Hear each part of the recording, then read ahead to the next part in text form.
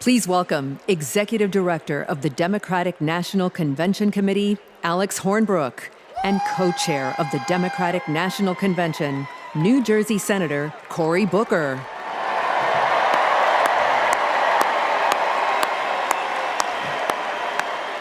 Good evening, everyone.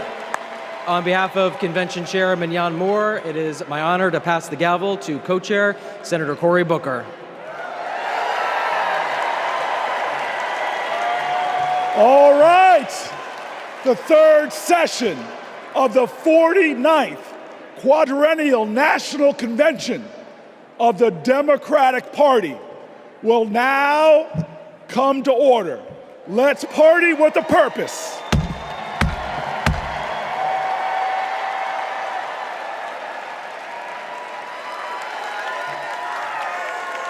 Please welcome Priest Sri Rakesh Bhatt and Bishop Leah Daughtry.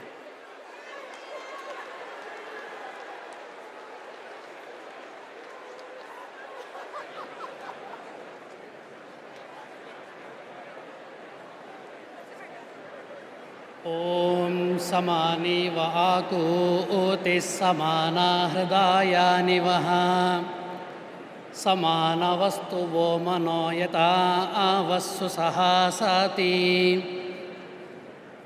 We should be in unison. Let our minds think together. Let our hearts beat as one, all for the betterment of society. May this make us powerful, so we can unite and make our nation proud.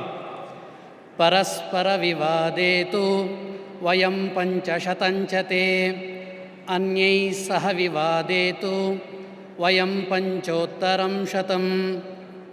Even if we have differences, when it comes to the nation, we have to be united, and it moves us towards justice for all. We are one universal family. Vayam sarvepi vasudeva kutumbakaha. Satyameva jayate sarvadahi. Asotoma sadgamaya. Tamasoma jyotirgamaya. Mrityorma astamgamaya. Truth is our foundation and always prevails. Lead us from unreal to real, from darkness to the light, and from death to immortality. Om Shanti Shanti Shanti.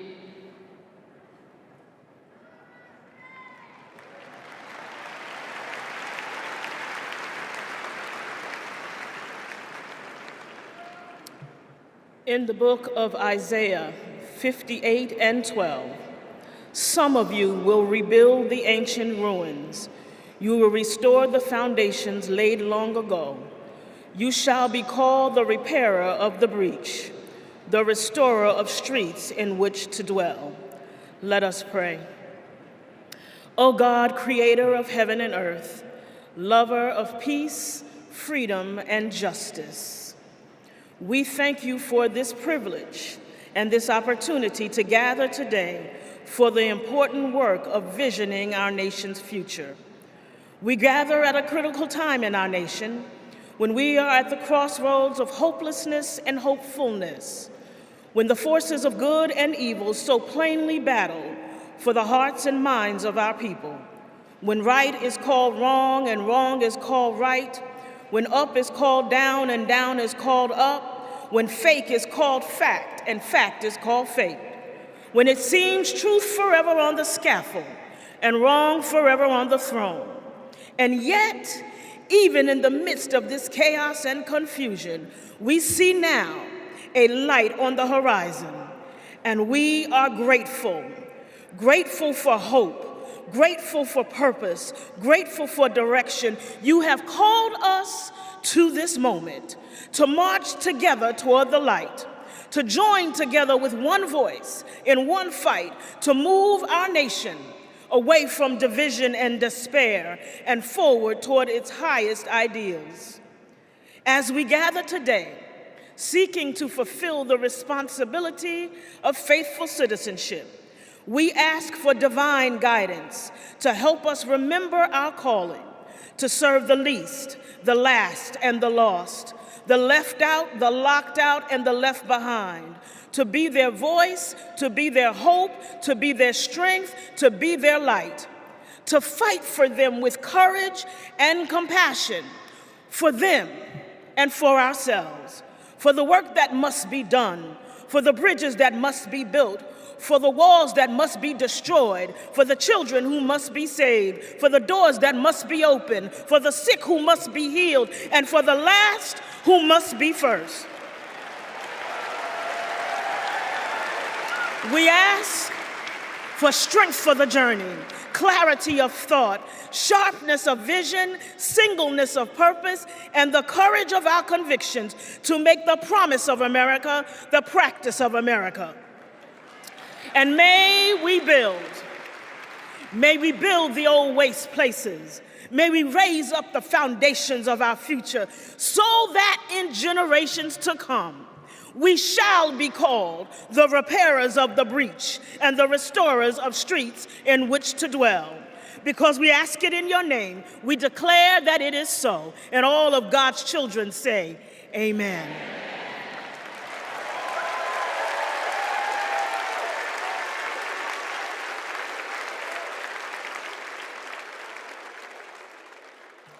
Please welcome Moreland Arts and Health Sciences Magnet School 3rd and 4th graders to lead us in the Pledge of Allegiance. I pledge allegiance to the flag of the United States of America and to the republic for which it stands, one nation, under God, indivisible, with liberty and justice for all.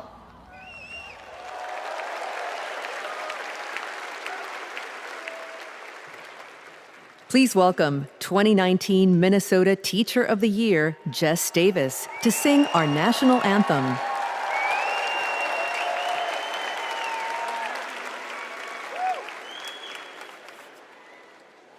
Oh, say, can you see by the dawn's early light what so proudly we hailed at the twilight's last gleaming, whose broad stripes and bright stars through the perilous fight o'er the ramparts we watched were so gallantly streaming, and the rockets red and glare, the bombs bursting in air, gave proof through the night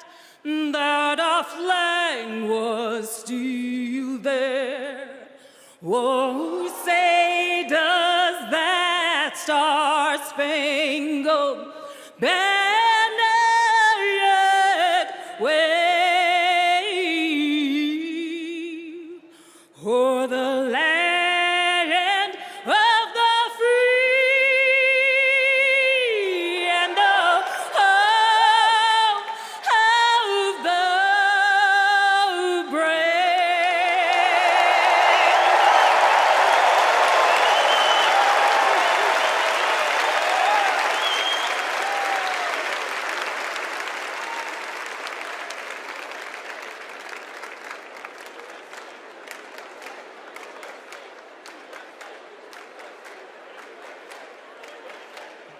Please welcome Democratic National Committee Chair Jamie Harrison and the officers of the Democratic National Committee.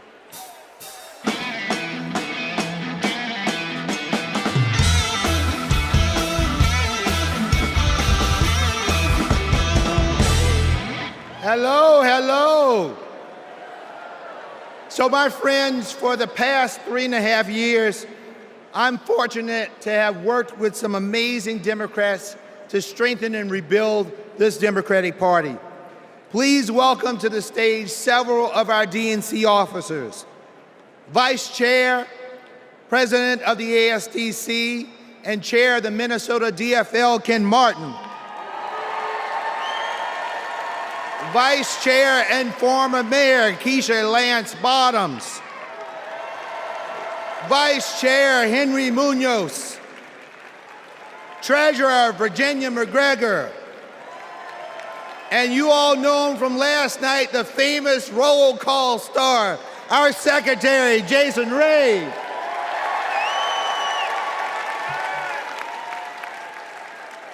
Fellow delegates, we now ask that you approve 3 honorary resolutions conveying our appreciation for those in Chicago who have set the stage for this convention's success.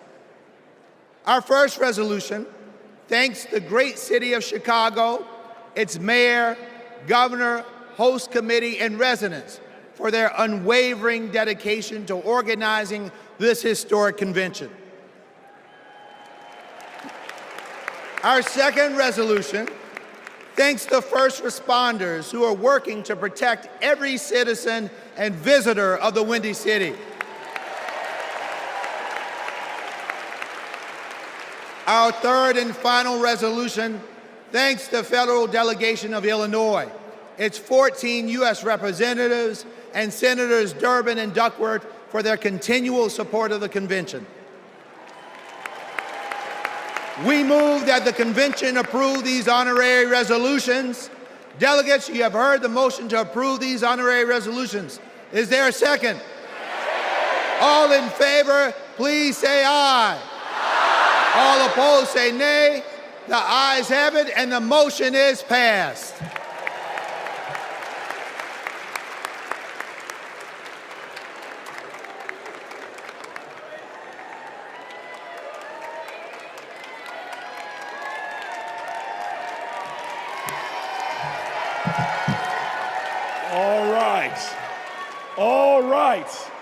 All right, y'all, welcome to night 3. And tonight is about freedom. But first, I want to acknowledge a loss today. A man who always fought for freedom. Today, we lost Congressman Bill Pascrell, who passed away early this morning. Now, he's a Jersey legend. He is a powerful pugilist, a prince of Paterson. He served in our state assembly. He served as our mayor. And for 27 years, he served in Congress. He never forgot where he came from in Paterson. And he never stopped fighting. He could push some pachyderms. He fought for the people. And so today, while we're heartbroken, we all are a people who can hold loss and joy in our hearts, because we are sad for his loss, but we celebrate his life. Let's give him a round of applause. And now, some of the greatest heroes, some of the greatest warriors, some of the greatest champions for fighting for reproductive freedom. I welcome them to the stage.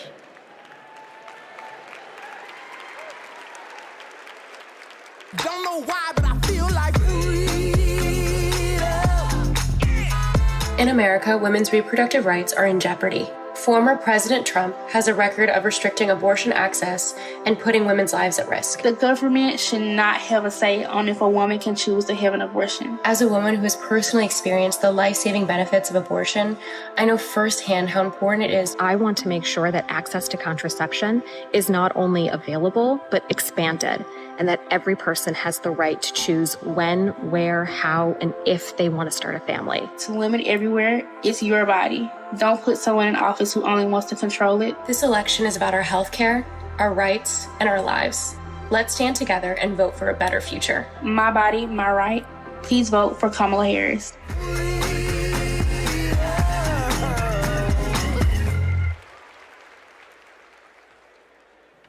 Please welcome President of Reproductive Freedom for All, Minnie Timaraju.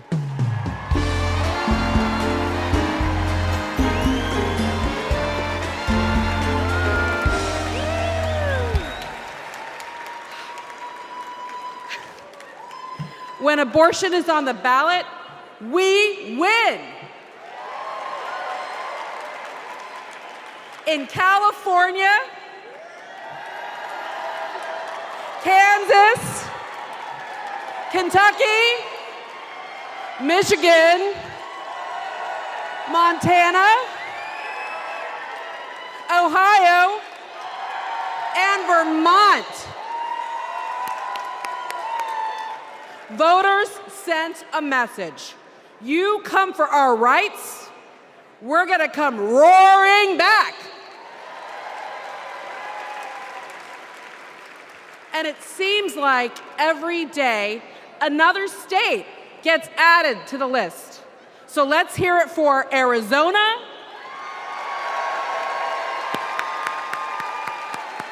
and Montana. The latest states to announce that the people will get to have their say this November. Because voters who support reproductive freedom, we're not the minority, we're the majority.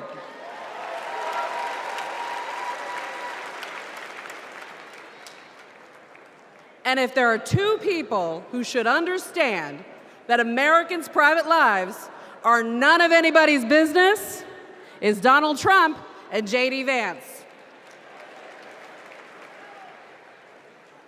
Instead, Trump brags about overturning Roe v. Wade. And if you want to know what he's going to do in office, Google Project 2025.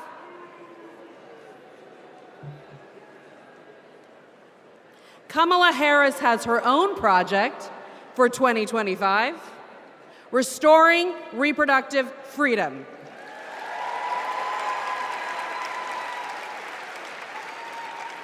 It's simple. Do we want a president who said women should be punished for having abortions, or a president who trusts women? A vice president who voted against protecting fertility treatment, or a vice president who used fertility treatment to start a family? A president who created the crisis we're in, or a president who will fix it? This election will decide America's future. So let's elect Kamala Harris and Tim Walz. Thank you.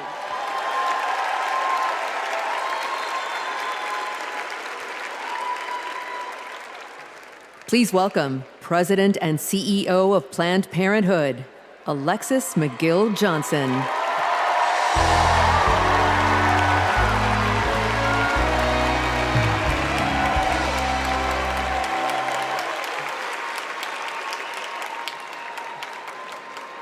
Last summer, a Planned Parenthood patient in Georgia realized that she was pregnant and didn't want to be.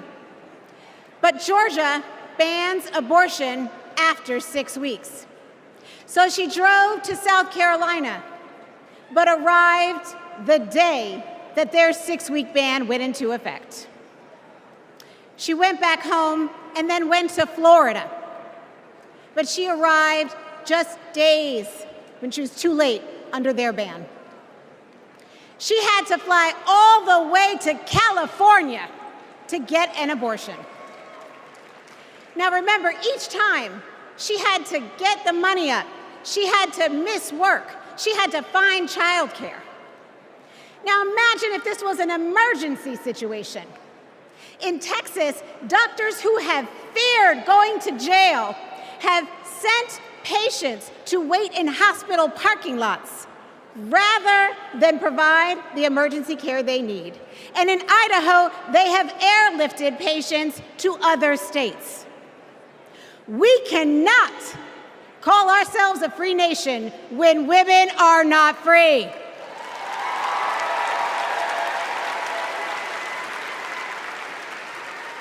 More than 1 in 3 women and nearly half of all Black women live in banned states.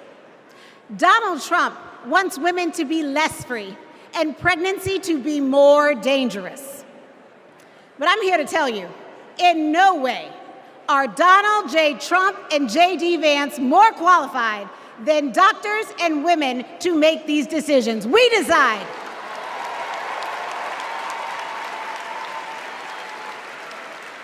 We trust women. We trust doctors. And we trust Kamala Harris.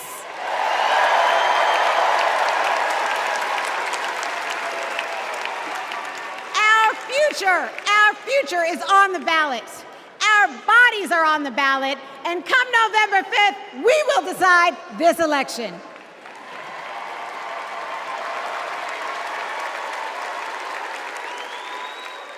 Donald Trump said he wants to punish women. And as a result of his actions, today in America, 1 out of 3 women live in a state with a Trump abortion ban. 1 out of 3. Some of these bans go back to the 1800s, even before women had a right to vote. Think about that. Well, Tim and I have a message for Trump and others who want to turn back the clock on our fundamental freedoms. We're not going back.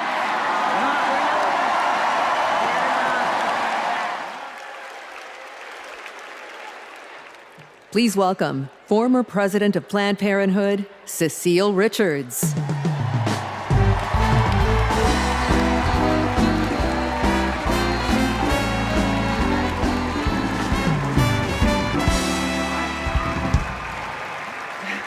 These last few weeks have been a celebration of women, from cheering on Team USA to supporting Kamala Harris for president.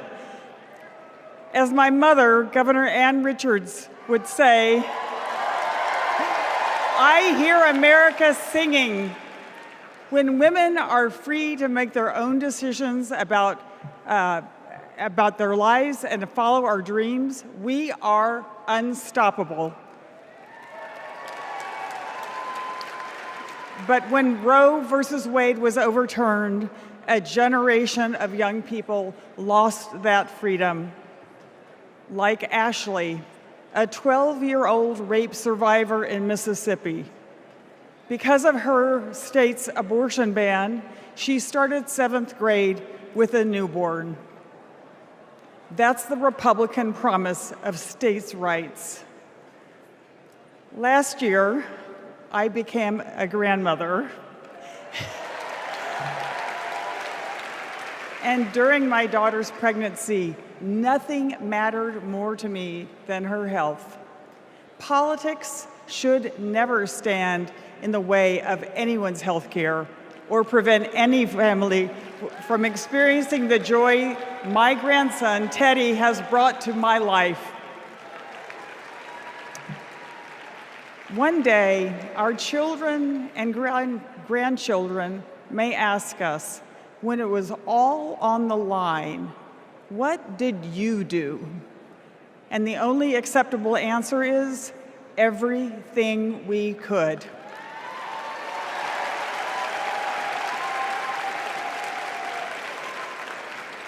This is our time. This is our time. So let's go elect Kamala Harris and Tim Walz.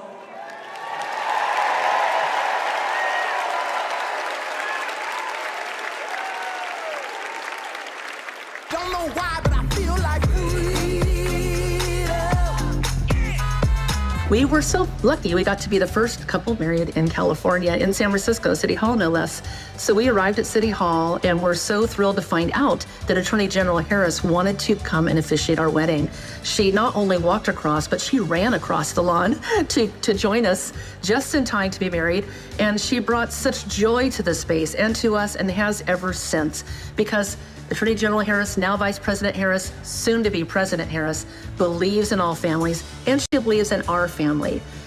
We were so happy last year to get to join Vice President Harris at the White House for the Equality Act signing, and she invited our entire family, and it was a very joyful occasion because Kamala believes in family, and we can't wait to meet Madam President next time.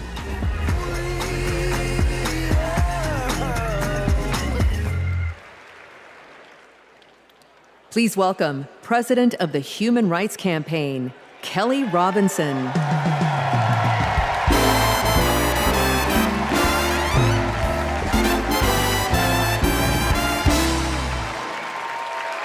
The story of America is a story of progress towards freedom. In just a few generations, my family went from being enslaved in Mississippi to being the first free Black family in Muscatine, Iowa. To now preparing to elect President Kamala Harris. Progress is happening, my friends. The 20+ million LGBTQ+ Americans are living proof of it. We are your friends and your neighbors, your classmates and your family. Like Daniel, a trans kid in Tucson who's going to his very first prom. Like Eric from San Antonio, who sacrificed in combat and then came home to battle Don't Ask, Don't Tell. Like Sandy and Chris, the first same-sex couple to get legally married in California 11 years ago, in a ceremony officiated by Kamala Harris. Donald Trump wants to erase us. He would ban our health care, belittle our marriages, bury our stories, but we're not going anywhere. We are not going back.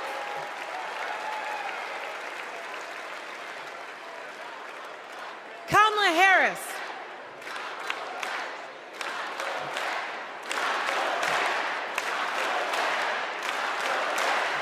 Kamala Harris and Tim Walz, they are champions for LGBTQ+ freedom, y'all. So tonight, we're fighting for lesbian, gay, bisexual, queer, and trans freedom without exception. We're fighting for equality for all without exception. We're fighting for joy. Somebody say joy. Somebody say joy. Without exception. And when we fight, thank you.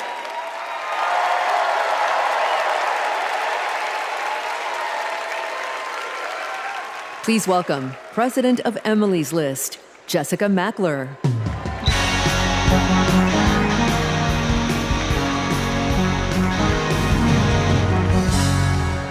Donald Trump took away our rights, but he can never take away our power. Republican attacks on abortion didn't begin with the end of Roe, and they didn't end there either. Millions of women across this country are living with the devastating consequences of Republican abortion bans. Now comes Project 2025, a blueprint for banning abortion in all 50 states. It would give extremists like Donald Trump and J.D. Vance the power to monitor your pregnancy and even prosecute doctors for mailing abortion medication. Make no mistake, the threat of Project 2025 is very real, but so is our ability to stop it. In 2022, Democrats didn't just run on reproductive freedom, we won on reproductive freedom. And in 2024, we are coming back to the polls to finish the job. In his devastating opinion, Justice Alito wrote that women are not without electoral or political power. And Donald Trump and Republicans are about to find out just how true that is. The opportunity is before us. The power is in our hands, and the time is now.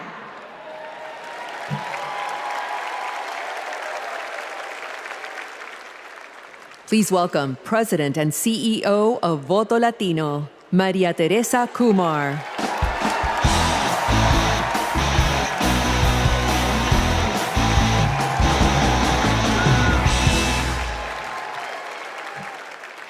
Chicago! Here's a fact. When Latinos vote, Democrats win. Now, not everyone believes it, so I brought receipts. We flipped Nevada and Colorado in 2008. We delivered in 2020. Joe Biden and Kamala Harris won Georgia by 12,000 votes. Voto Latino, we registered 23,000 voters there. They won Arizona by 10,400 votes. We registered 34,000 voters there. Because we proved that when Latinos vote, Democrats win. Now, they're trying to suppress our vote. Boo. Our sacred and universal right as Americans. So let me be clear. Voto Latino has registered 1.5 million voters.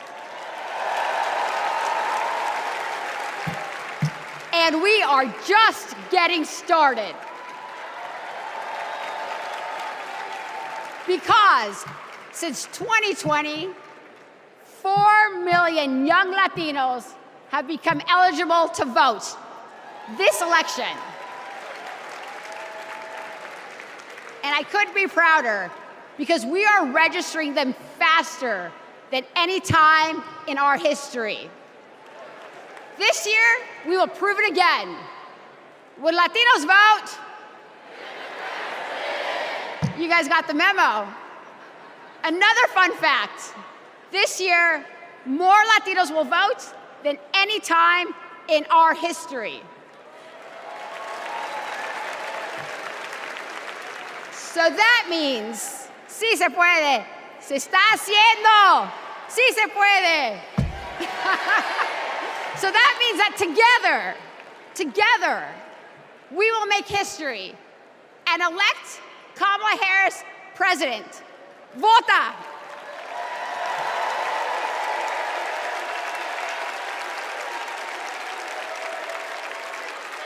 Don't know why, but I feel like freedom.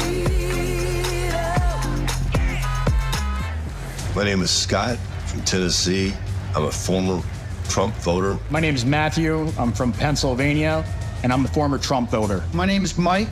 I live in southeastern Pennsylvania, and I am a former Trump voter. The main reasons why I won't support Donald J. Trump for president again starts with his chaotic behavior. He doesn't care about me. He doesn't care about my family. He doesn't care about working people. 34 counts, felony counts that he was found guilty of. That's not who we want running our country. Trump scares the hell out of me. 2024 will be the first time that I have not voted for a Republican. I will be proudly voting for Kamala Harris.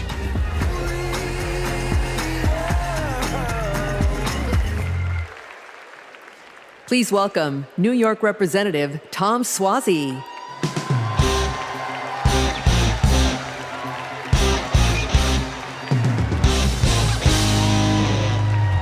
I'm Tom Suozzi, and early this year, I flipped the seat from red to blue. My father came from Italy as a boy. He was the first kid in the neighborhood to go to college. He served as a navigator during World War II, came home, and at 28 was elected the youngest judge in the history of New York State. What a country. The immigrant experience, e pluribus unum, out of many, one. My family's experience, Kamala Harris's experience, the American experience. That's why the polarization on immigration is so painful. Let's be clear, the border is broken. But this year, when Democrats and Republicans worked together to finally write new border laws, we were blocked. We all know who sabotaged us. We reject the divisiveness. We reject the dysfunction. We reject the deception. My Italian grandfather used to toast new couples. He'd say marriage sometimes is hard, but in the end, non ci sono rose senza spine. You can't have the roses without the thorns. You have to work for it. To be a nation of immigrants is hard sometimes too. You have to work for it. Tonight, we celebrate the roses of life. We come together from every state, from every ethnicity, from every race and religion. We come together tonight to celebrate our candidate, Kamala Harris, who knows America is worth it, who knows this nation, built by immigrants, is a rare and beautiful thing, and who joyfully accepts the challenge to work across party lines, to secure our border, to treat people like human beings, and to move our country forward.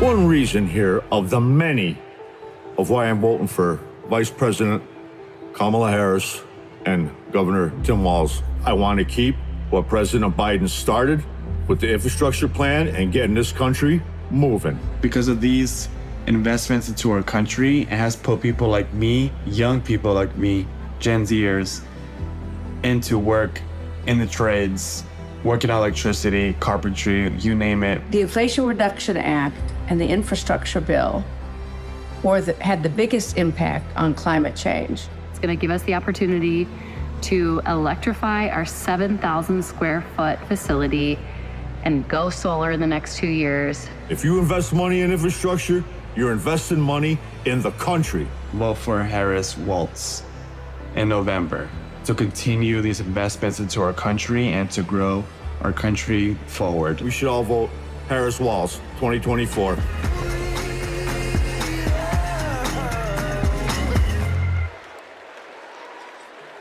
Please welcome Cincinnati Mayor Aftab Pureball and Milwaukee Mayor Cavalier Johnson.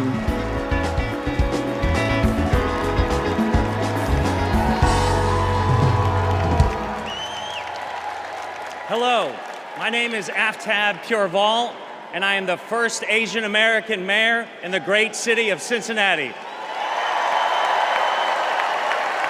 As a Tibetan refugee, my mom believed deeply in the promise of America. And when I was growing up, she and my dad, who is from India, taught me that when you make a promise, you keep it.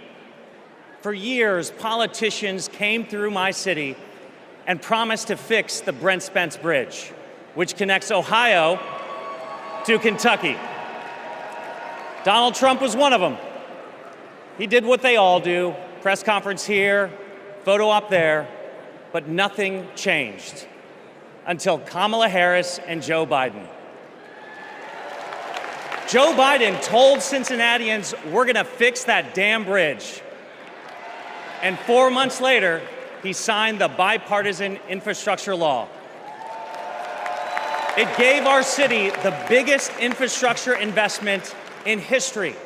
It will stitch our communities back together, and it will fix that damn bridge once and for all. That's what leadership looks like.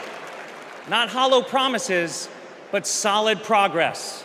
Not lip service, but true, honest-to-God public service.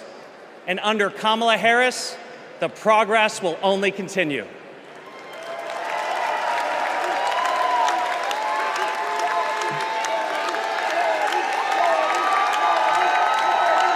I'm Milwaukee Mayor Cavalier Johnson from the great state of Wisconsin. In Wisconsin, keeping promises is important. So is making amends for your mistakes. One of those mistakes happened 60 years ago in a neighborhood called Bronzeville, brimming with Black music, Black culture, and entrepreneurship. And then came urban renewal and the construction of Interstates 94 and 43, ripping our communities apart. 6th Street was widened and people of color were displaced. Homes destroyed, businesses shuttered, all for a quicker commute. Under Kamala Harris and Joe Biden, we're bringing Bronzeville back. With more green space, bike paths, and walkable streets to serve people who actually live there. The music is coming back. The culture is coming back. And thanks to the Bipartisan Infrastructure Law, the opportunities are coming back. It's now my privilege to introduce two Milwaukeeans who know firsthand the power of reconnecting our communities, Rashawn Spivey and Deanna Branch.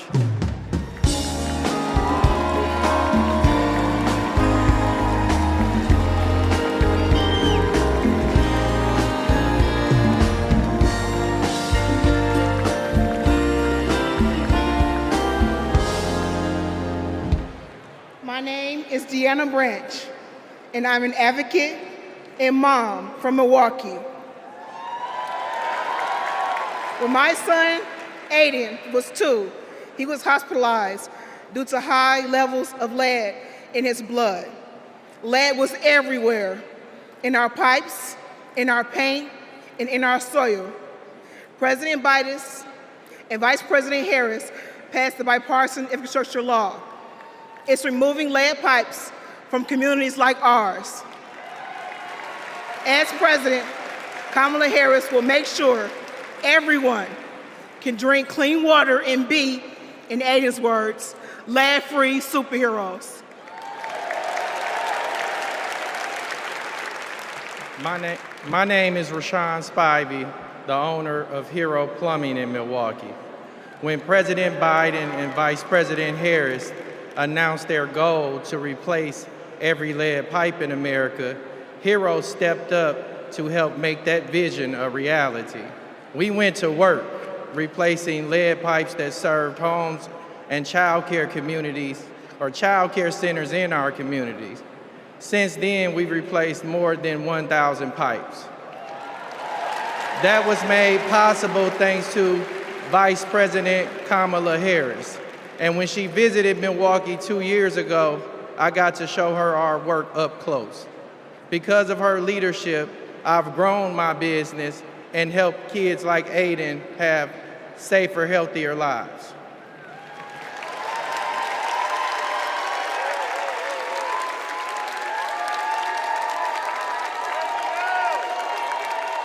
Don't know why, but I feel like Vice President Harris came and visited my restaurant. She understands immigrant-owned businesses. She understands women-owned businesses. She understands the important role of small businesses and sees business owners not just as the backbone of our economy, but as community leaders. She has a proven track record of advocating for policies that support small businesses and push for economic equity. The sueño americano está vivo. The American dream is alive. The last 4 years have been positive, and we've experienced growth. I am truly excited to have Kamala Harris as a presidential candidate. In this election, we have another opportunity to prosper, to connect, and to unite under the American dream. I'm proud to support her for president because I believe she will lead us to a brighter future.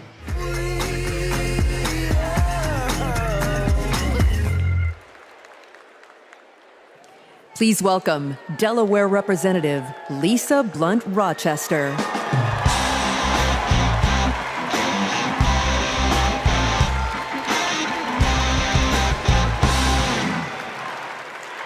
I'm Lisa Blunt Rochester, mother, grandmother, and congresswoman, and hopefully the next senator from the great state of Delaware. The proud home of President Biden. We love you, Joe. In Delaware, we know that when small businesses thrive, communities thrive. We know that when our roads and our bridges are strong, communities are strong. When everyone has a fair shot at a better future, America is limitless.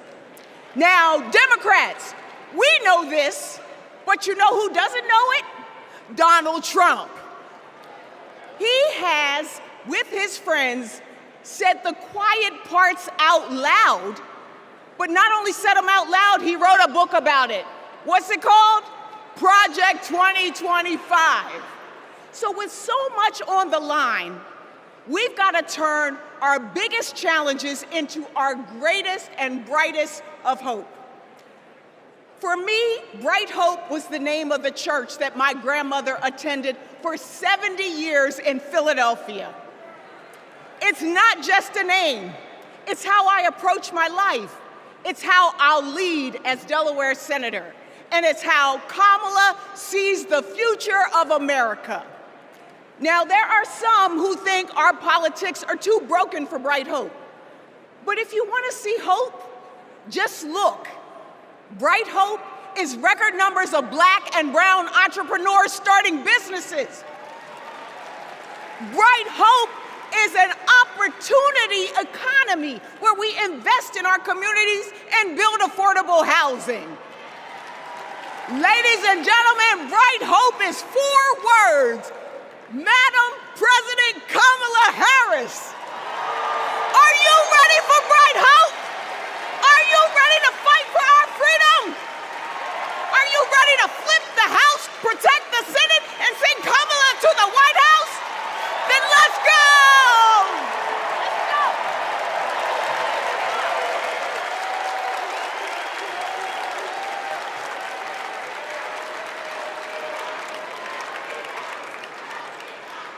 Wow. Wow. Oh my gosh. Lisa Blunt Rochester, know that name. Know that name. My friend, my sister, and soon to be our senator. I can't wait to work with her in the Senate. But next, we're going to hear more about the ongoing fight for reproductive freedom. This is a fight that affects every single American. no matter where you live, so-called blue states or red states, if Donald Trump has his way, he's going to push through their extreme agenda. Project 1825. I'm sorry. I roll that back. I got that wrong. Project 1925. Oh, I'm sorry. Project 2025. That poisonous agenda where every single state will be in a state of crisis.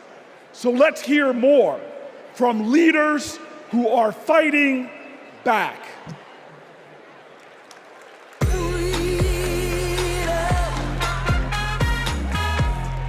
Freedom means unity. Caring for others. Being able to feel safe. My choice to vote. The freedom to read what I want to read. Freedom. Oportunidad para todos. The freedom to love. Be who I want to be. For all to be equal. Live my life. Freedom means my choice.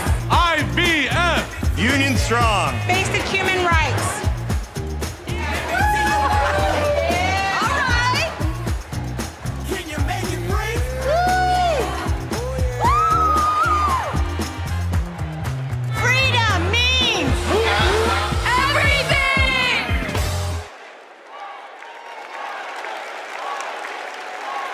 Please welcome New York Representative Grace Meng.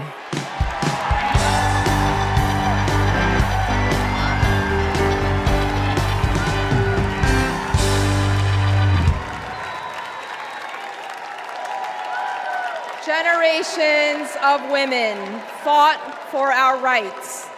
Our right to vote, our right to financial independence, and our right to reproductive freedom. Our mothers and grandmothers marched for us. Because of them, my husband and I were able to choose if and when to start a family. And we have 2 energetic boys running around at home. Now it is our turn to take the torch for our children and grandchildren. All across our country, women are being denied life-saving health care and the right to determine their futures. And a second Trump term will be even worse. He will not stop at banning abortion. He'll let states track pregnancies. He'll put birth control and fertility treatment at risk. Trump's plan is cruel, it's dangerous, but it is not inevitable. Tonight, we mobilize for Kamala Harris. November 5th, we move forward with Kamala Harris because we are not going back.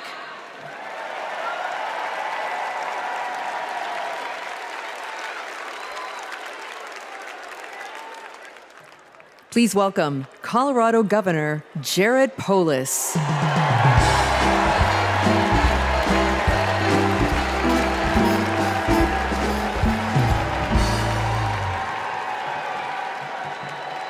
Tonight, let's talk about freedom, including our most intimate freedom, choosing when and if to have children and have a family. And let's talk about Project 2025, Donald Trump's roadmap to ban abortion in all 50 states. Look, that sounds crazy, but right here on page 562, it says that Donald Trump could use an obscure law from the 1800s to single-handedly ban abortion in all 50 states, even putting doctors in jail. Page 486 puts limits on contraception. Page 450 threatens access to IVF. On page 455, Project 2025 says that states have to report miscarriages to the Trump administration. Page 451 says the only legitimate family is a married mother and father where only the father works. You know what? I'm going to take that one out. I'm going to put that in my pocket so I can share it with undecided voters so they better understand what's at stake this election. Project 2025 would turn the entire federal government and bureaucracy into a massive machine. It would weaponize it to control our reproductive and personal choices. Look, as a Redditor, gamer, entrepreneur, and Swiftie from the free state of Colorado, I'm excited by Kamala Harris's vision for protecting and expanding our personal freedom, internet freedom, and economic freedom. Democrats welcome weird, but we're not weirdos telling families who can and can't have kids who to marry or how to live our lives. These Project 2025 people, like Trump and Vance, are not just weird, they're dangerous. They want to take us backwards, but we aren't going back, like ever, ever, ever. Let's stop Project 2025 and elect Kamala Harris president this November.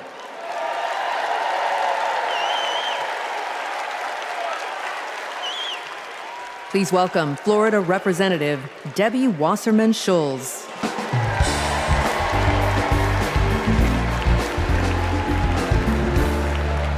Hello, America!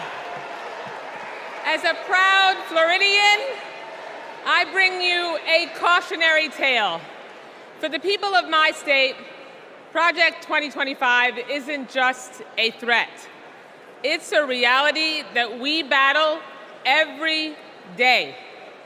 From the classroom to the emergency room, Governor DeSantis turned Florida into a testing ground for the right's most egregious, dangerous policies. I can tell you firsthand, it's been devastating for families in my district and across the state. Today in Florida, state policy requires that kids are taught racist lies about so-called benefits of slavery. Books are banned. Teachers are censored.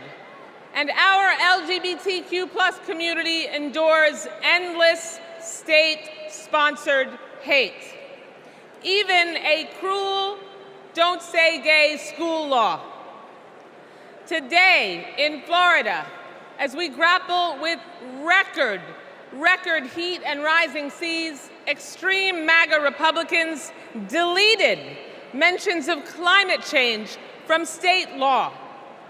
Today in Florida, a near total abortion ban endangers women's health and their lives every day.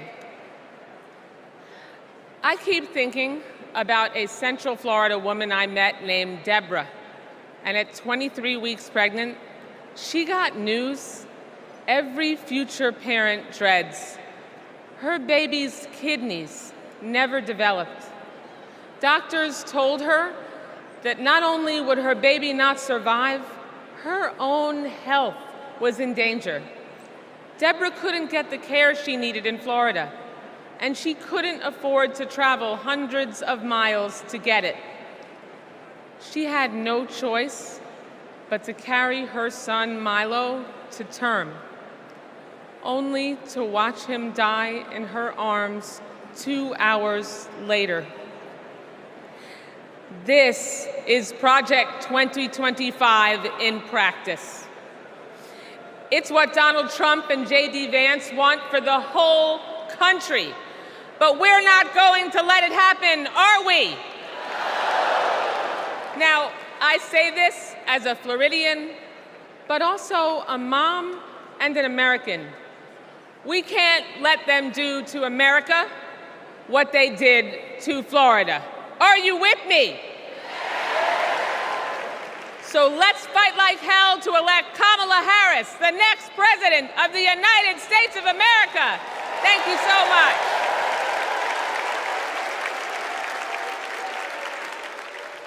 Please welcome Chair of the Democratic Congressional Campaign Committee, Susan Del Bene.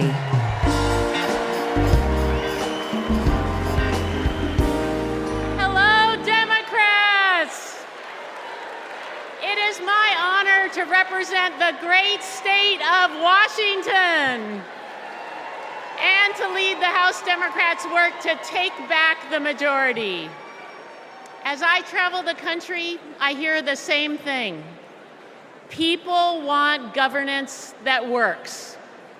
They don't want tax cuts for the ultra-wealthy, not a national abortion ban, or more chaos and dysfunction, or blind loyalty to Trump.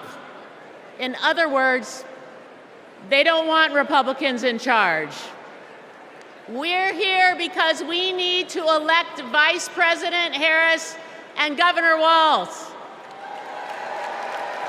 And giving them a Democratic Congress is how we turn promises into progress.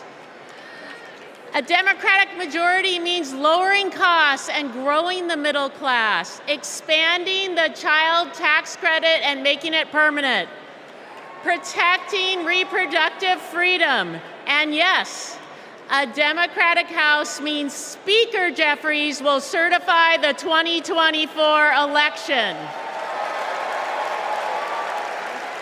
We need just 4 more seats to take back the majority. The good news is we have fantastic candidates in winnable districts all across the country. In battleground states like Michigan and Arizona, in blue states like New York and California, and even in states like Iowa and Nebraska. And we're going to make history by picking up a seat in the state where I was born, Alabama. In 2022, we came within 7,000 votes of the majority. So it's within our power to win these critical races. This election is about our rights, our freedoms, our democracy, and our future. So let's get out the vote. Let's take back the House. Let's make Hakeem Jeffries our next speaker. And let's send Kamala Harris and Tim Walz to the White House. Thank you.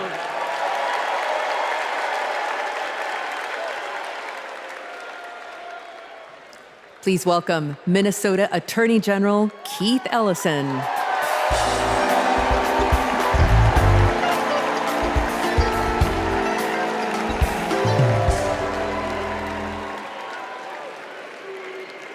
Friends, I'll never forget when I first saw the video of the murder of George Floyd. I was heartbroken. I was angry. And that morning, my phone rang. And on that line was Governor Tim Walz. Tim Walz felt the exact same way I did. And a few days later, Tim appointed me to prosecute Floyd's murder. Almost a year after that, minutes after the guilty verdict came down, my phone rang again. And it was Vice President Kamala Harris calling to congratulate my team and the work. Now, Kamala and Tim, they understand the legacy of George Floyd. No one is above the law, and no one is beneath it. No one is outside the circle of our compassion. In the Republican Party, everyone thinks they're above the law. Hell, nearly a dozen of their own lawyers are facing serious charges. Even their lawyers need lawyers. These con artists are trafficking in the defective goods of division, exclusion, and fear. And friends, selling defective goods is a scam. And like Kamala Harris, I am an attorney general. And attorney generals know what a scam is when they see it. Like my friend Tish James, for example, from New York. America, we won't be scammed again. We're not going back, we are going forward. And Kamala Harris and Tim Walz are ready to lead us there. I've worked side by side with Tim Walz for 18 years. His office is right across the hall from mine. And I've seen him deliver for the people of the state of Minnesota every day. Everybody knows Minnesota is one of the best states to live in, to raise a family, to do business, and we've got the best voter turnout in America. Facts. Kamala and Tim, they fight for the people, and they also listen. And when they say we need a ceasefire and an end to the loss of innocent lives in Gaza, and to bring hostages home, they're listening, friends. They agree with us. There are people watching tonight, and maybe even here tonight, who aren't sure yet about Kamala Harris and Tim Walz. If you want to know where they stand on some of the most urgent issues facing our country and the world, let me assure you, Kamala and Tim hear you. They listen. They care, and everyone is included in their circle of compassion. They believe that everybody counts and everybody matters. Let's put a stop to the scam of Donald Trump once and for all, and let's put Kamala Harris and Tim Walz in the White House. Let's go win.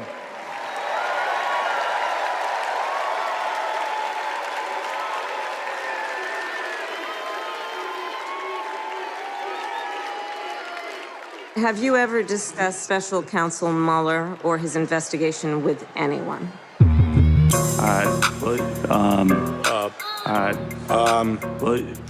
Could you repeat that question? Has the president or anyone at the White House ever asked or suggested that you open an investigation of anyone? Yes or no, please, sir?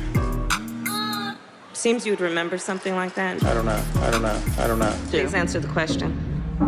Senator, I think I've answered the question. No, you've not. I'm not able to be rushed this fast. It makes me nervous. Can you think of any laws that give government the power to make decisions about the male body?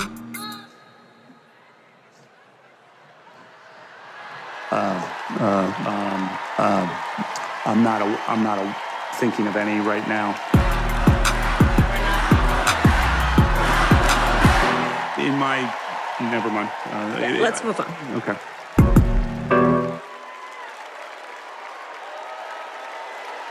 Please welcome Michigan Attorney General Dana Nessel.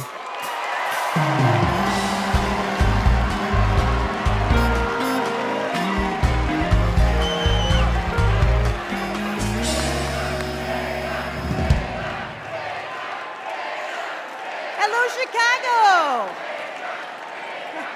I'm Michigan Attorney General Dana Nessel. Let me tell you, being Attorney General is a tough job, right? But as California's Attorney General, Kamala Harris never shied away from a good fight. She's held accountable environmental polluters, sexual abusers, and transnational gangs. But what really stands out is when she stood up and protected her constituents' freedoms. In 2011, she refused to defend California's ban on same-sex marriage. She refused to argue that some families should have fewer rights than other families. It meant a lot. She was fighting for families like mine. In 2022, I faced a similar situation when, after Roe v. Wade was overturned, Michigan's archaic abortion ban was resurrected. But Vice President Harris had my back, and she reminded me that protecting people's lives and defending their rights is our job.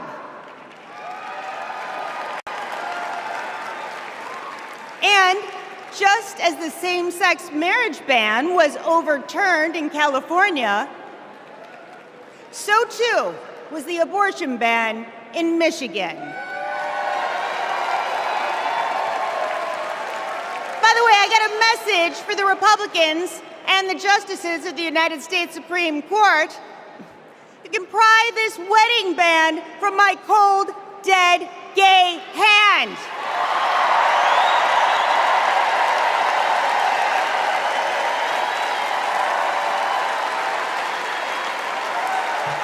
And I'm retaining a lot of water, so good luck with that. Look, I know that whether she's Attorney General or President of the United States, Kamala Harris will always be in our corner. Now, America, you get to be the judge. Do we go back to the corruption, criminality, and chaos of Donald Trump? Or do we move forward with Kamala Harris? We know when she takes an oath to preserve, protect, and defend the Constitution, she's actually read it. We know that she'll appoint Supreme Court justices who will protect our freedoms. And let me tell you, Kamala knows you go from the courthouse to the White House, not the other way around. Ladies and gentlemen, I rest my case.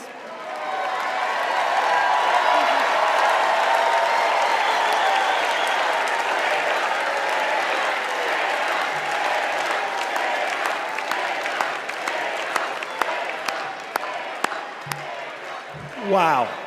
Wow. I just want to say thank you, Attorney General Nessel.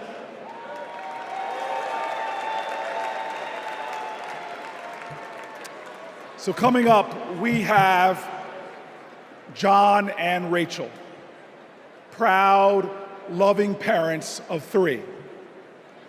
On October 7th, their son Hirsch, a U.S. citizen, was at a music festival when Hamas attacked.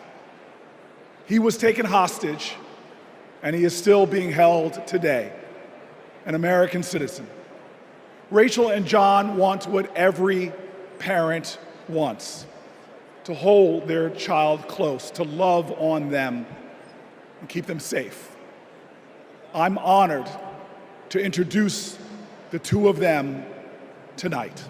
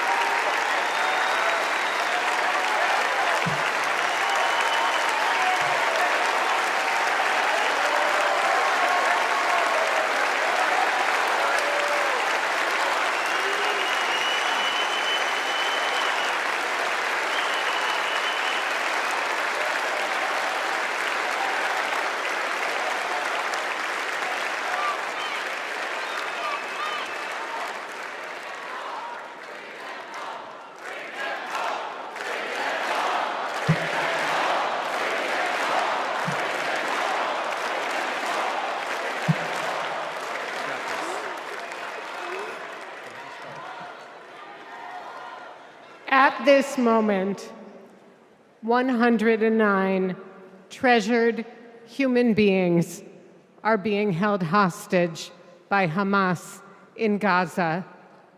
They are Christians, Jews, Muslims, Hindus, and Buddhists. They are from 23 different countries. The youngest hostage is a 1-year-old red-headed baby boy, and the oldest is an 86-year-old mustachioed grandpa. Among the hostages are 8 American citizens. One of those Americans is our only son. His name is Hirsch. He's 23 years old. And like Vice President Kamala Harris, Hirsch was born in Oakland, California. Hirsch is a happy-go-lucky, laid-back, good-humored, respectful, and curious person. He is a civilian. He loves soccer, is wild about music and music festivals, and he has been obsessed with geography and travel since he was a little boy. His bedroom overflows with atlases, globes, maps, and National Geographic magazines. On October 7th, Hirsch and his best friend, Honor, went to a music festival in the south of Israel. It was advertised as celebrating peace, love, and unity. They also went to celebrate Hirsch's 23rd birthday. As rockets began to fall, Hirsch, Honor, and 27 other young festival goers took refuge in a 5-foot by 8-foot bomb shelter. Terrorists began to throw grenades into the shelter. Honor stood in the doorway and repelled 7 of those grenades before the 8th one killed him. Altogether at the Nova Music Festival, 367 young music lovers were killed. This was just one of the many attacks on neighborhoods and communities in southern Israel on that terrible day. In total, 1,200 were killed, including 45 Americans. Hirsch's left forearm, his dominant arm, was blown off before he was loaded onto a pickup truck and stolen from his life and me and John into Gaza. And that was 320 days ago. Since then, we live on another planet. Anyone who is a parent or has had a parent can try to imagine the anguish and misery that John and I and all the hostage families are enduring. Rachel and I are comforted to be back in our sweet home, Chicago. We were both born and raised here, and our families still live here. This is a political convention, but needing our only son and all of the cherished hostages home is not a political issue. It is a humanitarian issue.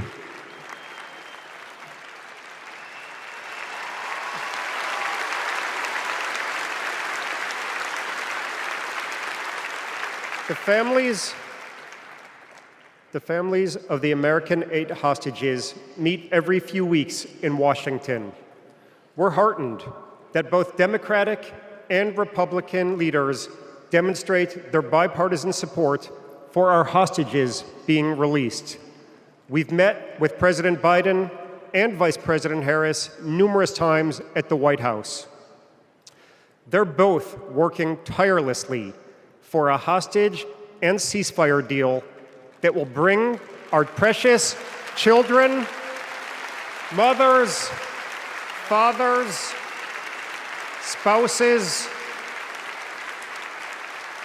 grandparents, and grandchildren home, and will stop the despair in Gaza.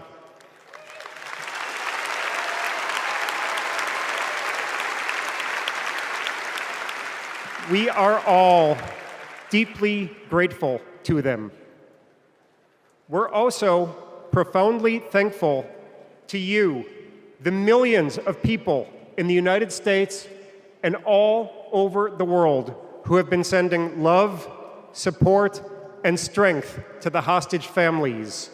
You've kept us breathing in a world without air.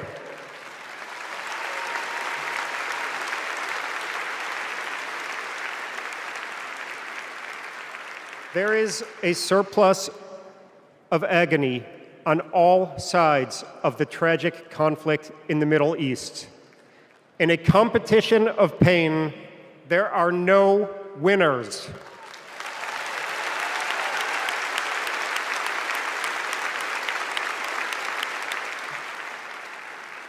In our Jewish tradition, we say, Kol Adam Olam Umlo'o. Every person is an entire universe. We must save all these universes.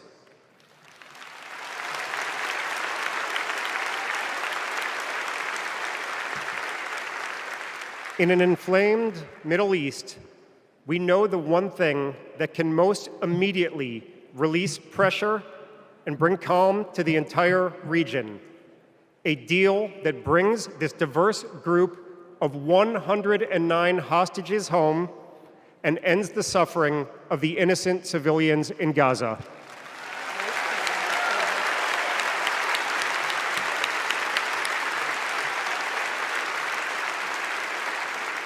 The time is now.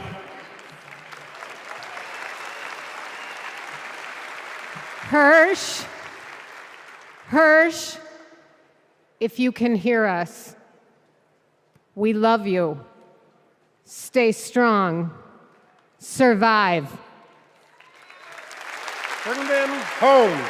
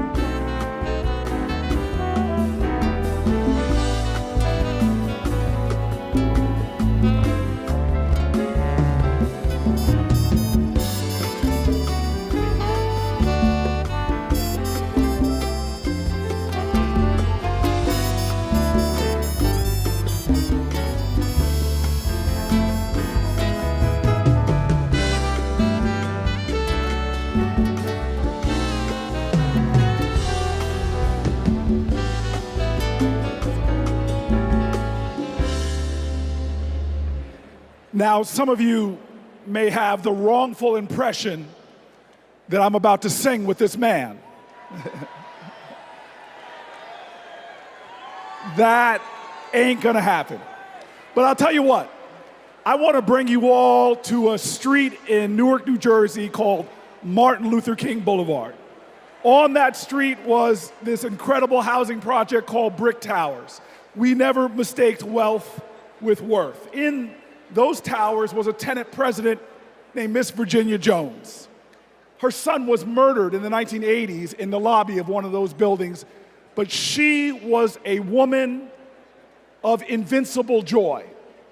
And I'll tell you this, I used to ask her, how are you so joyful? And she would always tell me, as church woman, she'd say, the joy I have, the world didn't give it to me. Come on now, come on now. She taught me that you've got to generate the joy, that hope is the active conviction that despair will never have the last word. And so tonight, there are so many challenges in our nation. There are so many problems that we're facing. Heck, if America hasn't broken your heart, you don't love her enough. But yet, we will be joyful warriors. We are going to bring back to the journey of our nation joy. And if there's any tradition in America that has helped us to generate that joy, it has been the artists of America. It has been those folks bringing the rock and roll and the funk, bringing the gospel and the hard rock. Well, tonight we are blessed by one of those great American artists that helps us to cleanse our spirits, to raise our hearts, and to bring in that joy. Ladies and gentlemen, I give you one of the true greats in America, someone to bring the joy to this incredible arena, Maren Morris.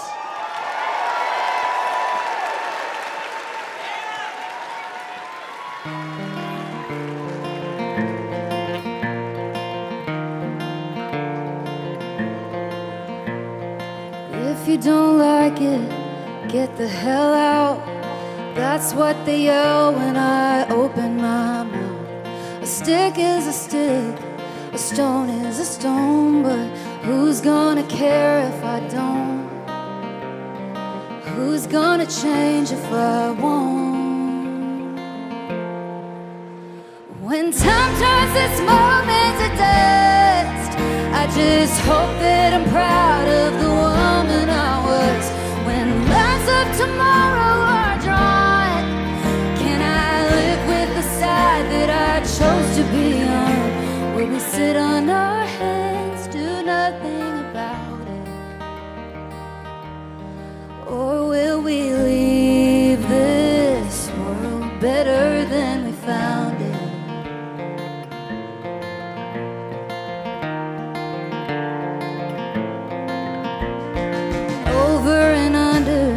Above the law, my neighbor's in danger. Who does he call when the wolf's at the door? What would you do? Shouldn't we try something new? We're over a barrel and at the end of 1, 2. When time turns this moment to dust, I just hope that I'm proud of the woman I was. Tomorrow are drawn, can I live with the side that I chose to be on? Will we sit on our hands, do nothing about it? Or will we leave this world better than we found it?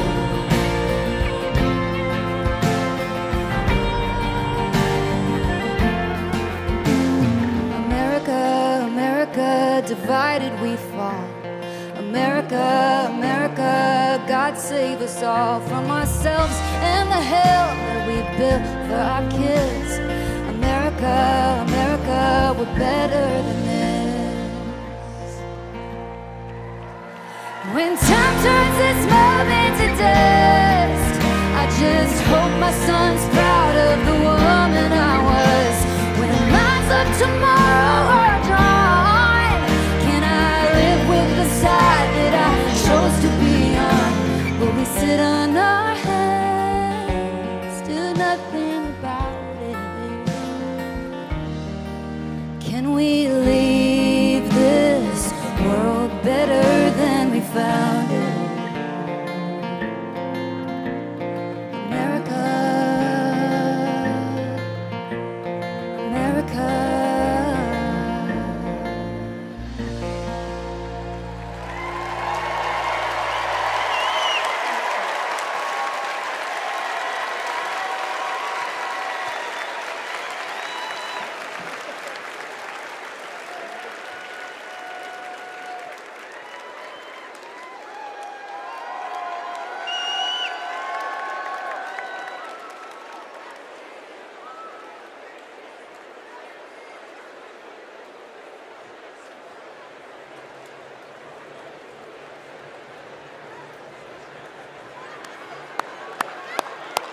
All right. You know what? I'm inspired. Maybe I will sing a song.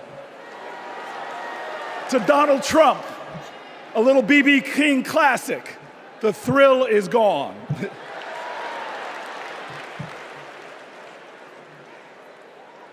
I want you all to know tonight is about joy. American history, our common history, is a testimony to taking on the insurmountable and achieving the impossible. That should bring us joy. Our progress never ever came easy. But in America, we do hard things. We built labor unions and small businesses. We created great public education and world-changing innovation. We nurtured the best athletes and artists humanity has ever seen, and we kept the promise of Medicare and Social Security for our seniors. Look at who we are. Against bigotry and hate, we advanced equal rights for all Americans. Civil rights, workers' rights, LGBTQ rights, reproductive rights, the right to marry who you love, the right to be free. We did all of this in a way that didn't pit American against American. We did this by healing rifts, by bridging divides, by pulling people together. And all the while, we in this nation lived up to our calling and our creed to be a more perfect union, to make this one nation under God a little more indivisible. Now, you all know this. Trump betrays these ideals. He viciously attacks Democrats and Republicans. His put-downs know no shame. John McCain's military service, Nikki Haley's heritage, women, people with disabilities, trans people, our veterans. He is indiscriminate in his put-downs. His is the politics of smear and fear, not inspiration and elevation.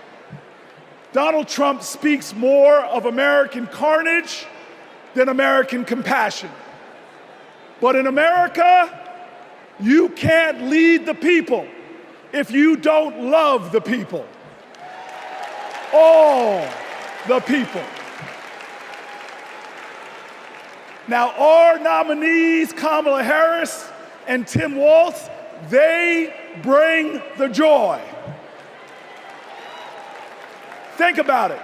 They're descendants of immigrants, shopkeepers, slaves, educators, people who faced pain with perseverance, people who met hate with love. They are the living dreams of their ancestors. But look in this arena, look around you right now. We are all our ancestors' wildest dreams. Generations who faced impossible odds and that responded to every one of their challenges with that classic American creed, yes, we can.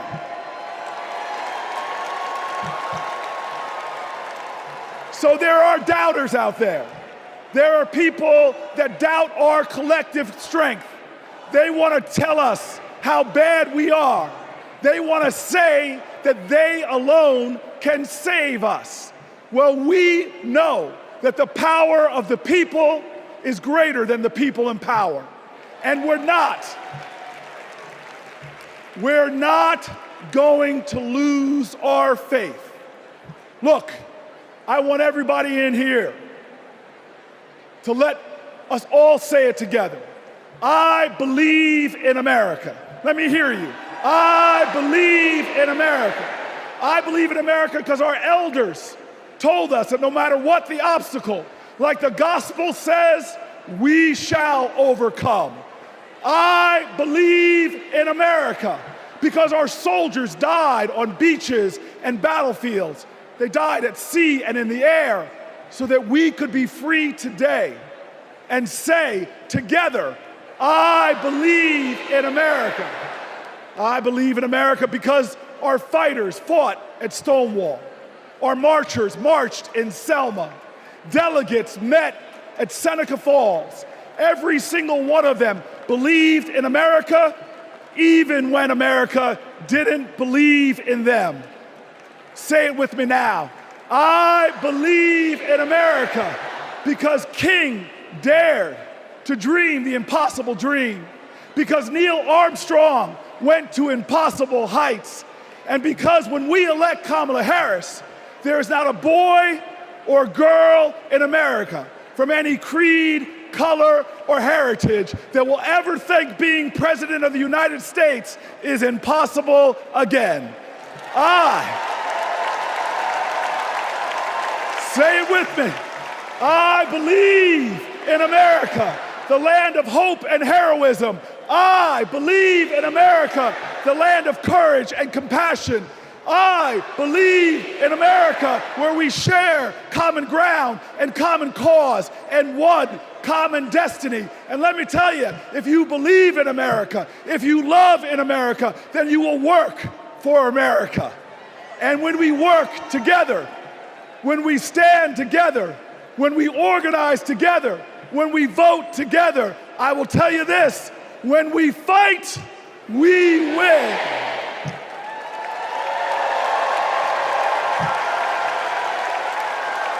Ladies and gentlemen, Veronica Escobar.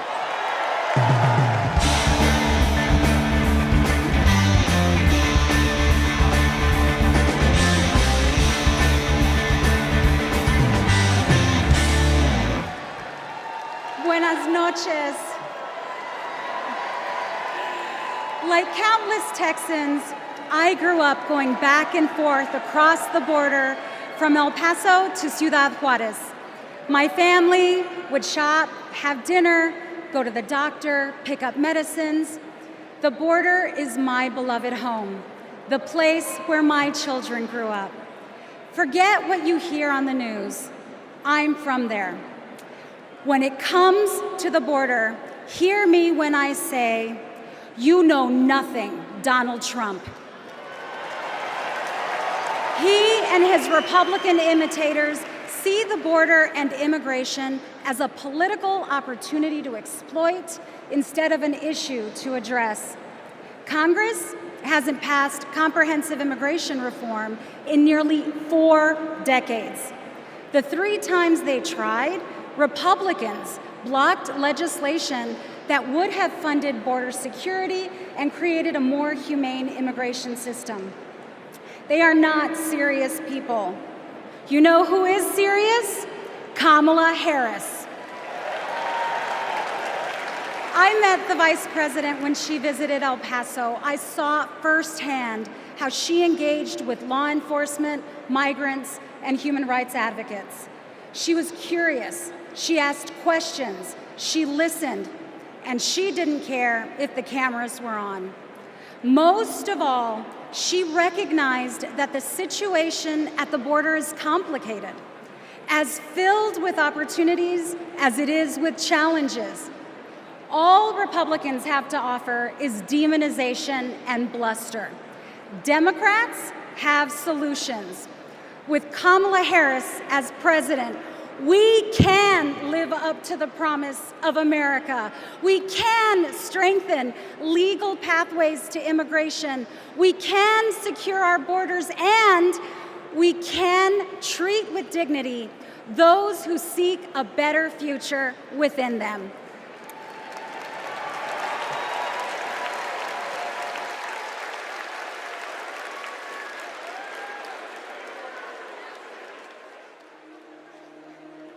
I have a question for you.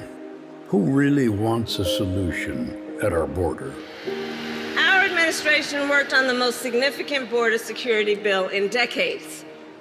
Some of the most conservative Republicans in Washington, D.C. supported the bill.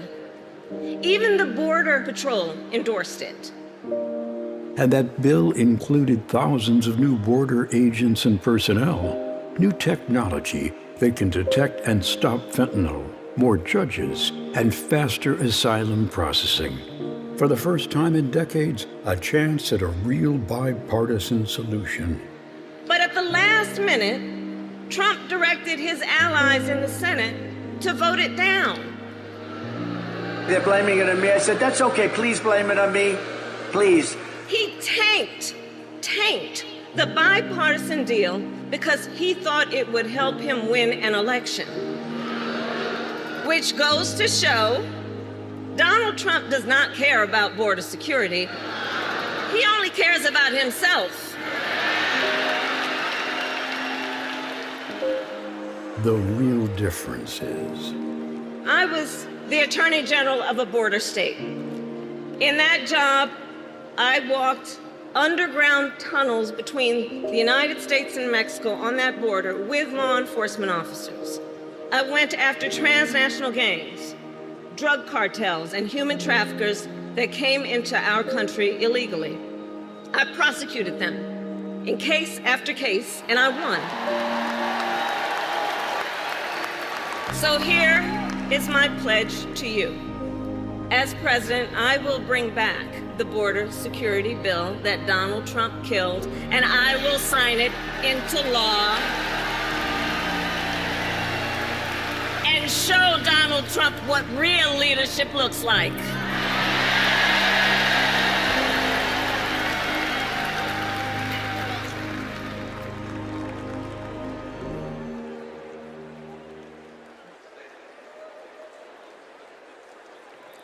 Please welcome Connecticut Senator Chris Murphy.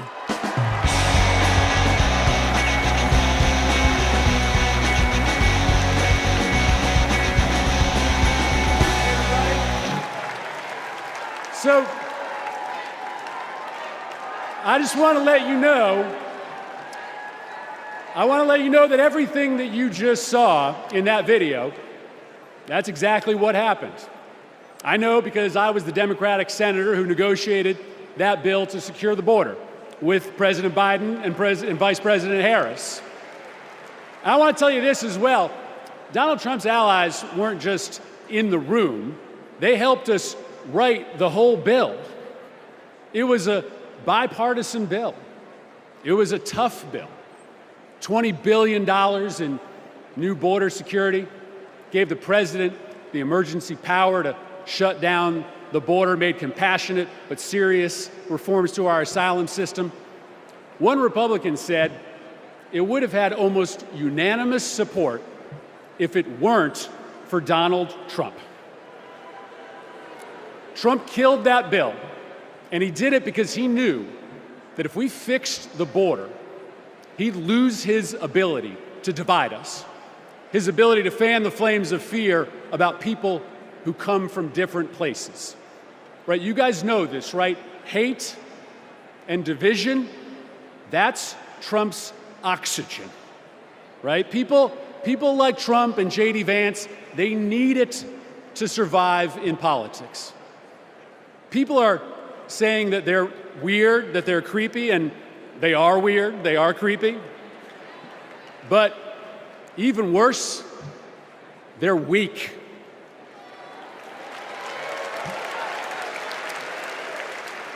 Kamala Harris is not weak. For 20 years, Kamala Harris has been tough as nails when it comes to securing our border. When she was a California prosecutor, she went after drug smugglers, human traffickers. She put 100 gang members away in a single sweep. Trump says that a safe nation can't be an immigrant nation. That's flat wrong, and Kamala Harris knows it. She knows this too. Engraved on the Statue of Liberty is a poem. The last line reads, "I lift my lamp beside the golden door." For generations, that lamp has called people to start a brave new life in America. My ancestors, your ancestors, and the parents of the next president of the United States of America. Kamala Harris knows that we can be a nation of proud immigrants and a nation of strong immigration laws. That's why when she's president, she will bring that border bill back, and Kamala Harris is going to pass it.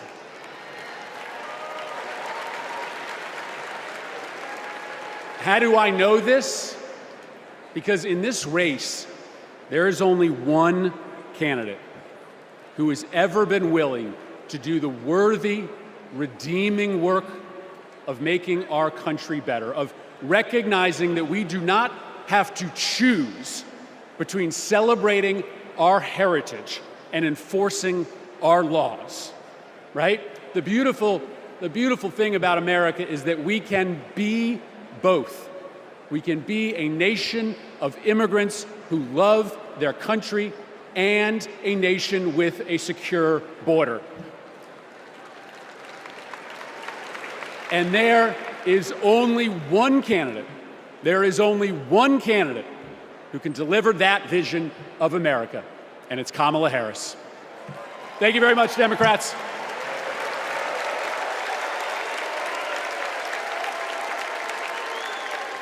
Please welcome Bexar County Sheriff Javier Salazar.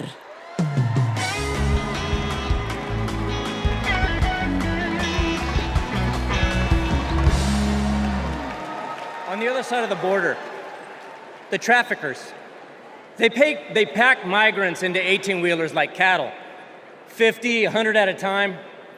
Then they seal the doors. That's when the 911 calls come. We hear them, desperate, terrified, gasping for air. Now, sometimes we get there in time. Sometimes, despite our best efforts, we can't. When Donald Trump comes down to Texas, stands next to officers in uniforms just like mine, he's not there to help us. Don't think that, not for a second. He is a self-serving man.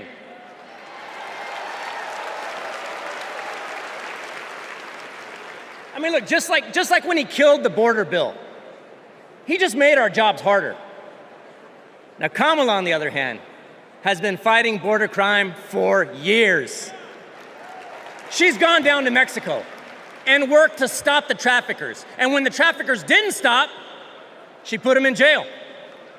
Now, down in my neck of the woods, we call that fooling around and finding out. I may be paraphrasing a bit.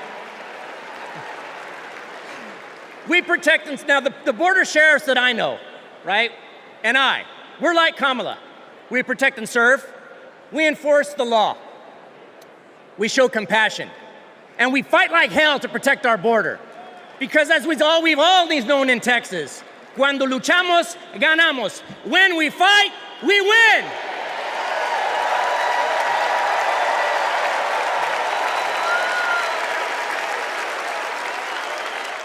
Please welcome California Representative Pete Aguilar.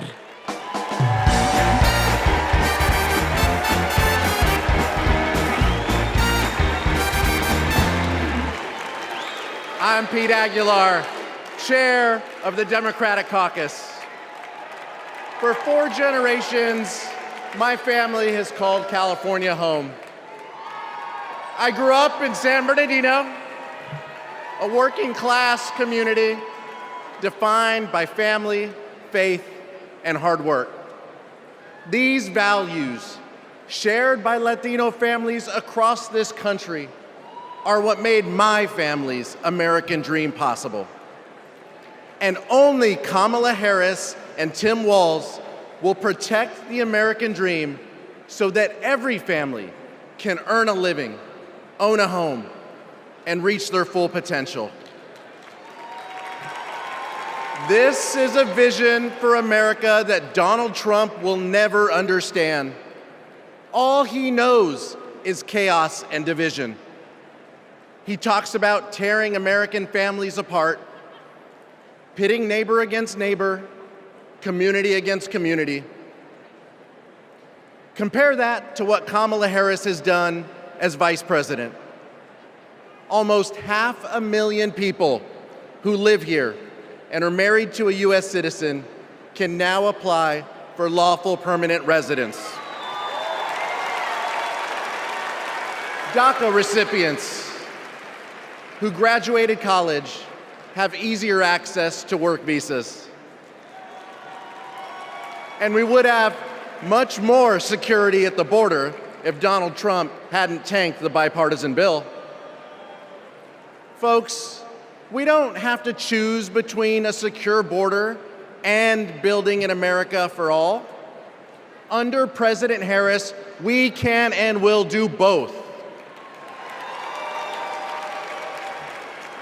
As a prosecutor, she took on transnational gangs and cartels. As president, she will fight for pathways to citizenship. And I can tell you, as the highest-ranking Latino in Congress, our community understands the stakes in this election because we believe in the promise of this country. We believe our nation is stronger when we keep families together. We believe our union is more perfect when dreamers become doctors, teachers, construction workers, and military service members. Latinos believe in that American dream and a brighter future. One where we secure our border, fix our broken immigration system, and unlock economic opportunity for all. And together, we will win. Thank you.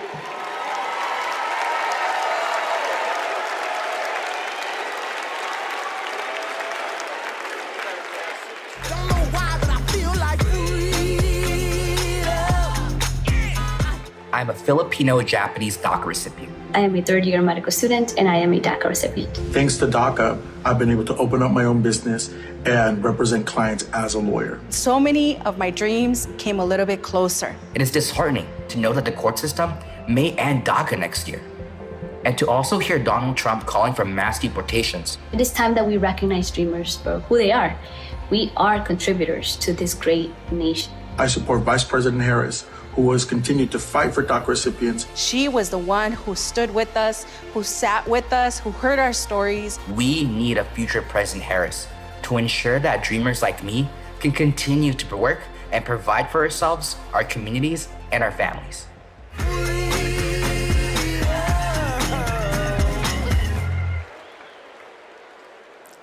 Please welcome United States Marine Corps veteran Carlos Eduardo Espina.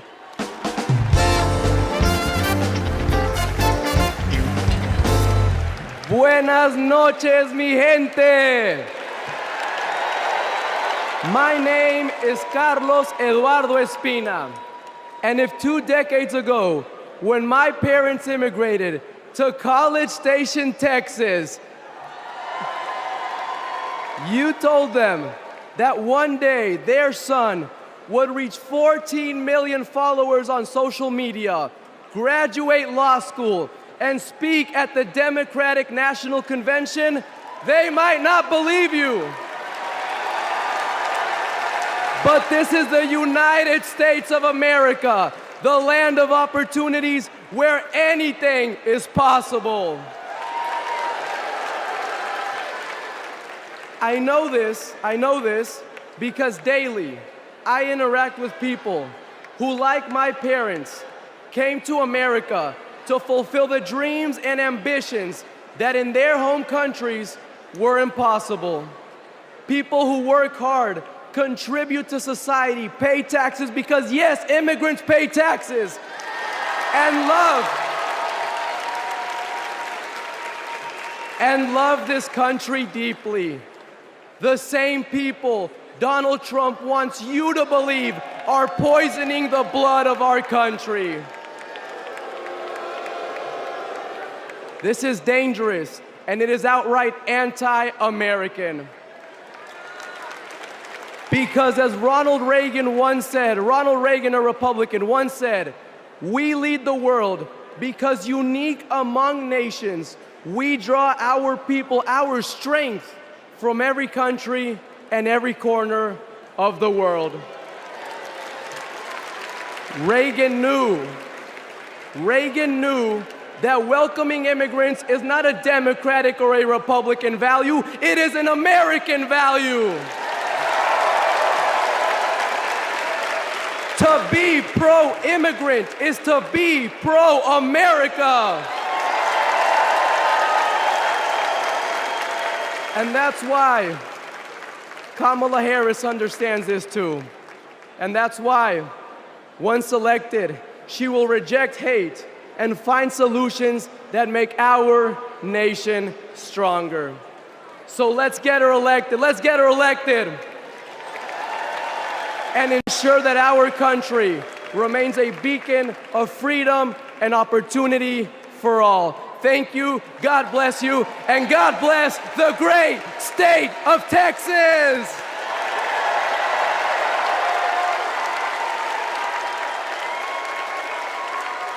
Please welcome former Homeland Security and Counterterrorism Advisor to Vice President Pence, Olivia Troy.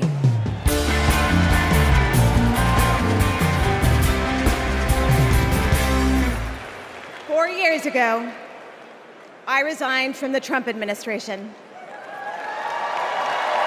As a Republican who dreamed of working in the White House, it was a hard decision. But as an American, it was the right one. I saw how Donald Trump undermined our intelligence community, our military leaders, and ultimately our democratic process. Now, he's doing it again, lying and laying the groundwork to undermine this election. It's his MO, to sow doubt and division. That's what Trump wants, because it's the only way he wins. And that's what our foreign adversaries want, because it's the only way they win. As a national security expert, y como Latina, y hija de una inmigrante mexicana que realizó el sueño americano, being inside Trump's White House was terrifying. But what keeps me up at night is what'll happen if he gets back there. The guardrails are gone. The few adults in the room the first time resigned or were fired. I grew up in the kind of working family that Trump pretends to care about. Conservative, Catholic, Texan. July 4th was our most sacred holiday. Those values made me a Republican. And they're the same values that make me proud to support Kamala Harris. Not because we agree on every issue, but because we agree on the most important issue: protecting our freedom.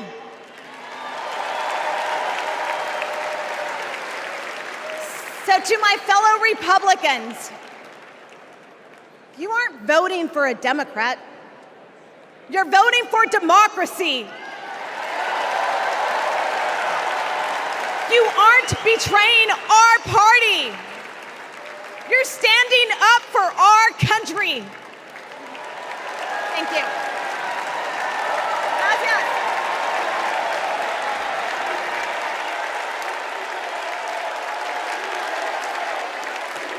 Please welcome former Georgia Lieutenant Governor Jeff Duncan.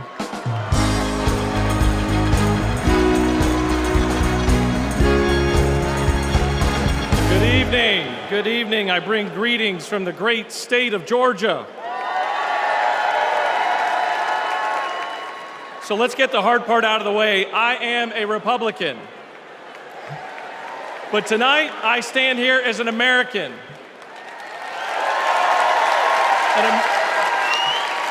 An American that cares more about the future of this country than the future of Donald Trump. My journey started to this podium years ago when I realized Donald Trump was willing to lie, cheat, and steal to try to overturn the 2020 election. I realized Trump was a direct threat to democracy, and his actions disqualified him from ever stepping foot into the Oval Office again.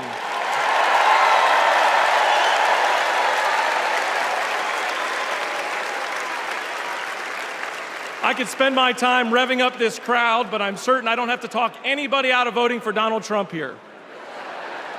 So I'm going to focus my attention on the millions of Republicans and independents that are at home that are sick and tired of making excuses for Donald Trump.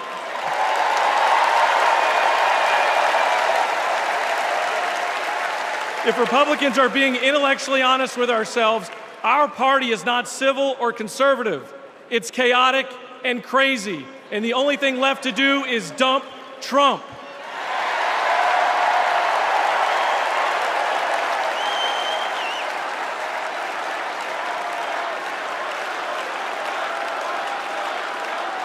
These days, our party acts more like a cult worshiping a felonious thug. Look, you don't have to agree with every policy position of Kamala Harris. I don't. But you do have to recognize her prosecutor mindset that understands right from wrong, good from evil. She's a steady hand and will bring leadership to the White House that Donald Trump could never do. Let me be clear to my Republican friends at home watching. If you vote for Kamala Harris in 2024, you're not a Democrat, you're a patriot.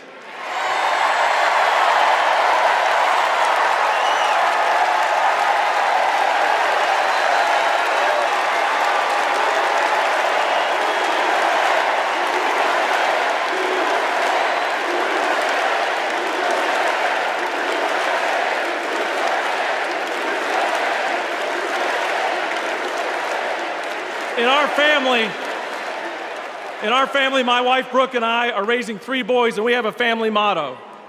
And it says, doing the right thing will never be the wrong thing.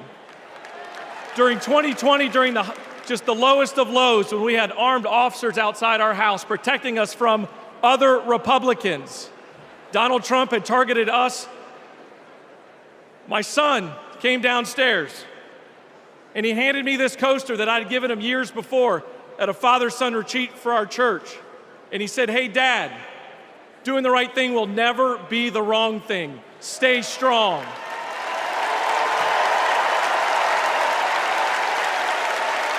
To my fellow Republicans at home that want to pivot back towards policy, empathy, and tone, you know the right thing to do. Now let's have the courage to do it in November. Thank you, and God bless you.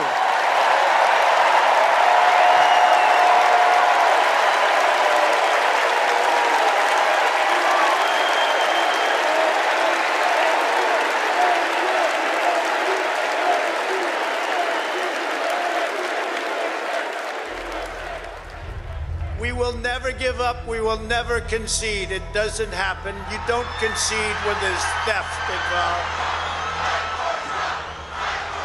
And after this, we're going to walk down, and I'll be there with you. We're going to walk down to the Capitol, because you'll never take back our country with weakness. You have to show strength, and you have to be strong. It does look like we're going to have an ad hoc march stepping off here. There's a crowd surge heading east. Mike Pence, I hope you're going to stand up for the good of our Constitution and for the good of our country. And if you're not, I'm going to be very disappointed in you. I will tell you right now.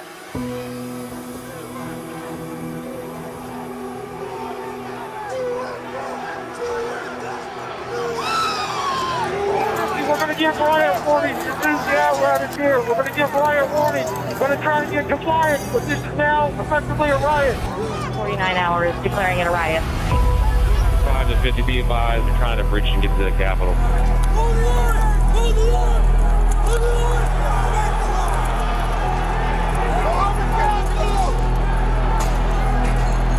have a breach of the Capitol. Breach of the Capitol to the upper level. Mike Pence didn't have the courage to do what should have been done to protect our country and our Constitution. Bring out Pence. Bring out Pence. Bring out Pence.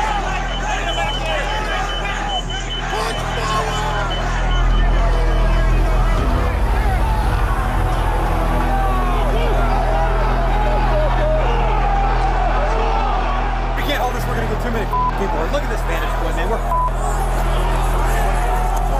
We're trying to hold the upper deck. We're trying to hold the upper deck down. We need an area for the council members. They're all walking over now through the tunnels. We need to move down. Copy. If we lose any more time, we may lose the ability to leave. So if we're going to leave, we need to do it now. We lost the line. We lost the line. All MPD, pull back. All MPD, pull back at the upper deck. ASAP. H208 with 4 members. The door's barricaded. There's people flooded the hallways outside. We have no way out. Officers still remaining on the House floor, so we can secure the members on the other side. Copy. Officers down! Get them up! Get them up!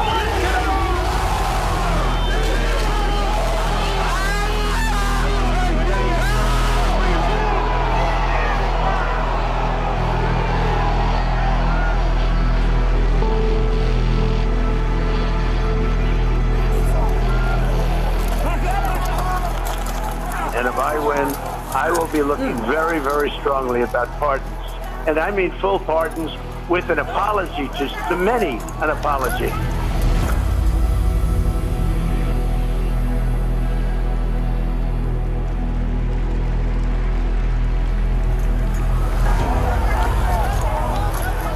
They were peaceful people. These were great people.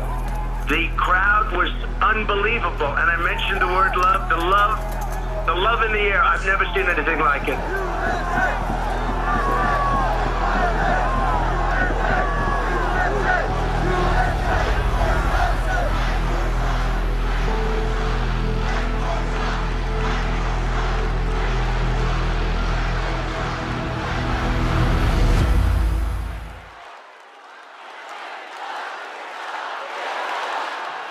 Please welcome Mississippi Representative Benny Thompson.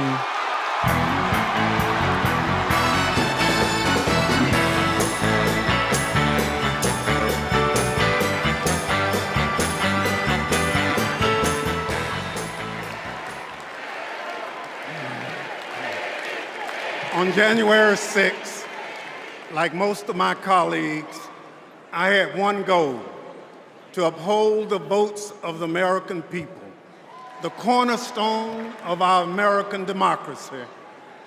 But as what you've just witnessed, let me remind you that the members of that violent mob had another goal. They wanted to stop the peaceful transfer of power for the first time in American democracy. Thank God they failed. Because in this country, we settle our differences at the ballot box, not through violence. It took a long time to get here, and we are not going back. Because I remember that dark history. It's my own history. In this life, my father never cast a vote because of Jim Crow. So I dedicated my career to protecting the votes against violence and discrimination. You can imagine what I felt on January 6th when I saw with my own eyes those insurrectionists trying to take that away. They did it to rob millions of Americans of their votes. They did it because Donald Trump couldn't handle losing. He lied about the election fraud. He called his conspiracy-led mob to Washington. He would rather subvert democracy than submit to it. Now, he's plotting again. His campaign proclaims that elections won't end until the moment of inauguration. We will win or it was rigged. We win or else.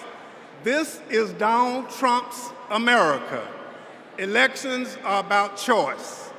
Choose democracy, not political violence. Choose the America we've always taught our children to love. Choose Kamala Harris.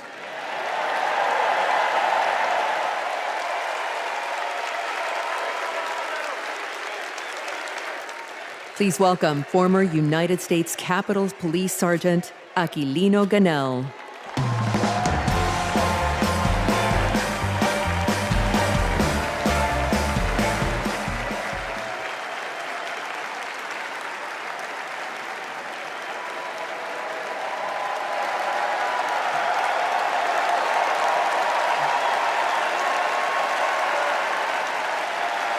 Thank you. Thank you.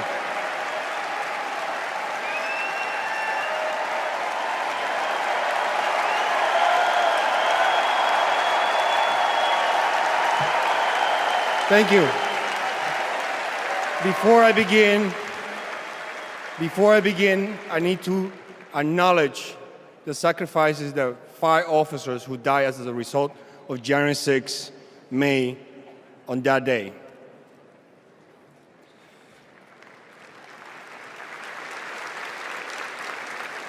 My name is Aquilino Gonell. I immigrated to the U.S. from the Dominican Republic when I was 12. I became an American citizen. I was a sergeant in the U.S. Army and a Capitol Police officer. I had seen violence while serving in Iraq, but nothing prepared me for January 6. We officers risked everything to protect innocent people. We were beaten and blinded. I was assaulted with a pole attached to the American flag. President Trump summoned our attackers and sided with them. He betrayed us. When I joined the Army and Capitol Police, I took an oath to defend the Constitution. I did so with duty in my soul, and I still feel it. To Donald Trump, I ask, why don't you?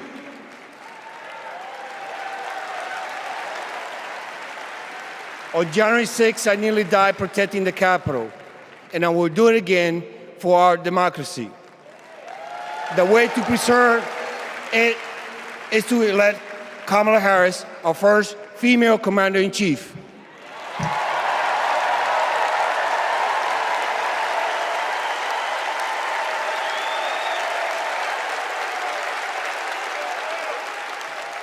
Please welcome New Jersey Representative Andy Kim.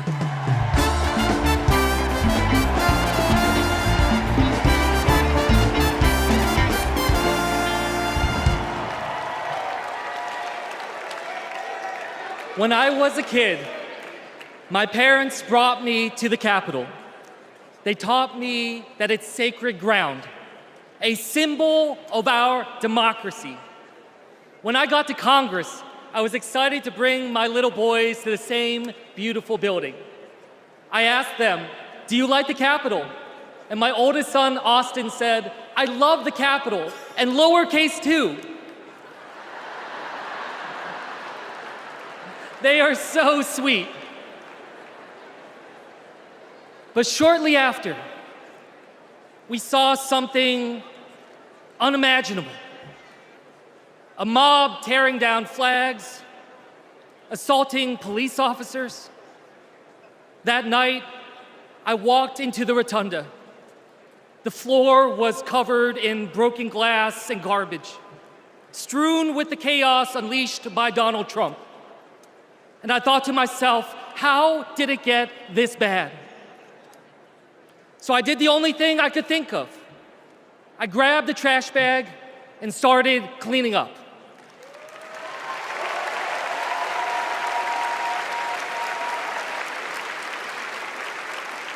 What I learned on January 6th is that all of us are caretakers for our great republic. We can heal this country, but only if we try. Many of you are doing your part through your voices and your votes. Always remember, this chaos that we see, it doesn't have to be this way. As a father, I refuse to believe that our kids are doomed to grow up in a broken America. There is a hunger right now in this country for a new generation of leadership to step up. Let's choose Kamala Harris and Tim Walz. Let's do this for our kids and our grandkids. Thank you.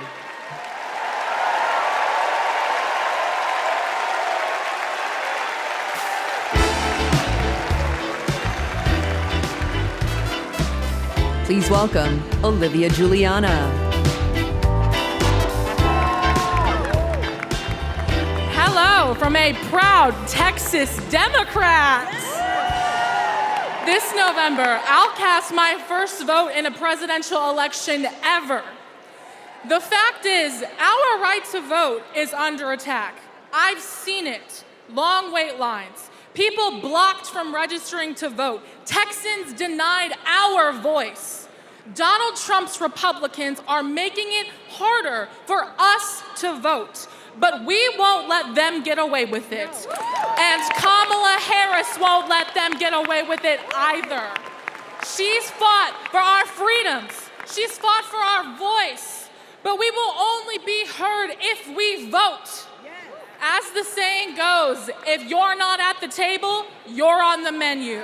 So Gen Z, let's take our seat in our democracy and cast our ballots this November for Kamala Harris and Tim Walz. And now, ladies and gentlemen, American icon Stevie Wonder.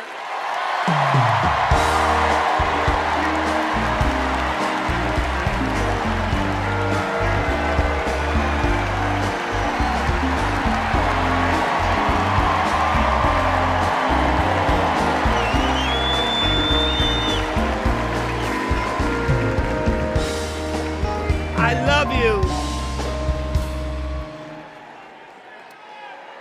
I just want to say, I love you. I love you. And every song that I've sang, every song that I've written, it's because of my love for you right here. But this year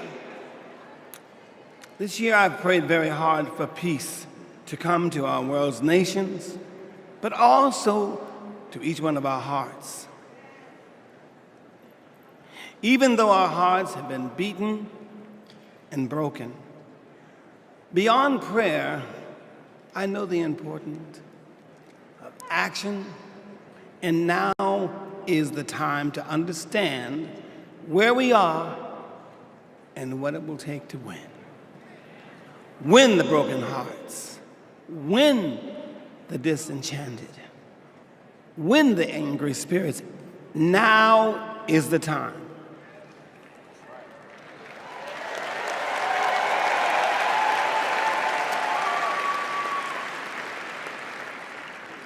This is the moment to remember when you tell your children where you were and what you did. As we stand between history's pain and tomorrow's promises, we must choose courage over complacency.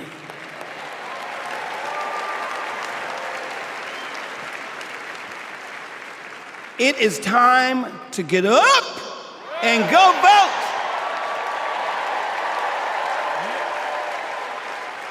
Listen, the choice is clear, clearer than anyone else is saying. Did you hear me? Clearer than anyone else is saying. You feel me? Yeah. We need to choose joy over anger, kindness over recrimination, and peace over war. Every time.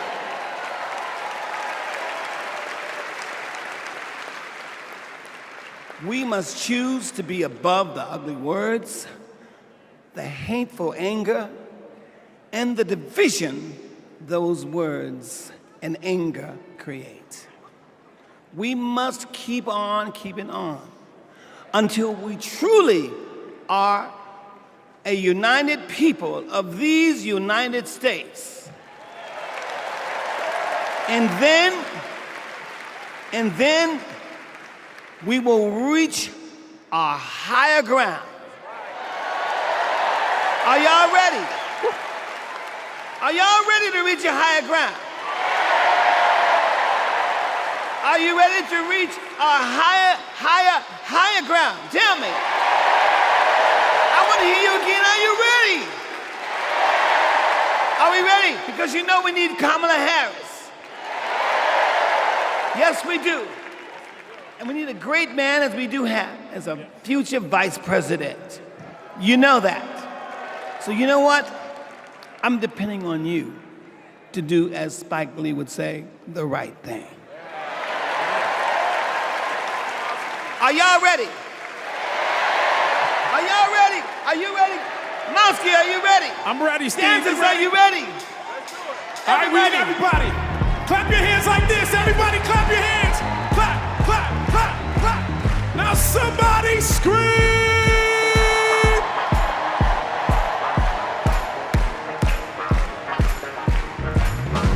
Here we go.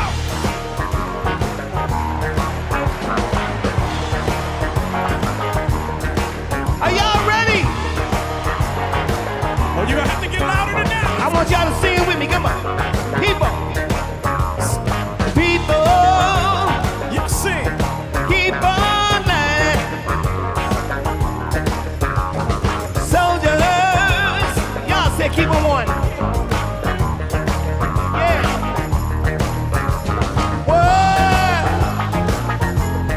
Keep on turning. 'Cause it won't be too long.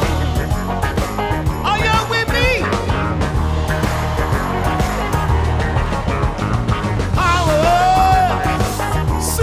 Keep on lying. While your people keep on dying. Whoa. Keep on turning. 'Cause it won't be too long. Oh yeah. So time ready, let me try it again. It's the last time I've ever let my whole world in. So splendid, I know my man. I'm gonna keep on trying till I reach my higher ground.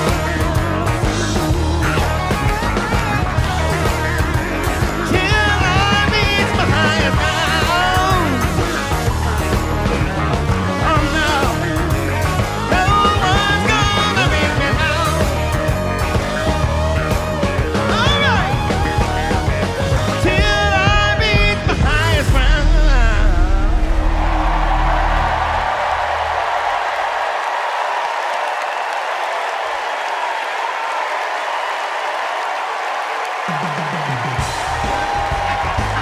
Somebody scream.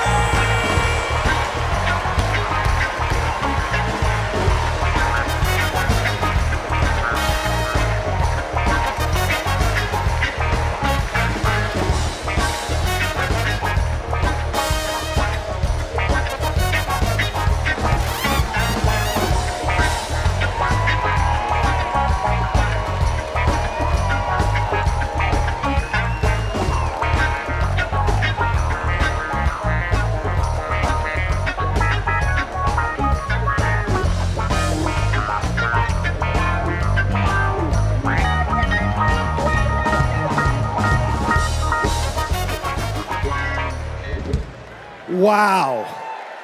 Wow. Wow. I couldn't see the rest of y'all, but from back, Nebraska was getting down. Stevie's song is powerful, but so was his words. He said courage over complacency. He gave us a call in his remarks. But now I gotta tell you, the party is gonna keep going.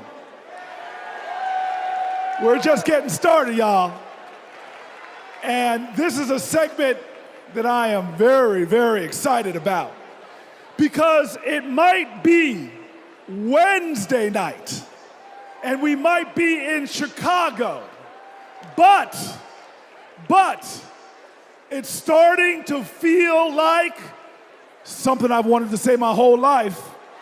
Live from New York, it's Saturday night. Please welcome Kenan Thompson.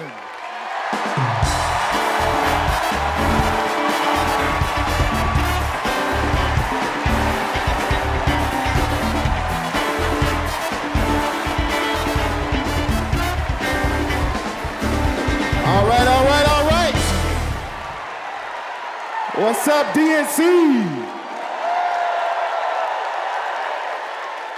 All right. Y'all remember this big old book from before? When Colorado Governor Jared Polis ripped a page out of it? This is Project 2025, the Republican blueprint for a second Trump term. It is boo.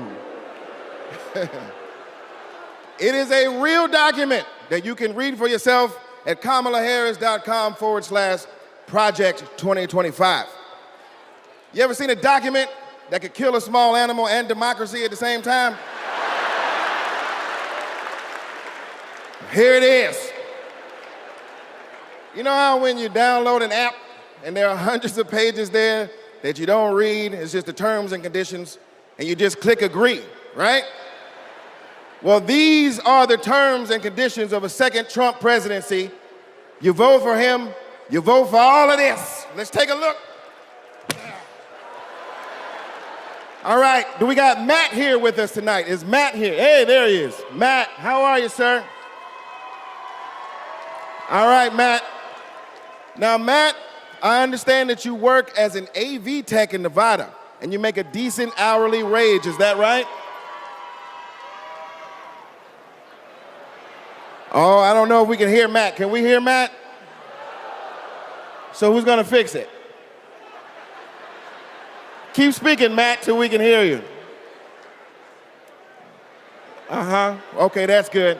I guess we're gonna move on from Matt. And this is Becky. Becky, can we hear you? Hi, Kenan, and it's great to be here. Thank you. All right, good. Now, Becky, you're married, correct? I am. Me and my wife have been together for about 8 years. Oh, that's amazing. Very, very cute. Thanks. But I have got some bad news for you. I hate that.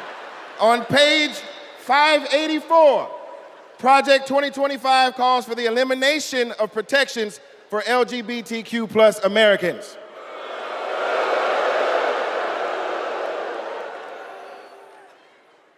So yeah, right back to the Stone Age. I'm afraid so. Right back to the Stone Age. That's terrible. Yeah, it is.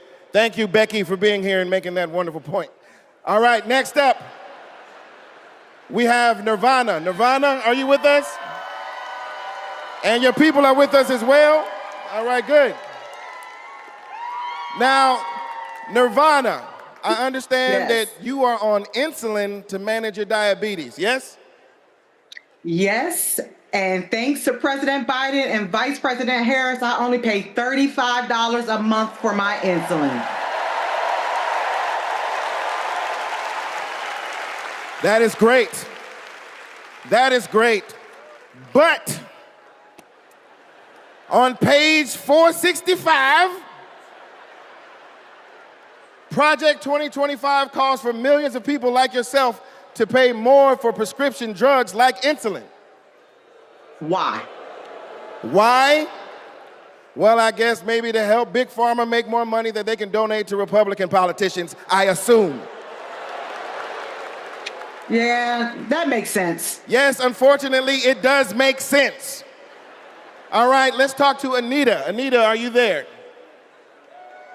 Yes. Hello, Anita. Hello. And Anita, what do you do for a living? I'm an OBGYN who delivers babies and does surgery. An OBGYN. She is an OBGYN that delivers babies. Uh-oh. Uh-oh, yeah. It's bad news, isn't it? It sure is. On page 459, Project 2025 resurrects a law from the 1800s called the Comstock Act to ban abortion nationwide and throw healthcare providers in jail.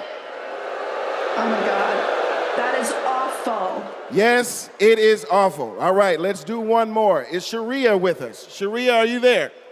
Hey, Keenan, I'm here. Yes, Sharia, I love it. All right, let's talk to you. I understand that you work for the federal government?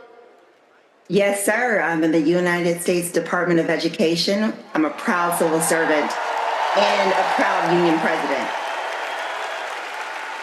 She works for the Department of Education and she's a proud civil servant.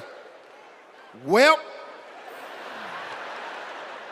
unfortunately for you, on page 78, Project 2025 calls for President Trump to purge the civil service of everyone who isn't a MAGA loyalist. Are you a MAGA loyalist? Now, Keenan, absolutely not. I'm just asking. I mean, you might as well be, because also page 319 calls for the complete elimination of the Department of Education. There's a bunch of stuff in here, but that's all we have time for at the moment. Just remember, everything that we just talked about is very real. It is in this book. You can read it online at kamalaharris.com/Project 2025. And most importantly, you can stop it from ever happening by electing Kamala Harris as the next president of the United States.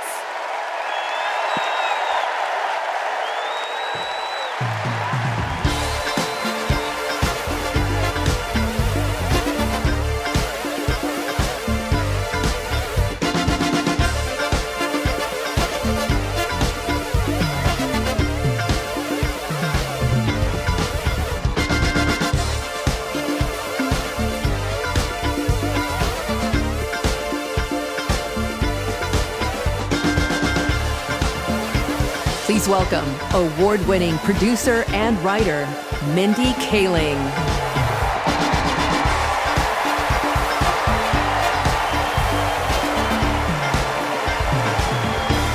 Good evening, everyone.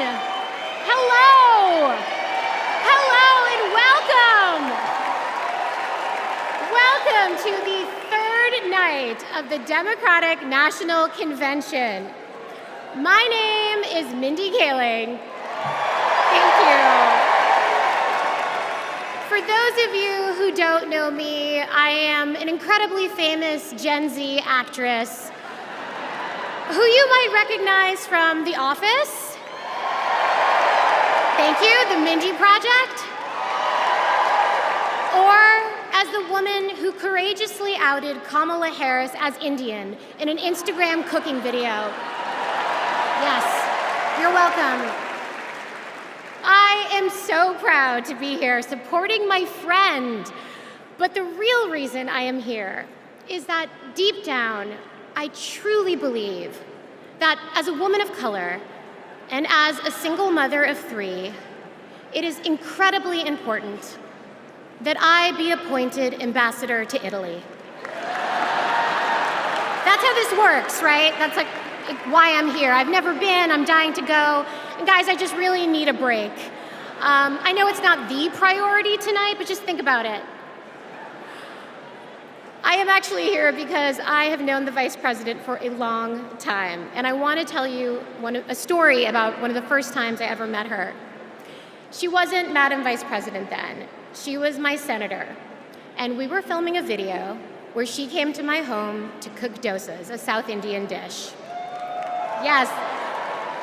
It's not every day that a senator comes over, and I was pretty nervous. But when she arrived, we immediately hit it off. We talked about the love we have for our moms, who had both passed away from cancer. Both of our mothers were immigrants from India who came to America and committed their lives to serving others. My mother, Swati, became an OBGYN. Thank you. Kamala's mother, Shyamala, became a scientist with a PhD who dedicated her life to trying to find a cure for cancer. And after speaking to Kamala, it was clear to me that Shyamala had passed down the same optimism and fearlessness to her daughter. But the thing I remember the most about the vice president is that Kamala Harris can cook. Guys, she was so much better than me. But she also knew that my family was watching. So, as she gently corrected my sloppy dosa making, she was complimenting me every step of the way, making sure that my daughter Kit heard how good of a cook I am. She had no desire to be seen as better than anyone else. She just wanted my kid to be impressed with her mom. And when she finally bit into my dosa, she looked at me and said, really good, and then never took another bite again. Yes, but it is that warmth, that generosity of spirit that I know she will bring to the White House as our next president. Kamala Harris cares deeply about other people. She will fight to protect our freedoms because those are the values that her mother passed down to her. But in order to protect those freedoms, Democrats also need to win the House. So we have a lot to do, and please welcome to the stage your next Speaker of the House, Hakeem Jeffries.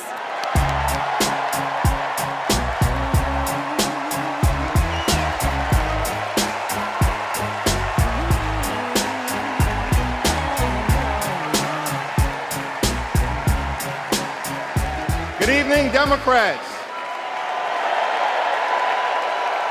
It's a high honor and a distinct privilege as a Brooklynite, New Yorker, and as an American to stand before you today and unequivocally express my support for Kamala Harris and Tim Walz to be the next president and vice president of the United States of America.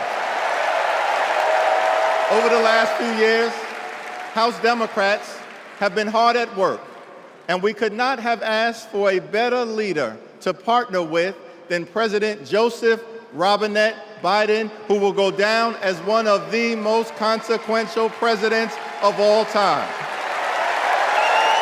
Last month, President Biden selflessly passed the torch to Vice President Kamala Harris, who is ready, willing, and able to fight for the people.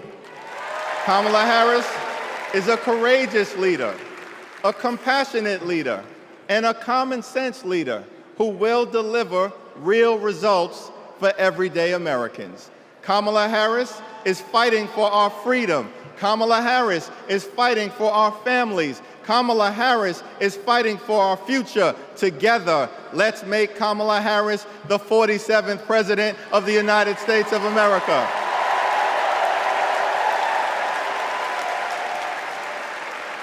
In our great country, when you work hard and play by the rules, you deserve to earn a living wage. You deserve to have an affordable place to call home. You deserve to educate your children in a great public school that is free from gun violence. And you deserve high-quality, affordable health care, and you deserve the chance to one day retire with grace and with dignity. But for far too many people in our great country, they are struggling to live paycheck to paycheck. And as a result, the American dream is out of reach. Here's the thing. Extreme MAGA Republicans don't care about everyday Americans. They only care about themselves. Our approach, led by Kamala Harris and Coach Walz, is very different. We care about you, the American people. And we will fight hard to make sure that the American dream is alive and well in every single community. Now, the road ahead will not be easy, which brings me to you-know-who. Donald Trump is like an old boyfriend who you broke up with, but he just won't go away. He has spent the last 4 years spinning the block, trying to get back into a relationship with the American people. Bro, we broke up with you for a reason.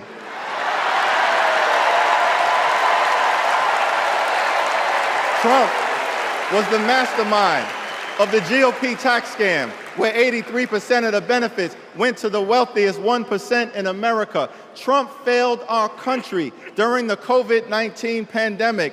Trump is a chaos agent who is focused on himself, not the American people. Trump tried to destroy our democracy by lying about the election and inciting a violent mob to attack the Capitol. Trump put 3 extreme justices on the Supreme Court who destroyed Roe v. Wade. We broke up with you for a reason. Donald Trump can spin the block all he wants, but there's no reason for us to ever get back together. Been there, done that, we're not going back.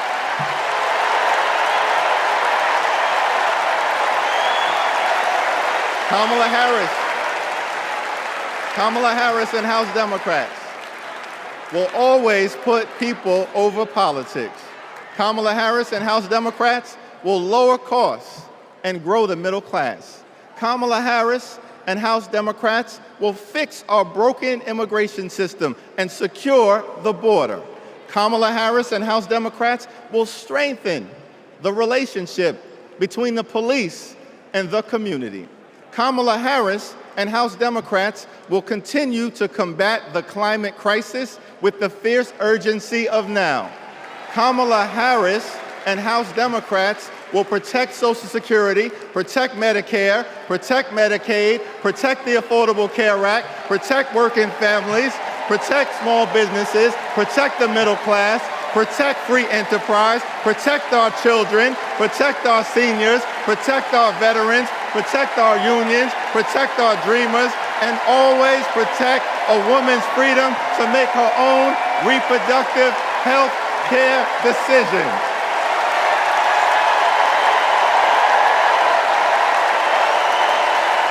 The extreme MAGA Republicans want to divide us. But the Constitution promises equal protection under the law. We are one nation, under God, indivisible, with liberty and justice for all. Together, let's build a brighter future for our children and our grandchildren. In the Old Testament, book of Psalms, the scripture tells us that weeping may endure during the long night, but joy will come in the morning. Here's how we do it. Strategize on Sunday. Meet the moment on Monday. Take it to them on Tuesday. Work it out on Wednesday. Thank the Lord on Thursday. Fight the power on Friday. Set it off on Saturday. Get a few hours of sleep, wake up the next day, and do it all over again until joy comes in the morning.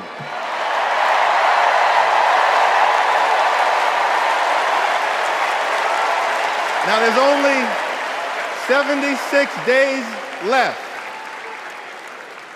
There are only 76 days left We must continue to speak up. We must continue to show up. We must continue to stand up, not as Democrats or Republicans, but as Americans. And when we do, nothing can stop Kamala Harris from becoming the 47th President of the United States of America. Nothing can stop House Democrats from taking back the majority. Nothing can stop the American people from continuing our march toward a more perfect union. Nothing can stop us. We're all the way up. God bless you. God bless Kamala Harris. May God bless the United States of America.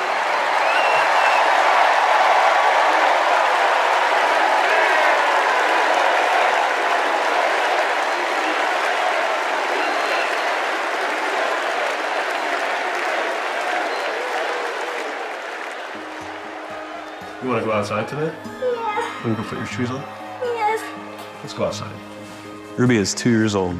I'm starting to think, will she be an iron worker like her dad? I hate to break it to you, but I'm not a billionaire. Donald Trump talked a big game about bringing jobs back to America, but it was all talk, like Foxconn.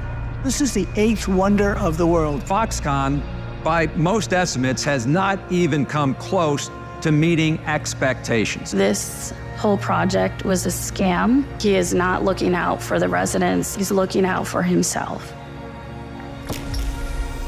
You know what Trump delivered? $2 trillion in tax cuts focused on his billionaire buddies and big corporations. You're rich as hell. It makes me angry. Billionaires don't pay their share of the load. And he wants to do that again. Trump talked a massive game about infrastructure. What a joke. We call it Infrastructure Week. Infrastructure is the easiest of all. We're going to get this infrastructure going. Trump was too incompetent to get it done. Who's he looking out for? Not us, not my family. You know who got it done? Joe Biden and Kamala Harris. Biggest infrastructure package in history. Infrastructure is just a fancy word for jobs. Not just union workers, but for everyone. Small businesses are booming. Communities are starting to thrive again. I wish it was faster. The prices are easing. Kamala Harris helped deliver the largest job growth in American history. Wages are higher. Manufacturing is booming. We're building roads, bridges, airports again. That's a fact. And we have healthcare. When our middle class is strong, America is strong. Kamala's goal is to rebuild the middle class for families like mine.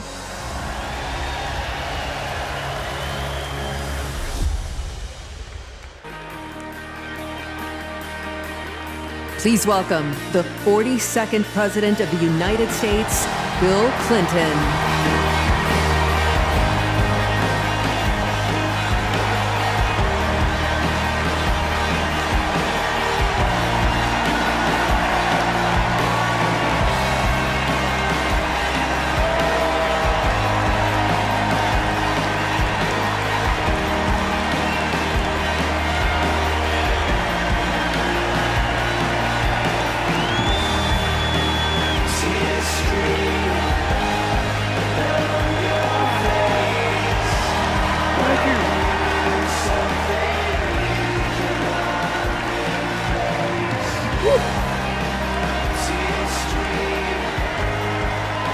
Thank you.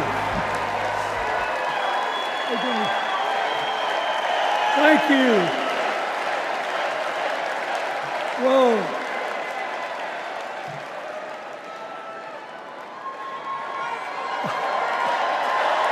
Let me ask you something. After the last 2 days, aren't you proud to be a Democrat? And I am very grateful to the Republicans and independents that have joined us, have been up here on the stage. And I hope they feel better about it now. Because I've seen all these things that even I have to be reminded of from time to time when I get my spirits down. I love seeing the Obamas here. I love seeing President Biden. And I thought Hillary gave a great speech, too. And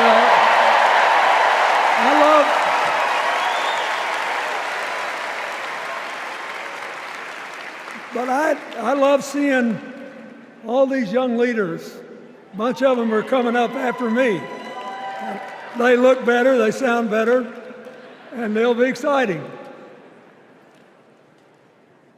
I do want to say one word about President Biden. Remember, he had an improbable turn that made him president. And we were in the middle of a pandemic and an economic crash. He healed our sick and put the rest of us back to work. And he strengthened our alliances for peace and security. He stood up for Ukraine. He's trying desperately to get a ceasefire in the Middle East.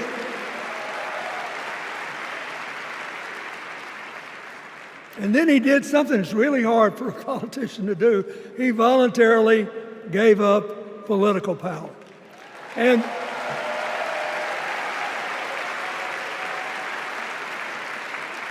George Washington knew that, and he did it.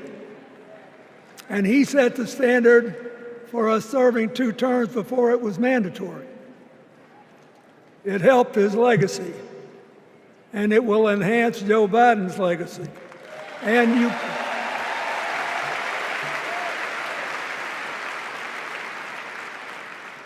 it's a stark contrast to what goes on in the other party. So I want to thank him for his courage, compassion, his class, his service, his sacrifice.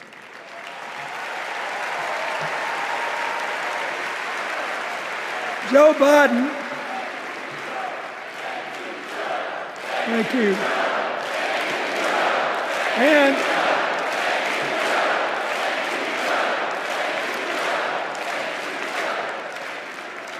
he kept the faith, and he's infected a lot of the rest of us. Now let's cut to the chase. I am too old to gild the lily. 2 days ago, I turned 78, the oldest man in my family of 4 generations. And the only personal vanity I want to assert is I'm still younger than Donald Trump.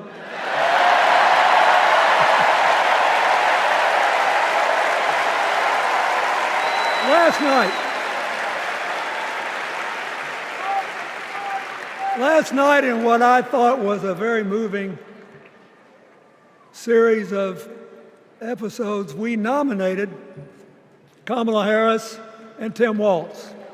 And just think about that. 2 leaders with all-American but still improbable life stories. It could only happen here. Their careers, after all, started in community courtrooms and classrooms. 2 leaders who spent a lifetime getting the good job done. Now, one of the things that I've noticed over my increasingly long life is that a presidential election is unique in several ways. First of all, it's the greatest job interview for the greatest job in the world. Secondly, the Constitution says we, the people, get to do the hiring. And the third thing is that every 4 years, we get to change the requirements for the job. So here's what I'm thinking, because I try to apply this in every election. Will this president take us backward or forward? Will this president give our kids a brighter future? Depends. Will this president bring us together or tear us apart? Will the president increase the peace, security, and stability and freedom that we enjoy and extend it to others as we can. We, the people, we have to make a decision about these kind of questions. And every 4 years, it's a little different because the people come at the candidates, and they say, as they're saying now, here are our problems, solve them. Here are our opportunities, seize them. Here are our fears, ease them. Here are our dreams, help them come true.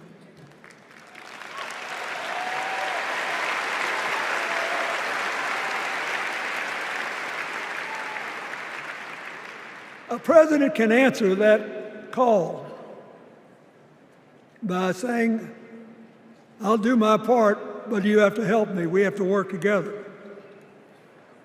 Or you can dodge what needs to be done by dividing, distracting, and diverting us. So in 2024, we got a pretty clear choice, it seems to me. Kamala Harris for the people,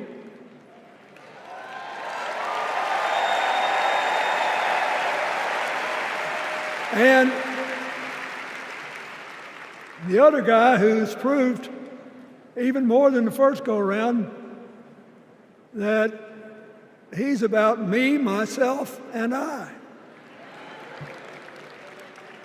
I know which one I like better for our country.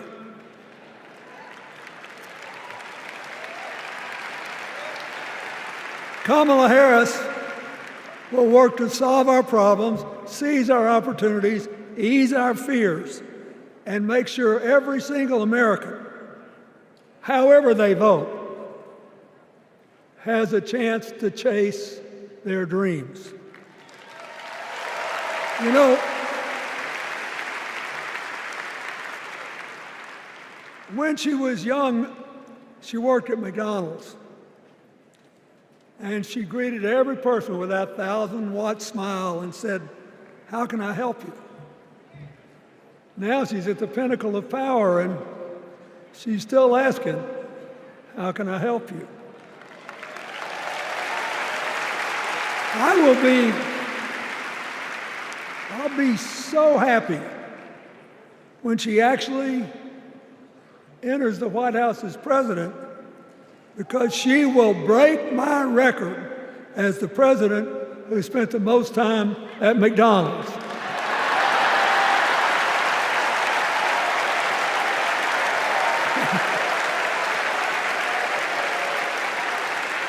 Now, but we got an election to win. And remember, we've got a guy that's pretty good at what he does. Donald Trump has been a paragon of consistency. He's still dividing, he's still blaming, he's still belittling other people. He creates chaos, and then he sort of curates it as if it were precious art. Let me say, not a single day goes by, even though I've been gone for well over 23 years from the White House, not a day goes by that I don't thank the Lord for the chance I had to serve and what it meant. And one of the reasons, thank you. Wait.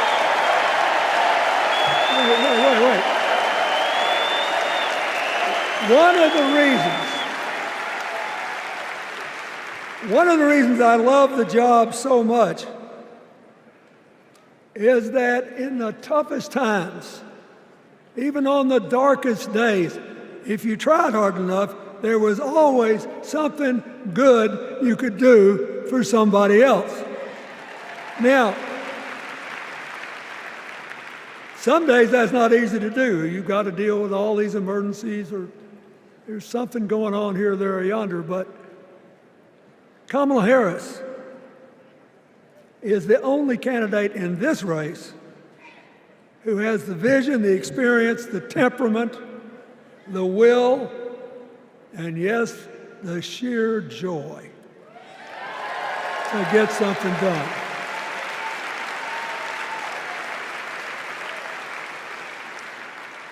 I mean, look, what does her opponent do with his voice? He mostly talks about himself, right? So the next time you hear him, don't count the lies. Count the eyes.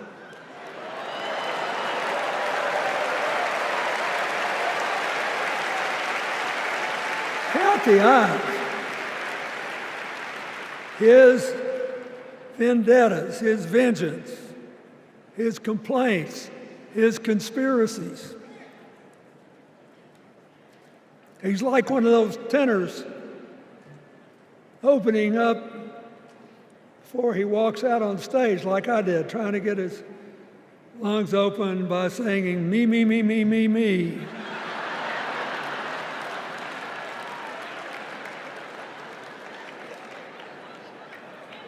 When Kamala Harris is president, every day will begin with you, you, you, you.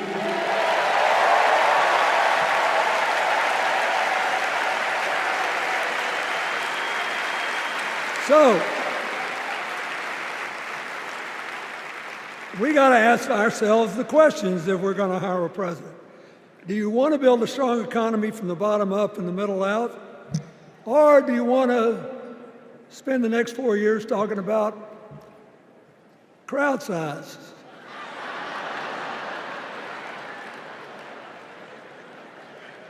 You're going to have a hard time believing this, but so help me, I triple-checked it.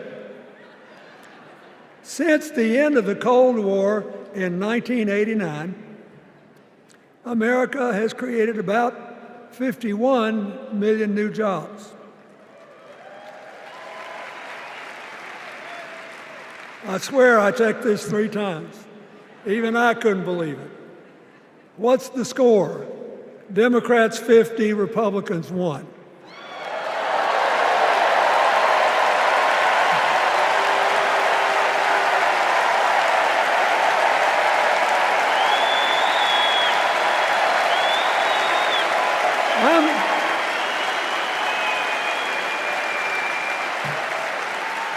I'm glad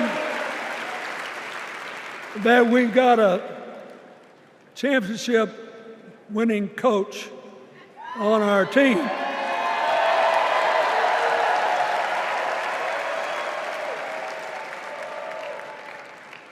But even the most limited of us in what we know about football or any other sport knows that if you're got 50 and the other side's got 1, you're ahead.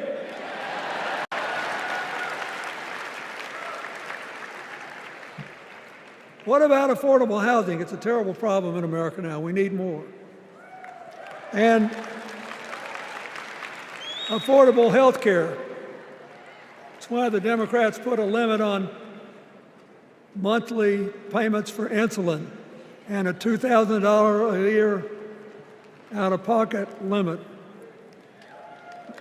and are trying to cover more drugs by bargaining for prices.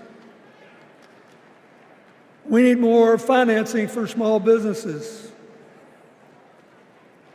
We need still to strengthen our alliances. I almost croaked in the first debate of this election season when President Trump said nobody respected America anymore like they did when he was president. Wait. And with a straight face. Look, you got to give him, he's a good actor. With a straight face, he cited as evidence of the respect that existed for us when he was there the presidents of North Korea and Russia.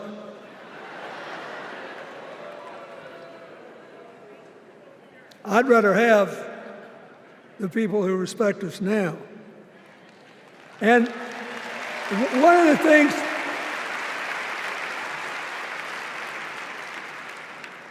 is when you send a signal to the other countries, you want them to know whether they agree with you or not, at least that you're on the level, that here's where you are and what you believe. What are they supposed to make to these endless tributes to the late, great Hannibal Lecter?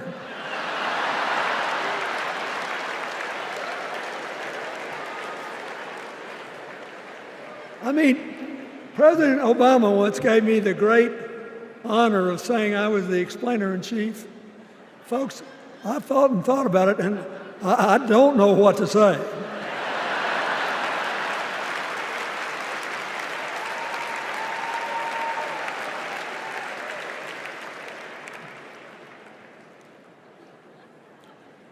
Like Hakeem Jeffries, I too want an America that's more joyful, more inclusive, more future-focused.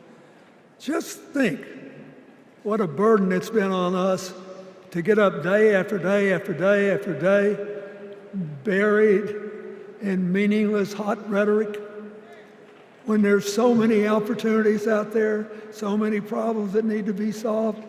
I want that. And that's the America Kamala Harris will lead. And she's already made her first presidential decision, and she knocked it out of the park when she asked Governor Tim Walz to be her nominee for vice president.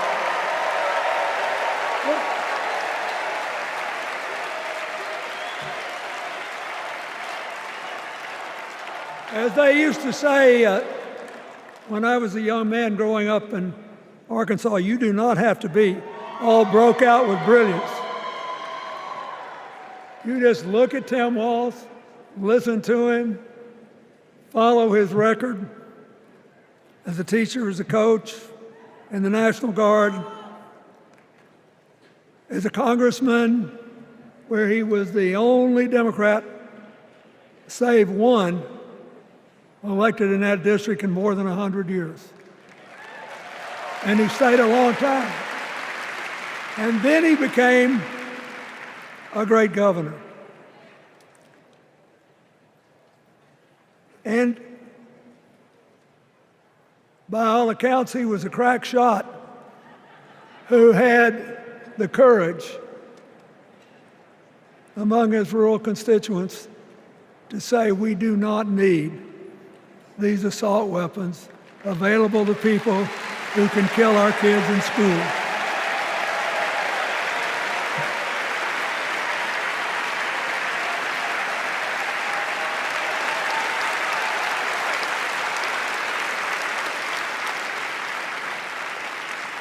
So, armed with her first decision, Kamala Harris confronts an interesting dilemma. We're going to walk out of here feeling pretty good, I think. We've got energy, we are happy, we feel like a load's off our shoulders. And we know we're just being asked to fight the same fight that the forces of progress have had to fight for 250 years. In the face of stiff and often violent opposition, we have to find a way to go forward together, where we the people make our union more perfect. So, that's a good thing. How could we possibly lose? Kamala Harris has fought for kids her whole life that were left out and left behind. She's taken on gangs trafficking across the border. She's fought to protect the rights of homeowners. She's been our leader in the fight for reproductive freedoms, and we know a majority of the American people are with us on that.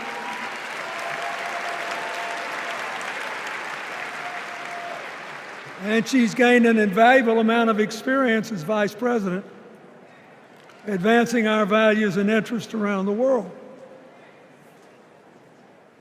She's already said she's going to work really hard to make sure that no American working full-time lives in poverty or has to worry about their children living in poverty. She says that we got to make home ownership an achievable dream for everyone, not just a privilege. She said that and this meant a lot to me, that she would protect everybody's right to vote, whether or not they voted for her. They were citizens and they deserved the right to vote.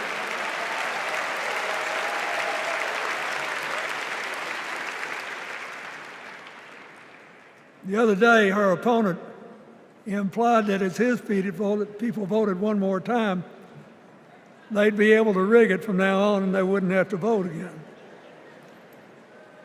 You think they're kidding, but I know a lot of these folks, and most of them are really good people, but some of them think that they are bound to dominate America politically, economically, and socially, and they have to use politics to do it, and they should rig the system.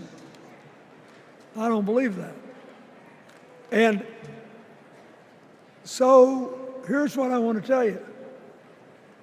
We've seen more than one election slip away from us when we thought it couldn't happen, when people got distracted by phony issues or overconfident. This is a brutal, tough business. I want you to be happy. One of the reasons that President-to-be Harris is doing so well is that we're all so happy.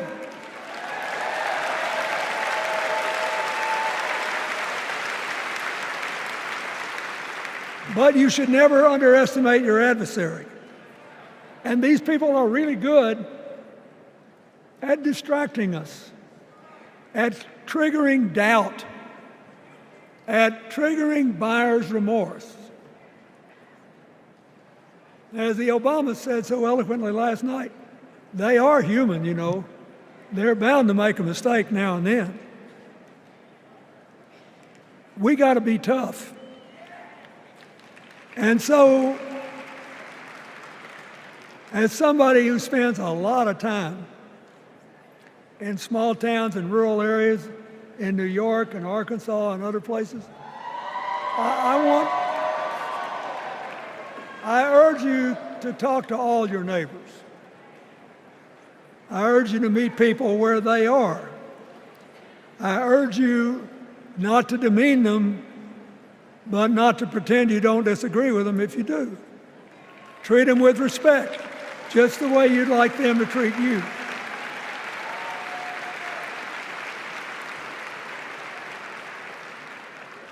Ask for their help and then follow our leader, Kamala, and ask them, how can I help you? We Democrats right now have a lot of hay in the barn. We've got massive achievements, massive advances, but there's still a lot of slips between today and Election Day that we have to navigate. And so I want to say this from the bottom of my heart. I have no idea how many more of these I'll be able to come to. I started in '76 and I've been to every one since. But no, 72. Lord, I'm getting old. But here's what I want you to know. If you vote for this team, if you can get them elected and let them bring in this breath of fresh air, You will be proud of it for the rest of your life. Your children will be proud of it. Your grandchildren will be proud of it.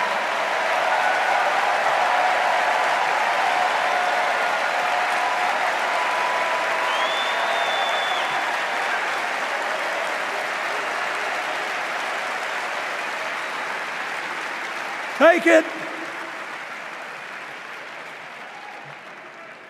from a man who once had the honor to be called in this convention the man from hope. We need Kamala Harris, the president of joy, to lead us. So,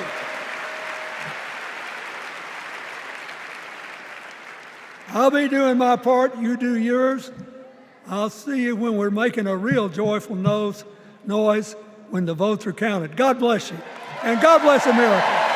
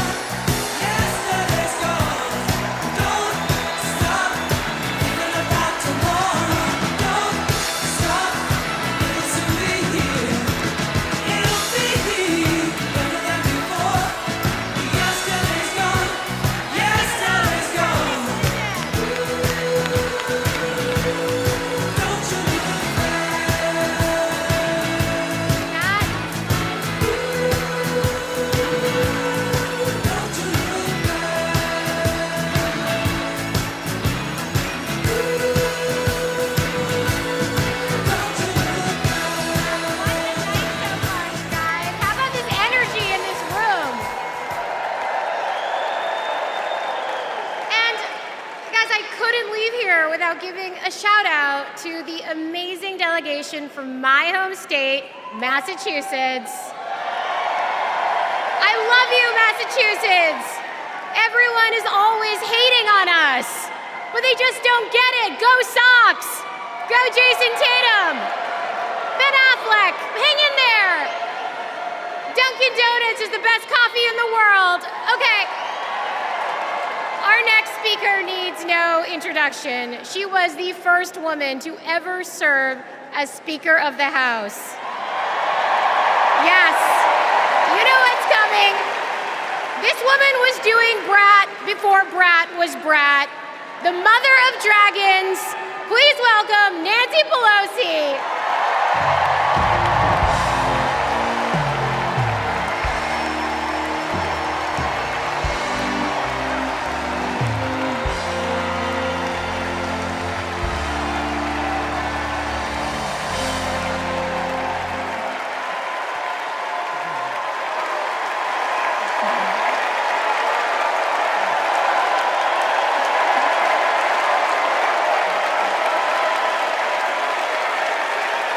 Hello, California. Hello, Maryland. Hello, Democrats.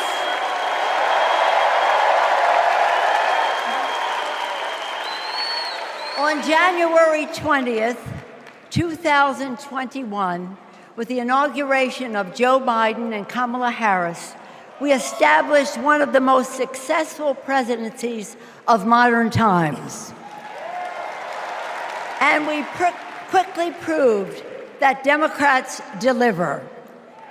Millions of jobs, stronger infrastructure and rural broadband, a Biden child tax credit, rescuing human pensions, honoring our veterans, bold climate action, lowering the cost of prescription drugs, all thanks to President Biden's patriotic vision of a fairer America, doing so with liberty and justice for all. Thank you, Joe.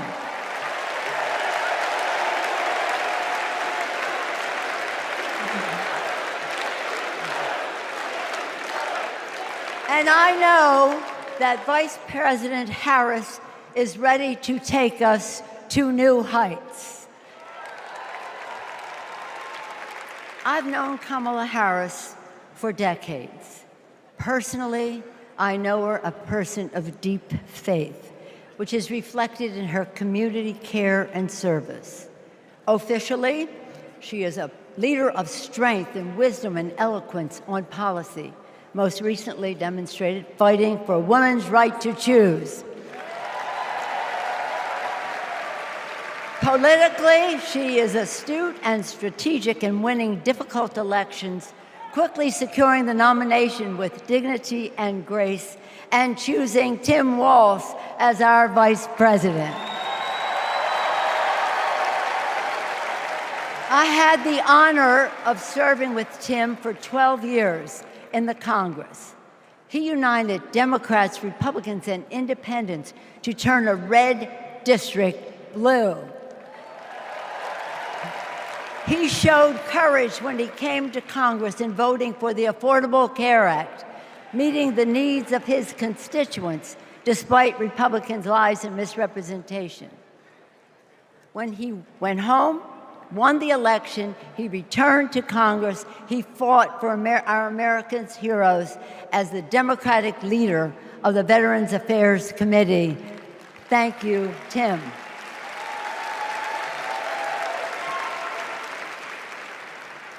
January 6th was a perilous moment for our democracy.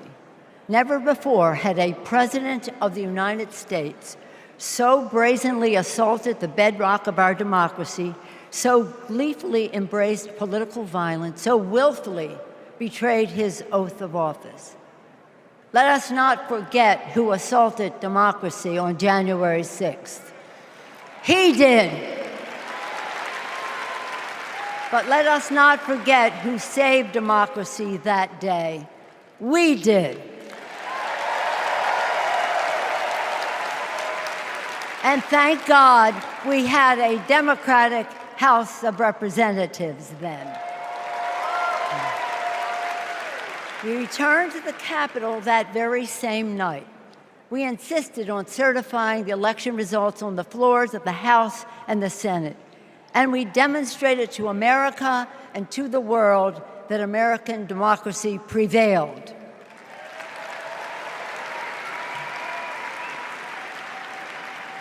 The parable of January 6th reminds us that our democracy is only as strong as the courage and commitment of those entrusted with its care. And we must choose leaders who believe in free and fair elections, who respect the peaceful transfer of power. The choice couldn't be clearer. Those leaders are Vice President Harris and Governor Walz.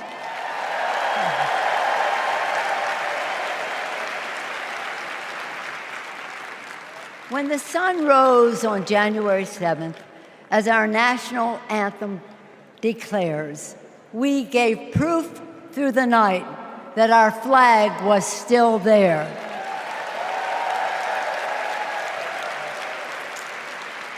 Now, in this election, we are called upon to do the same, to stand together, to reject autocracy, to choose democracy, and we will do so by electing a Democratic House with Hakeem Jeffries as Speaker of the House,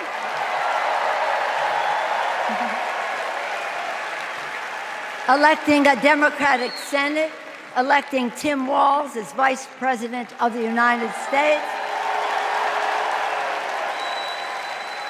and electing Kamala Harris as the President of the United States. Onward to victory!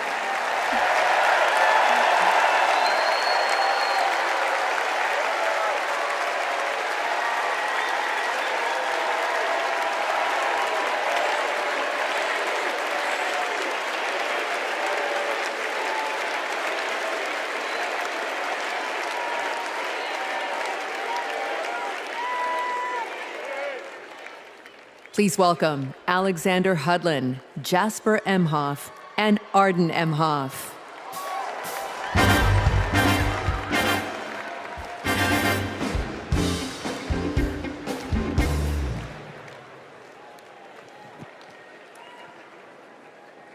Kamala Harris is our auntie. She'll be a president who cares for all of us. She'll lift us up. In 2016, we celebrated Auntie's Senate win. We saw Trump winning. I was only 9, but I knew enough to be concerned. Auntie said, "Do you know what superheroes do? They fight back. And we will too." She will make time for what matters. You know, no one is busier than my auntie, but she always makes time for family. From moments as simple as cooking and sharing a meal to exchanging stories and jokes. Auntie taught me about being present in what's important, and I know that's how she'll lead. She'll treat everyone with respect. Even as a kid, Auntie made me feel that I was seen, that my words are important, that I am important and loved. I know she'll value others' perspectives, no matter their age or their background. Auntie, we love you. We're so proud of you. And most importantly, you're a baller. And as you'd say, let's win this thing. Let's win this thing.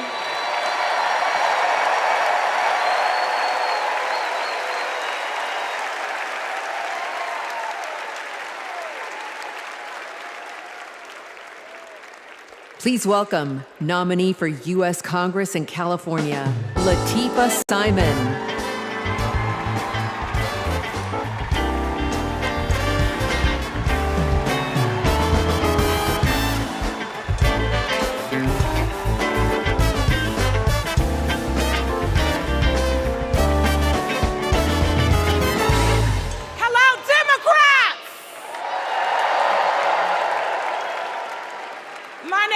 Latifa Simon, and I am running for Congress. And I'm here tonight to tell you all about the Kamala Harris that I know. I'm gonna tell you. When Kamala Harris was the district attorney in San Francisco, California, I was a teen mother running an organization working to end sex trafficking among beautiful young women and girls, to build the self-determination and power among those girls. And Kamala learned about the work that I was doing, and she asked me to join her team. And I joined her team. She saw my potential, my commitment, and the good work that we could do together. And I saw her. I saw Kamala Harris holding the hands of sexual assault survivors. I saw scores of mothers who lost their babies to gun violence, lining up day after day at the courthouse, waiting only to speak to Kamala because they knew that she would hear them, that she would truly see them. Because there's something about Kamala Harris. For those who know her, you know. When she hears your story, she carries it with her. When she sees you, she truly sees you. She truly sees you. She is the best among us. After working with Kamala Harris day in and day out for 5 years to create programs that supported young people to get out of the criminal justice system once and for all, with good jobs, with opportunity. She wanted to get to the root cause of a broken criminal justice system. I saw her chip away. She came early and she left late every single day because, you know, like those mothers, like those sexual assault survivors, when she goes into that Oval Office, when she goes into that Oval Office, I guarantee you she will take all of us with her. All of us. The single mothers, the disabled veterans, the low-income folks who are dying to survive, the immigrants who are trying to work towards the promise of America. She will take us all. The farm workers, she will take us all with her. All of us. That is the Kamala Harris that I know so deeply. That is the Kamala Harris that I love. A woman of the people. A woman, a fierce woman for the people. Good night, Democrats.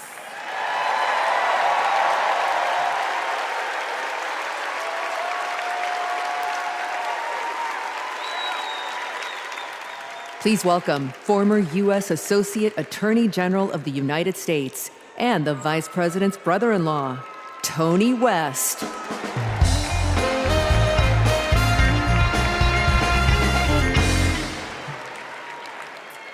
"35 years ago, in my first week at law school, I met a new classmate, Maya Harris.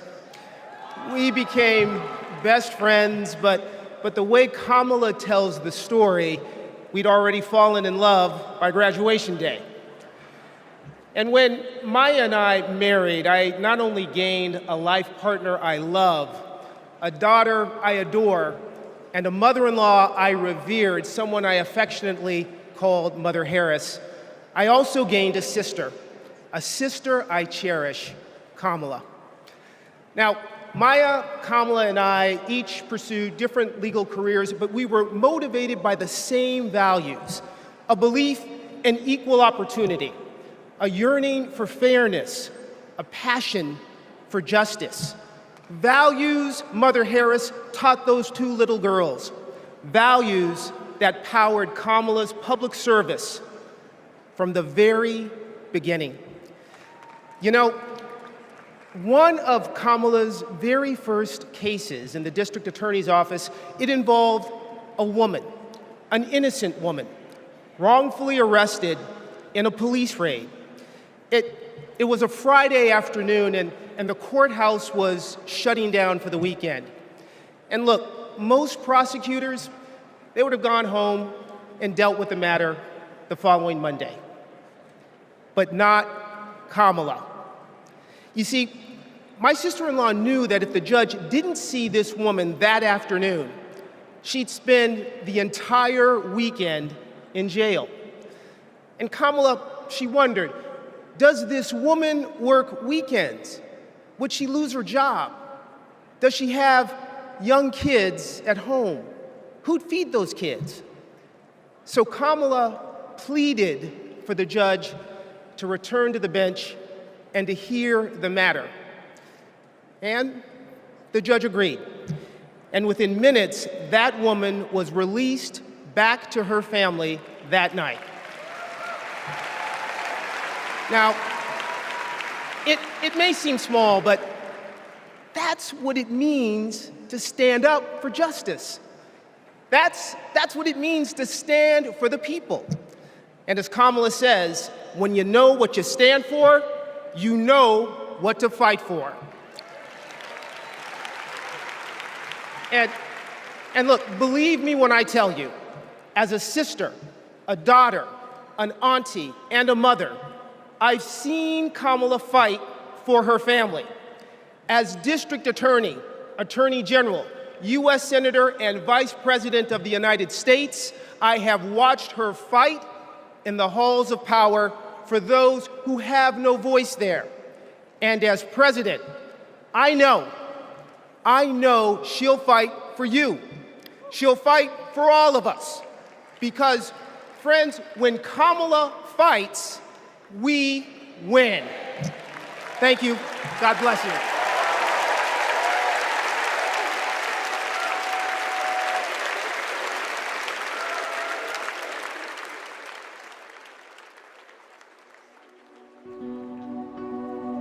A crime against any one of us is a crime against all of us. The work that she did as Attorney General was taking on issues to help people who were trying to make a life for themselves and their families. When Kamala Harris came into office in 2011, the most urgent economic crisis facing communities throughout California was the foreclosure crisis. For too many Californians, hopes for lasting homeownership have been dashed. Victims have fallen prey to a series of mortgage scams, fraud, and unfair business practices. In order to get meaningful relief, we had to sue the banks and see through a lengthy litigation process. When Kamala was sitting at the table negotiating, it wasn't just about the money, it was about real people. I vividly remember her thinking about Mommy, who could finally afford to buy her first home, and how proud Mommy was. So Kamala knew what was at stake for families and even whole communities. We are very proud to announce a tremendous victory for California. She truly believes that every single person, every American is worthy of the promise and the prosperity of this country.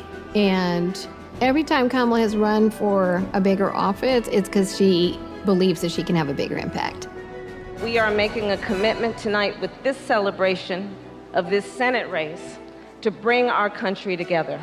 In the Senate, to get a position on the Intelligence Committee is very coveted because it is about protecting our nation's security, and Kamala hit the ground running. She would not let a witness off easily. Did you have any communications with Russian officials for any reason during the campaign that have not been disclosed? I don't recall it. I need to be correct as best I can. I do want you to be honest. And I'm not able to be rushed this fast. It makes me nervous. Her questioning of Attorney General Sessions was historic, and she earned the respect of colleagues on both sides of the aisle. Kamala, as a senator, was a truth teller. She was there to expose what some of these guys were and what they intended to do. Can you think of any laws that give government the power to make decisions about the male body?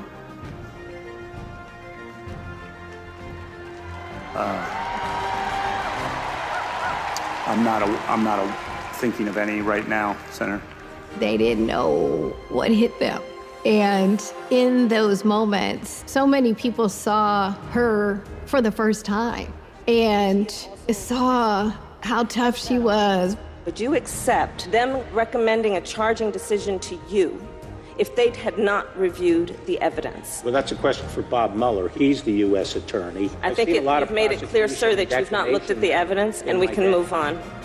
When she's on a mission, she is determined and relentless. When our fundamental values are being attacked, do we retreat or do we fight? I say we fight.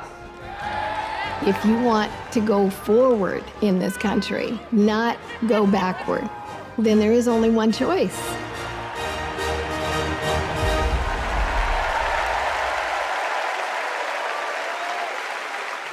Please welcome Nevada Senator Catherine Cortez Masto.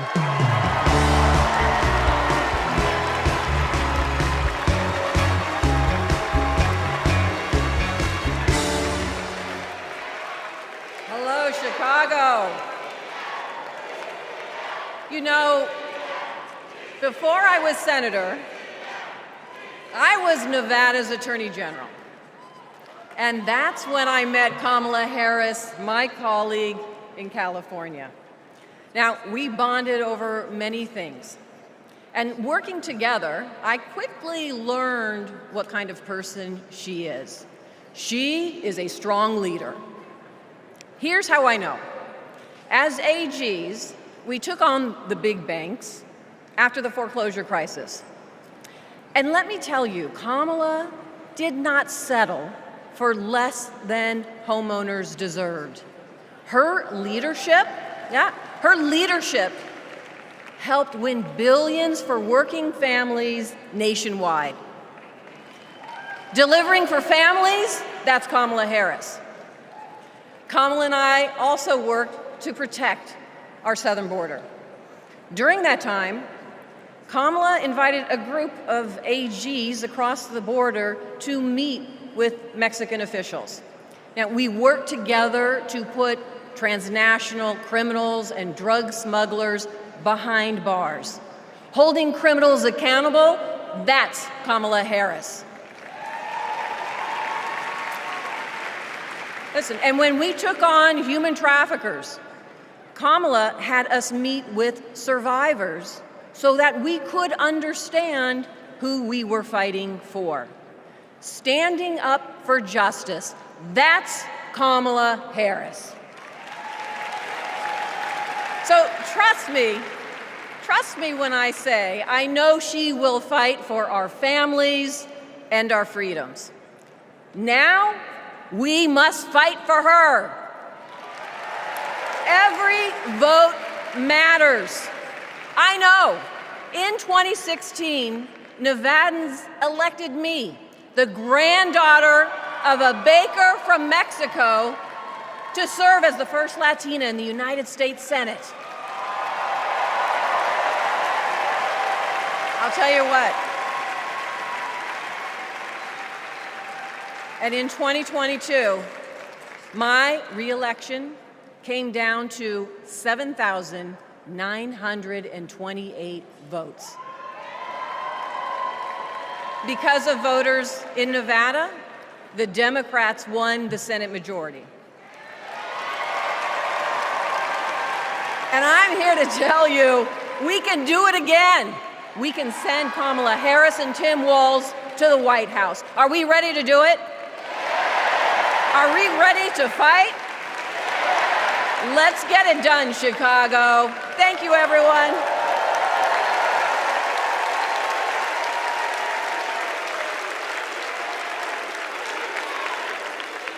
Please welcome Pennsylvania Governor Josh Shapiro.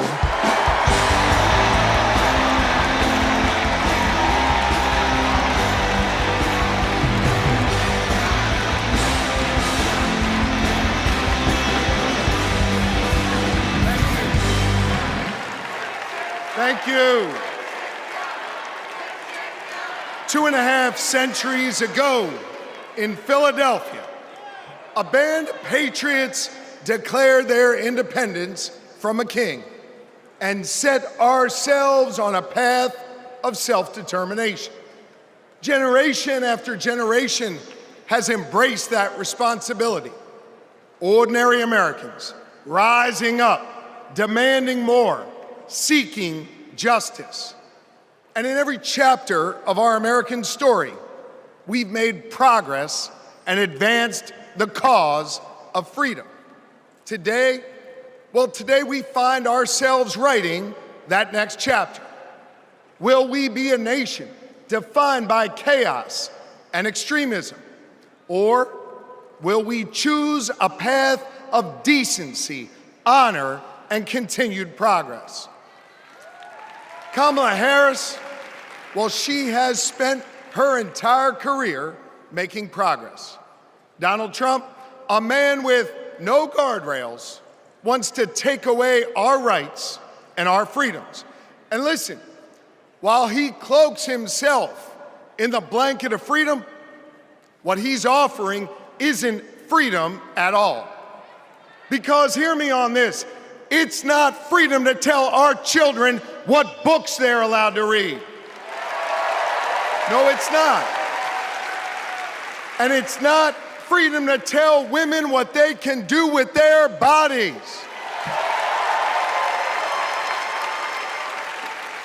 And hear me on this, it sure as hell isn't freedom to say you can go vote, but he gets to pick the winner. That's not freedom. But you know what? You know what, Democrats? We are the party of real freedom. That's right. The kind of real freedom that comes when that child has a great public school with an awesome teacher because we believe in her future. Real freedom that comes when we invest in the police and in the community so that child can walk to and from school and get home safely to her mama. Real freedom that comes when she can join a union, marry who she loves, start a family on her own terms, breathe clean air, drink pure water, worship how she wants, and live a life of purpose where she is respected for who she is.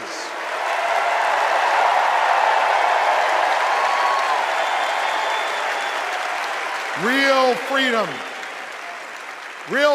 that comes when she can look at Madam President and know that this is a nation where anything and everything is possible. That is real freedom, and that is what we are fighting for.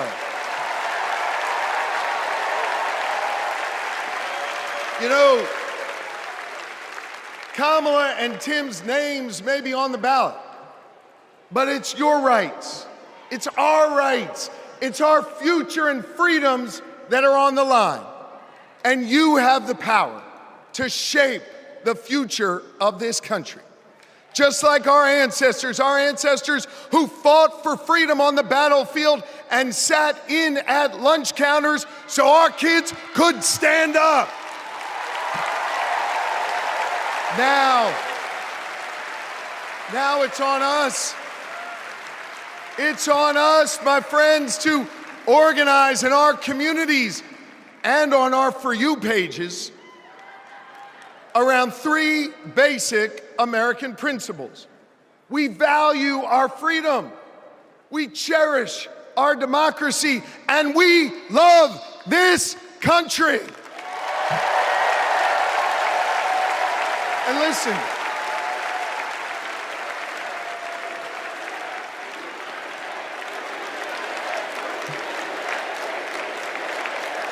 we love this country.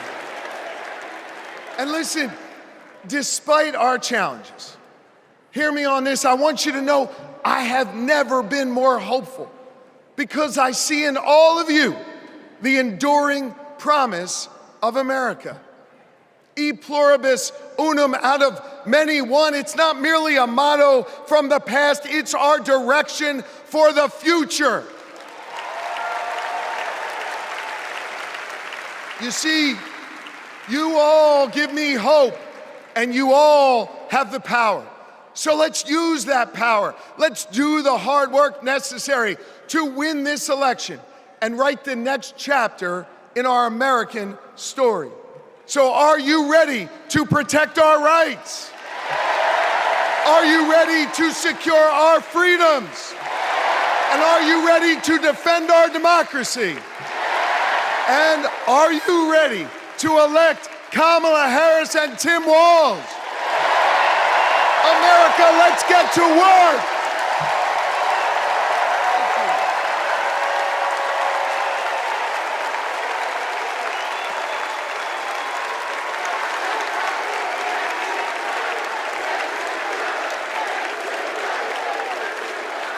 Please welcome author, activist, and youngest presidential inaugural poet in American history, Amanda Gorman.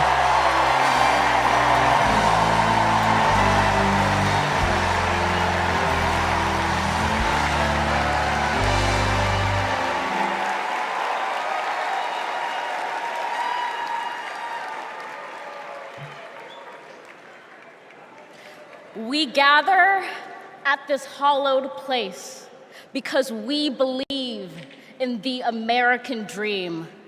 We face a race that tests if this country we cherish shall perish from the earth, and if our earth shall perish from this country. It falls to us to ensure that we do not fall, for a people that cannot stand together cannot stand at all. We are one family, regardless of religion, class, or color.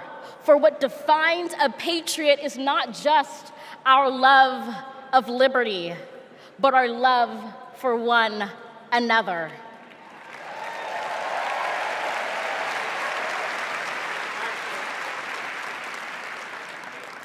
This is loud in our country's call because while we all love freedom, it is love that frees us all.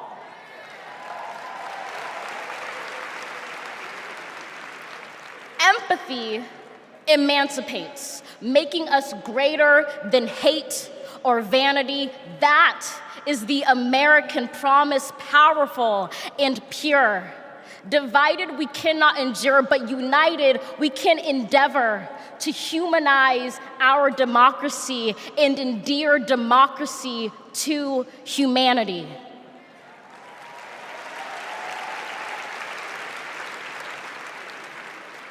And make no mistake, cohering is the hardest task history ever wrote. But tomorrow is not written by our odds of hardship, but by the audacity of our hope, by the vitality of our vote.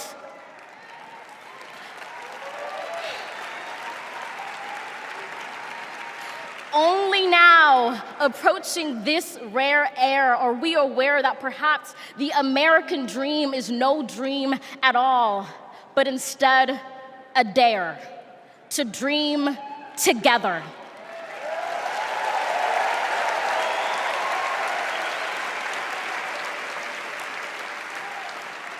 Like a million roots tethered, branching up humbly, making one tree. This is our country from many, won from battles won, our freedoms sung, our kingdom come has just begun.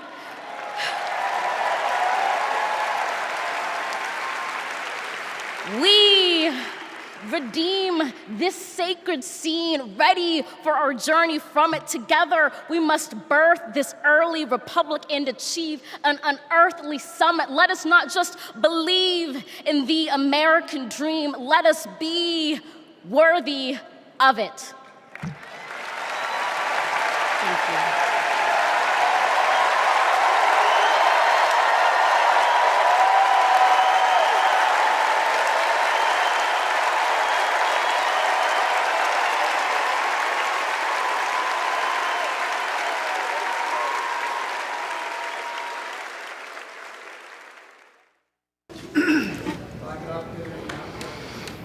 There's a word I heard. The word is called freedom. Can you tell me what it means?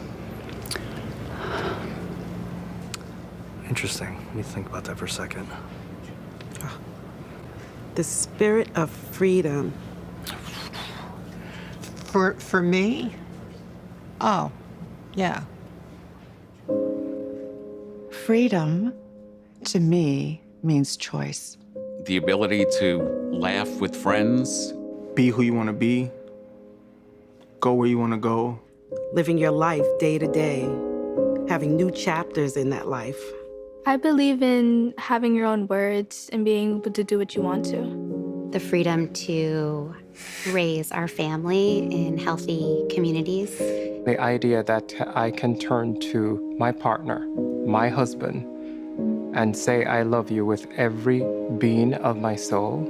Being able to start a family when I want to, being able to, support the missions that I want to go to the church that I want to. Not everyone has the same opportunities, but the United States is, of anywhere I've ever been, it's the one place where you can accomplish more. The big, fantastic thing about America is that it is the land of opportunity. I know it sounds trite, but it's the truth. I grew up with a single mom, and she really imbued in me these qualities that you just really have to care about your neighbors and your family and your friends. I feel like the American dream is having opportunities, having opportunity to go to college if you want to, having opportunity to get any job you can, no matter who you are or where you come from.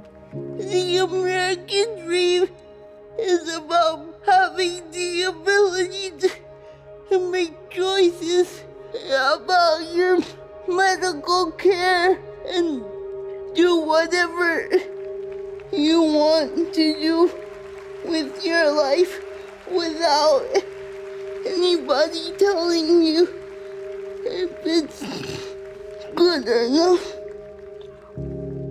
We are in an incredible moment in history. We've seen women stripped of their most fundamental right to autonomy over their bodies. The freedom to make choices about your body, your life, your career should be entirely in your control. But I have found that good people want to do good things. That you find a way to move forward under ugly and scary circumstances. The work that lies ahead is to make America live up to its highest ideals. And, we're proud to go to work. The work to build a better future really depends on all of us coming together. We have to bring back that respect for everyone. I don't think we're as divided as we seem. Let's come together as one big nation. I feel like we are on the verge of something very amazing in this country. It makes me want to fight for our children and future generations to ensure they have just as many, if not more, freedoms than we had.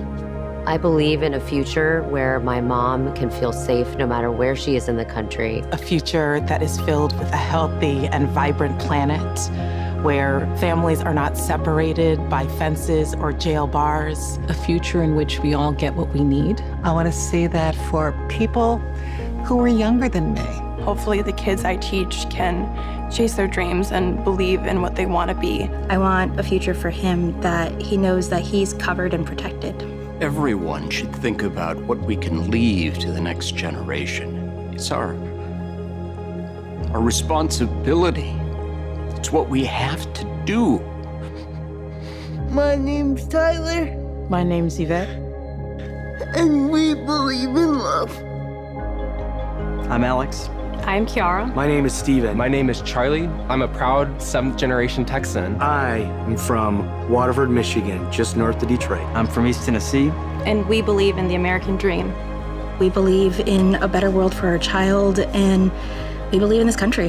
My name is Karen, and I believe in justice. My name is Nancy. My name is Thoreau. My name is Jennings. My name is Dana. My name is Todd. And we believe in freedom. My name is Gina, and I believe in freedom. My name is Pat, and I believe in the freedom to work together.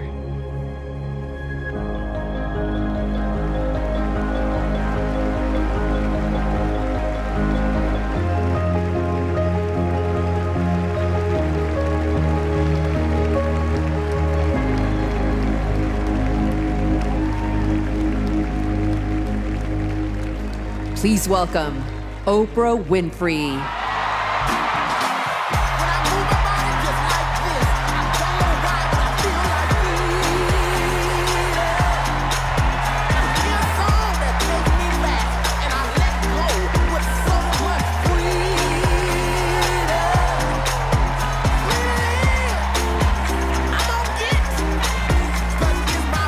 Good evening, everybody!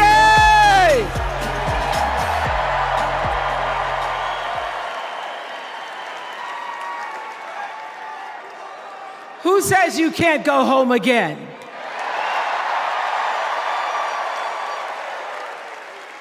After watching the Obamas last night, that was some epic fire, wasn't it? Some epic fire. We're now so fired up, we can't wait to leave here and do something.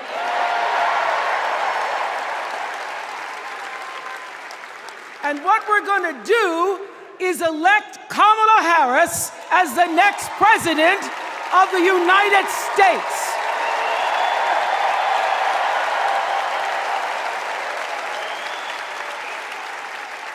I am so honored to have been asked to speak on tonight's theme about what matters most to me, to you, and all of us Americans: freedom.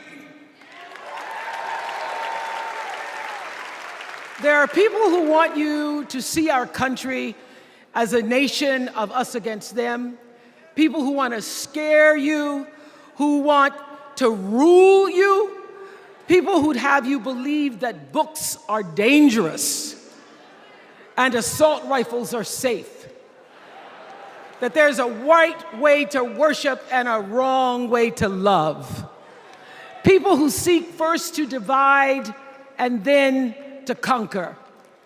But here's the thing. When we stand together, it is impossible to conquer us.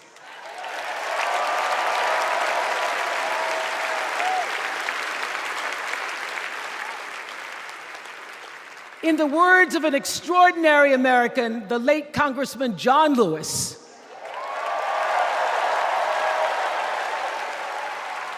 he said, no matter what ship our ancestors arrived on, we are all in the same boat now.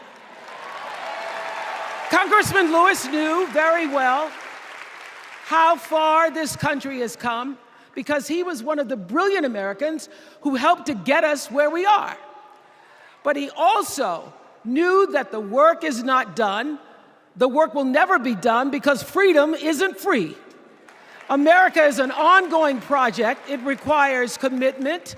It requires being open to the hard work and the heart work of democracy.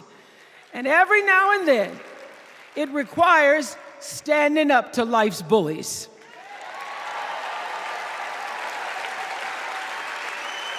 I know this. I've lived in Mississippi, in Tennessee, in Wisconsin, Maryland, Indiana, Florida, Hawaii, Colorado, California, and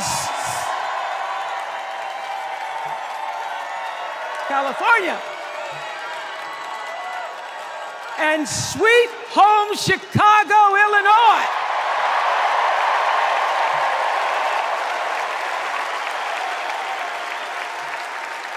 I have actually traveled this country from the redwood forests, love those redwoods, to the Gulf Stream waters. I've seen racism and sexism and income inequality and division. I've not only seen it, at times I've been on the receiving end of it.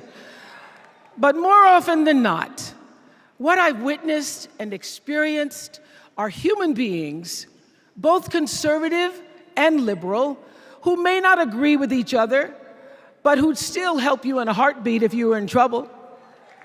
These are the people who make me proud to say that I am an American.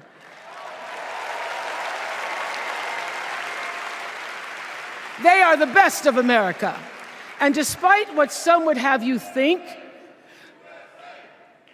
we are not so different from our neighbors. When a house is on fire, we don't ask about the homeowner's race or religion.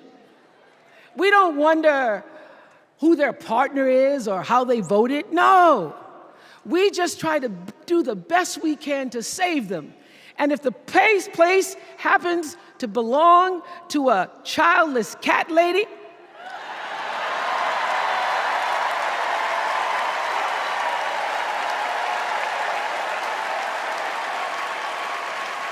well, we try to get that cat out too.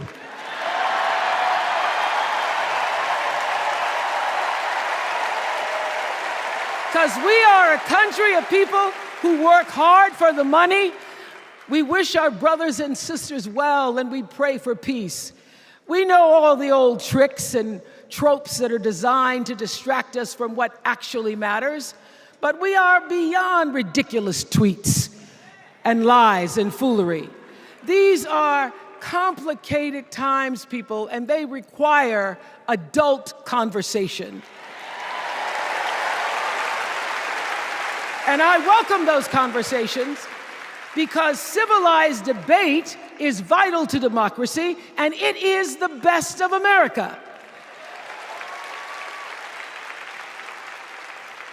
Now, over the last couple of nights, we have all seen brave people walk onto this stage and share their most private pain.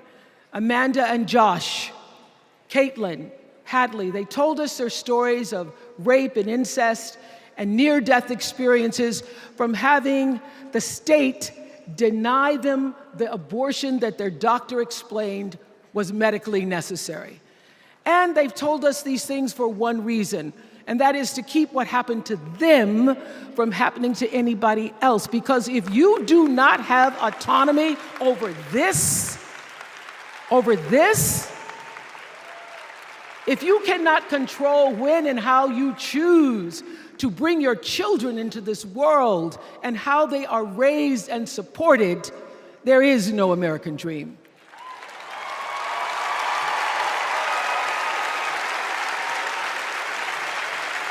The women and men who are battling to keep us from going back to a time of desperation and shame and stone cold fear, they are the new freedom fighters. And make no mistake, they are the best of America.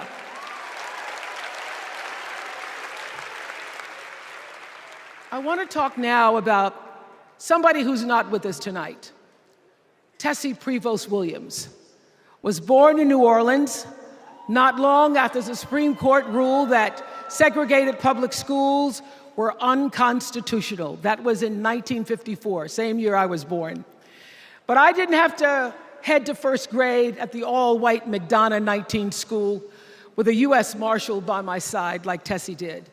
And when I got to school, the building wasn't empty like it was for Tessie. You see, rather than allowing McDonough to be integrated, parents pulled their kids out of the school, leaving only Tessie and two other little black girls, Gail Etienne and Leona Tate, to sit in a classroom with the windows papered over to block snipers from attacking their 6-year-old bodies. Tessie passed away 6 weeks ago. And I tell this story to honor her tonight, because she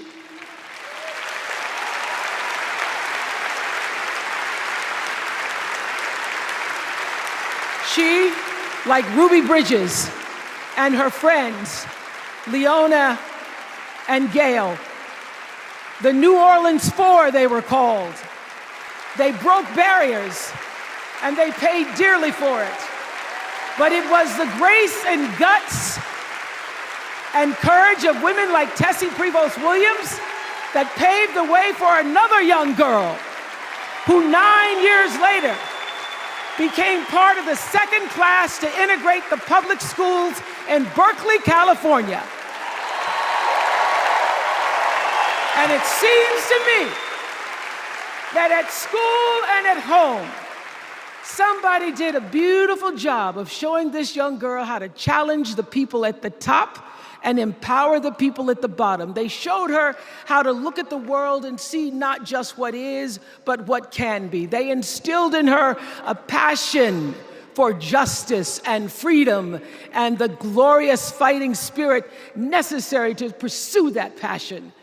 And soon, and very soon,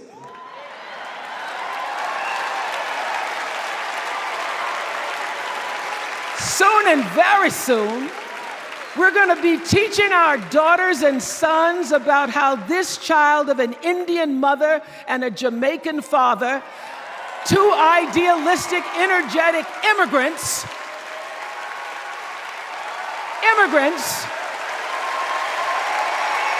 how this child grew up to become the 47th president of the United States.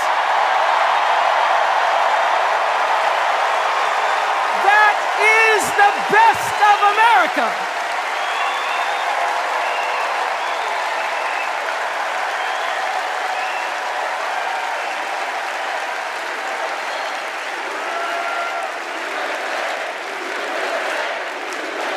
You know, let me tell you this.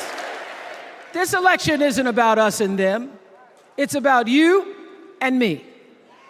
and what we want our futures to look like. There are choices to be made when we cast our ballot. Now, there's a certain candidate that says if we just go to the polls this one time, that we'll never have to do it again. Well, you know what?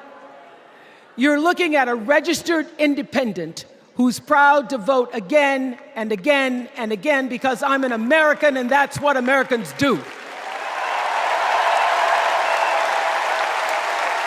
Voting is the best of America. And I have always, since I was eligible to vote, I've always voted my values. And that is what is needed in this election now more than ever. So I'm calling on all you independents and all you undecideds. You know this is true. You know I'm telling you the truth, that values and character matter most of all. In leadership and in life. And more than anything, you know this is true, that decency and respect are on the ballot in 2024.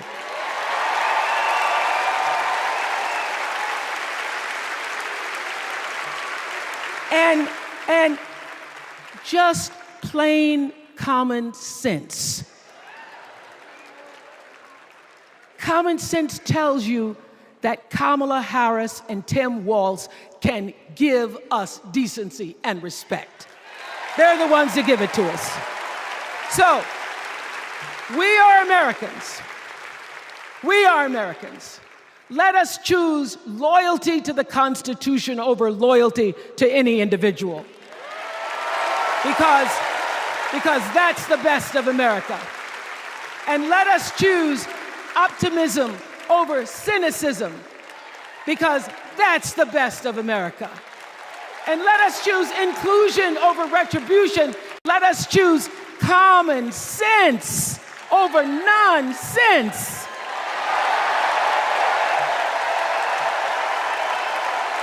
Because that's the best of America. And let us choose the sweet promise of tomorrow over the bitter return to yesterday. We won't go back. We won't be set back, pushed back, bullied back, kicked back. We're not going back.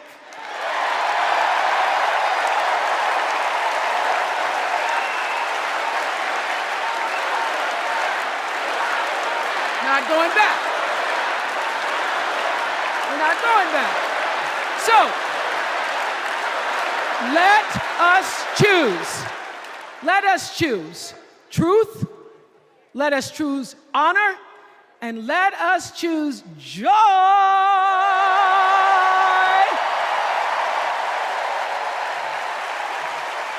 Because that's the best of America. But more than anything else, let us choose freedom. Why? Because that's the best of America. We're all Americans, and together, let's all choose Kamala Harris.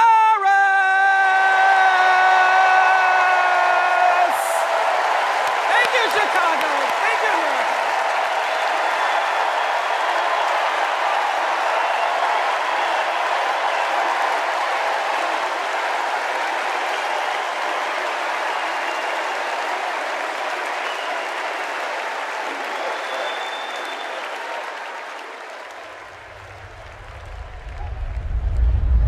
Here's what I want people to know about Tim Walz. Well, everybody at Mankato West High School loved Tim Walz. Yeah, I mean, Tim was jovial. When he would start teaching, it was like full contact teaching. You could not help but be interested in what he was talking about. He seemed to care about everybody in his class. He knew everyone's name. He wanted to know what interested you, how to engage you, what you were excited about, what you're feeling bad about. Mr. Walz was my geography and social studies teacher. Mr. Walz was my football coach. My middle school basketball coach, when we were doing doing the high school play The Nerd, he was the person building the sets. I don't think that there has ever been a moment where I've seen Tim exhausted from giving or engaging. He always seems like that person that's got the never-ending gas tank who can keep going. When I decided to come out as gay, we started the Gay Straight Alliance. Tim Walz was the faculty advisor. We saw him not only as a teacher, but a mentor and a leader. Mr. Walz was a really big part in helping build this community, and he's a big reason why I became a teacher myself. It was inspiring being in his classroom.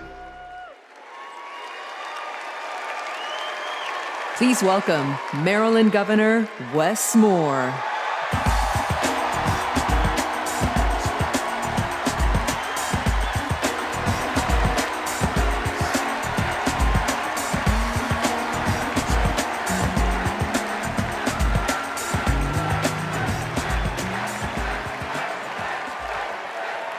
Thank you. Thank you. On March 26th,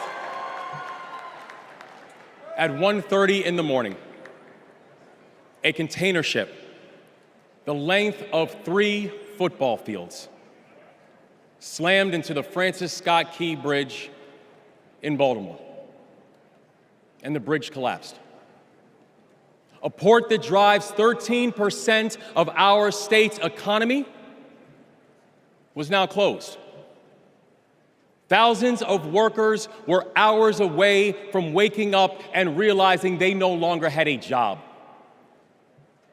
6 Marylanders who had been on the bridge in the middle of the night fixing potholes lost their lives.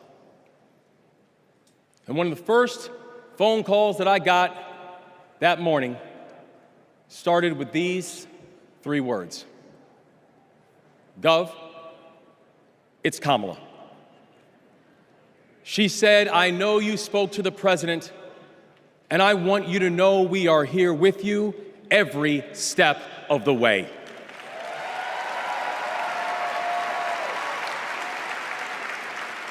Now, I joined the Army when I was 17. In fact, I was too young to sign the paperwork. I had to ask my mom to sign the paperwork for me because I don't have bone spurs.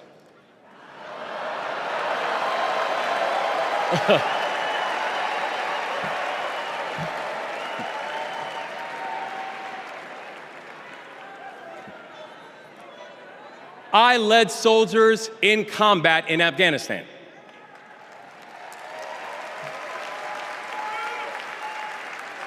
And my training taught me that you never learn anything about anybody when times are easy. You learn everything you need to know about somebody when times are hard and when the temperature gets turned up. And America, I saw that Kamala Harris is the right one to lead in this moment firsthand.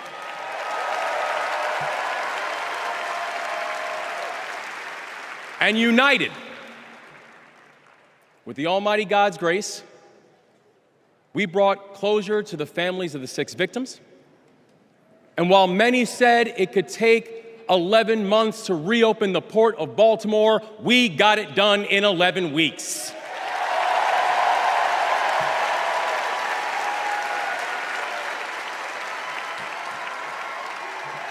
Because that is the story of America. We are a nation of patriots who serve when the mission is hard and who serve when the destination is uncertain. And I know our history is imperfect. The unevenness of the American journey has made some skeptical. But I'm not asking you to give up your skepticism. I just want that skepticism to be your companion and not your captor. And I'm asking that you join us in the work. Because making America great doesn't mean telling people you're not wanted. And loving your country does not mean lying about its history.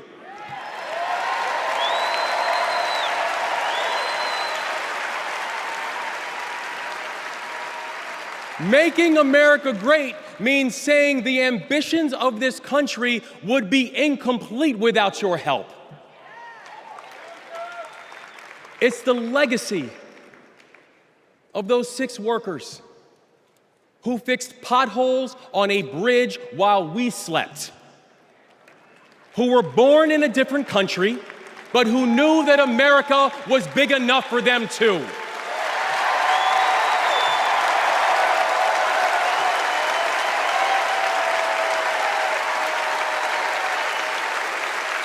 It's the journey. It's the journey of a man raised by a remarkable immigrant single mom, a man who felt handcuffs on his wrists at 11 years old, who now stands before you as the 63rd governor of Maryland and the first black governor in the history of our state.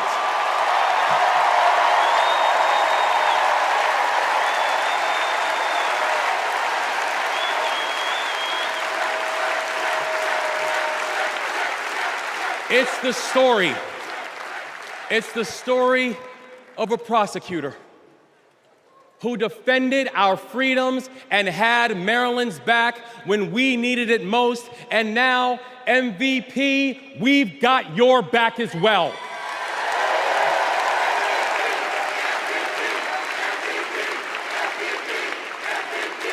That's right. It's my fellow veteran, my brother, and the next Vice President of the United States, Tim Walz. And now, Tim knows that in the military, you count the days towards mission completion. So guess what, y'all? We have got 75 days and a wake up until Election Day. 75 days in a wake-up for us to prove what Americans can do when the pressure is on. 75 days in a wake-up for us to show that true patriots do not whine and complain. We put our heads down and we get to work. 75 days and a wake-up to build a future that those who came before us hoped for, and those who come after us that they deserve. And 75 days and a wake up to elect a leader who is willing to believe in the best of us, and that leader is Kamala Harris, the next president of the United States. Thank you, God bless you, and let's leave no one behind.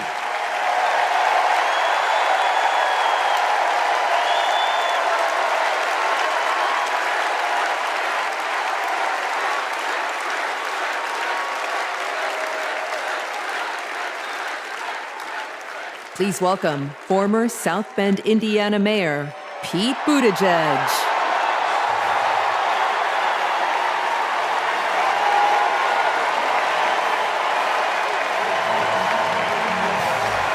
Thank you.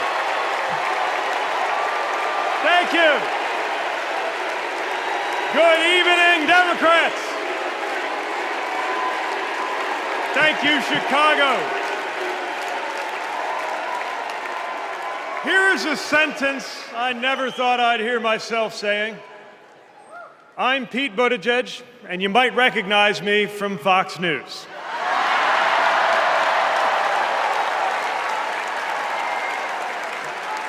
I believe in going anywhere,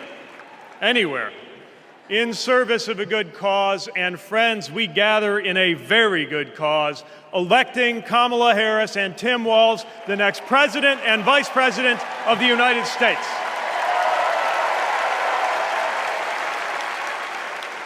The choice could not be clearer. Donald Trump rants about law and order, as if he wasn't a convicted criminal running against a prosecutor. As if we were going to forget that crime was higher on his watch. Talks about the forgotten man, hoping we'll forget that the only economic promise that he actually kept was to cut taxes for the rich. And don't even get me started on his new running mate.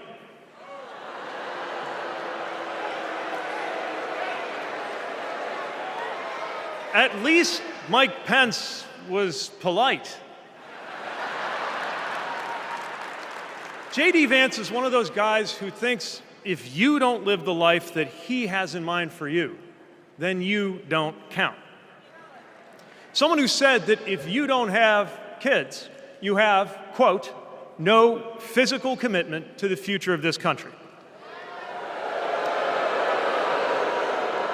You know, Senator, when I deployed to Afghanistan, I didn't have kids then. Many of the men and women who went outside the wire with me didn't have kids either. But let me tell you, our commitment to the future of this country was pretty damn physical.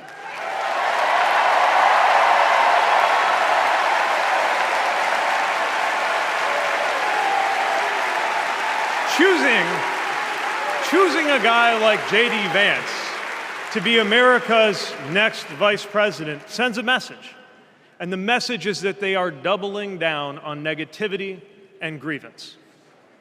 Committing to a concept of campaigning best summed up in one word: darkness. Darkness is what they are selling.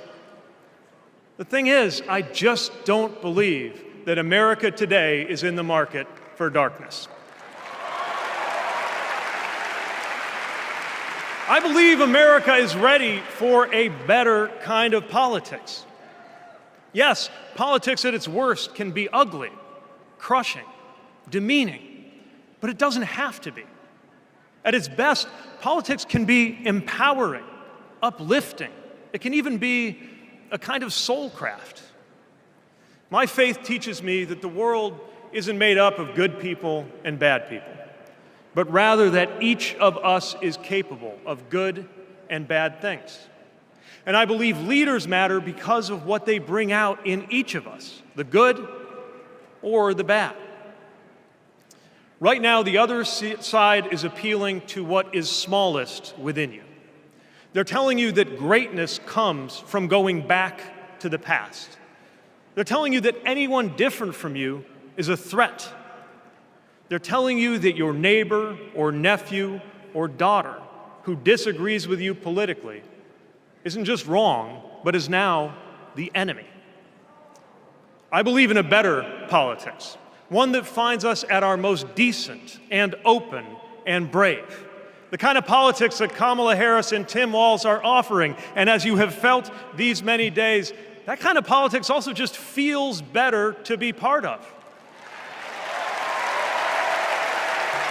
There is joy in it, as well as power. And if all of that sounds naive, let me insist that I have come to this view not by way of idealism, but by way of experience. Not just the experience of my unlikely career. Someone like me serving in Indiana, serving in Washington, serving in uniform. I'm thinking of something much more basic. I'm thinking of dinner time at our house in Michigan. When the dog is barking and the air fryer is beeping and the mac and cheese is boiling over, and it feels like all the political negotiating experience in the world is not enough for me to get our 3-year-old son and our 3-year-old daughter to just wash their hands and sit at the table. It's the part of our day when politics seems the most distant.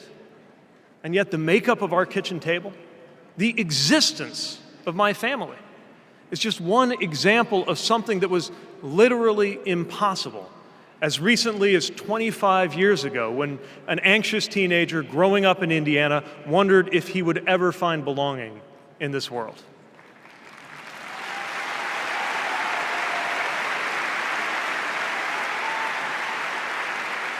This kind of life went from impossible to possible, from possible to real, from real to almost ordinary in less than half a lifetime. But that didn't just happen. It was brought about through idealism and courage, through organizing and persuasion and storytelling, and yes, through politics, the right kind of politics. The kind of politics that can make an impossible dream into an everyday reality. I don't presume to know what it's like in your kitchen, but I know, as sure as I am standing here, that everything in it, the bills you pay at that table, the shape of the family that sits there, the fears and the dreams that you talk about late into the night there, all of it compels us to demand more from our politics than a rerun of some TV wrestling death match. So this November, we get to choose. We get to choose our president. We get to choose our policies, but most of all, we will choose a better politics. A politics that calls us to our better selves and offers us a better everyday. That is what Kamala Harris and Tim Walz represents. That is what Democrats represent. That is what awaits us when America decides to end Trump's politics of darkness once and for all. That is what we choose when we embrace the leaders who are out there building bridges and reject the ones who are out there banning books. This is what we will work for every day to November and beyond. So let's go win this. Thank you, Democrats. Thank you.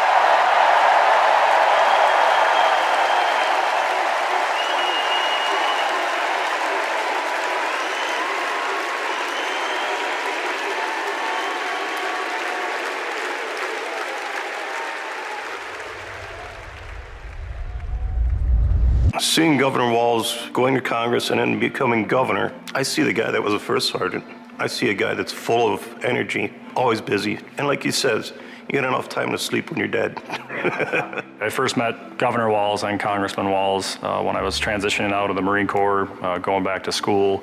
He really wanted to know what the experience was of those that were actually using the GI Bill and how it could be improved. It seemed to be a continuation of focus on improving the lives of veterans. Governor Walz in our unit always would say his catchphrase was, "We'll get it done." And we always did.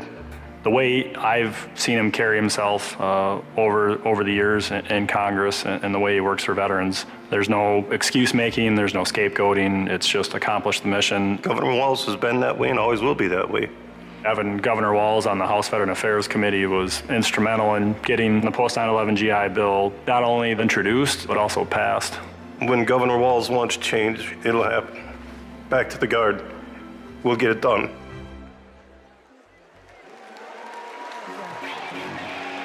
Please welcome EGOT-winning, multi-platinum artist and activist, John Legend, and Queen of Percussion, Sheila E.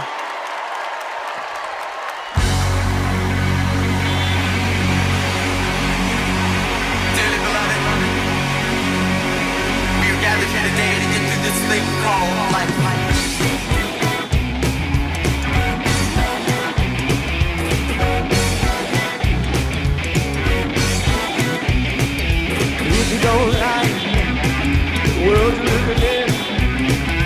Take a look around. At least you got friends.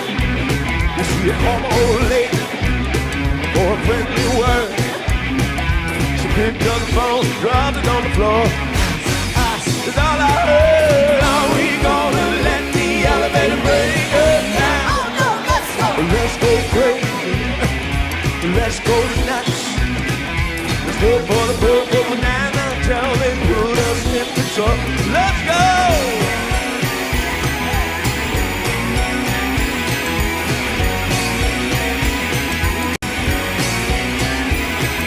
We're all excited, but we don't know why. Maybe it's 'cause we're all gonna die. And what if we do? Oh, what's it all for? You better live now before the grim reaper comes knocking on your door. Tell we gonna let the elevator break us down. Let's go crazy. Let's go nuts. Let's look for the purple banana till they put us in the truck. Let's go! Come on, baby. I need everybody to get nuts with me. Come on.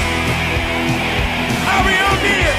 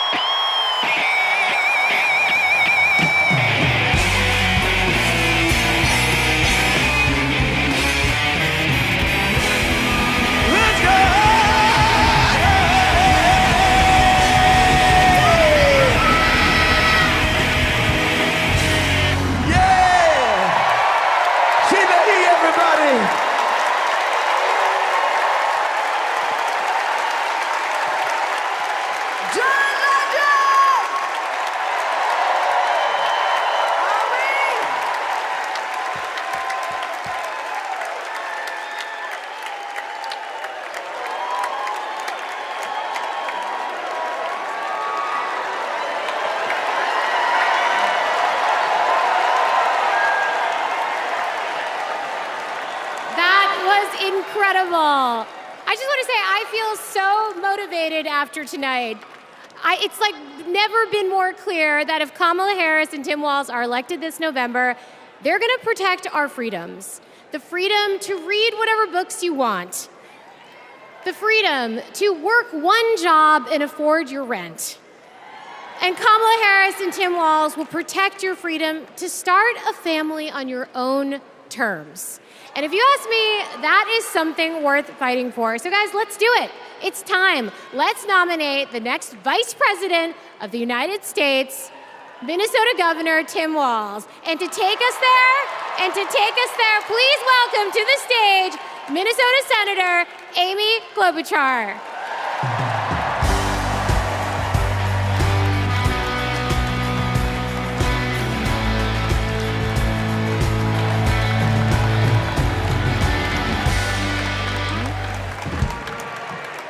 Okay,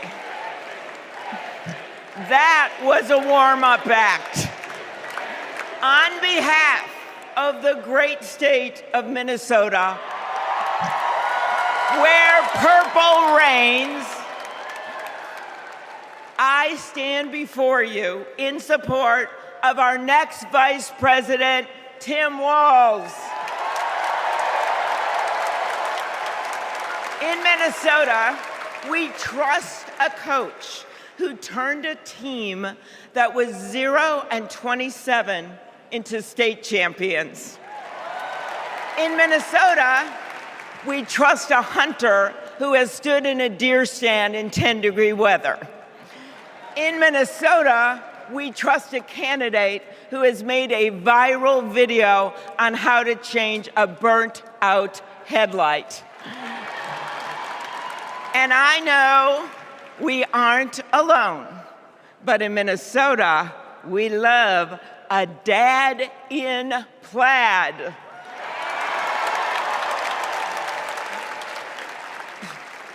So Tim and I go way back. He taught high school right down the road from where my husband John grew up. My mother-in-law even brought him and Gwen a Parmesan chicken dinner when their son was born. That's what we do in America. We look out for our neighbors. Tim has been doing that his whole life, on the farm and in the factory, with his students and his fellow service members. And the truth is, that matters. Who better to take on the price of gas than a guy who could pull over to help change your tire? Who better to serve our nation than a guy who has served in uniform? Who better to find common ground than a guy with Midwestern common sense? A former football coach knows how to level the playing field. And a former public school teacher knows how to school the likes of J.D. Vance.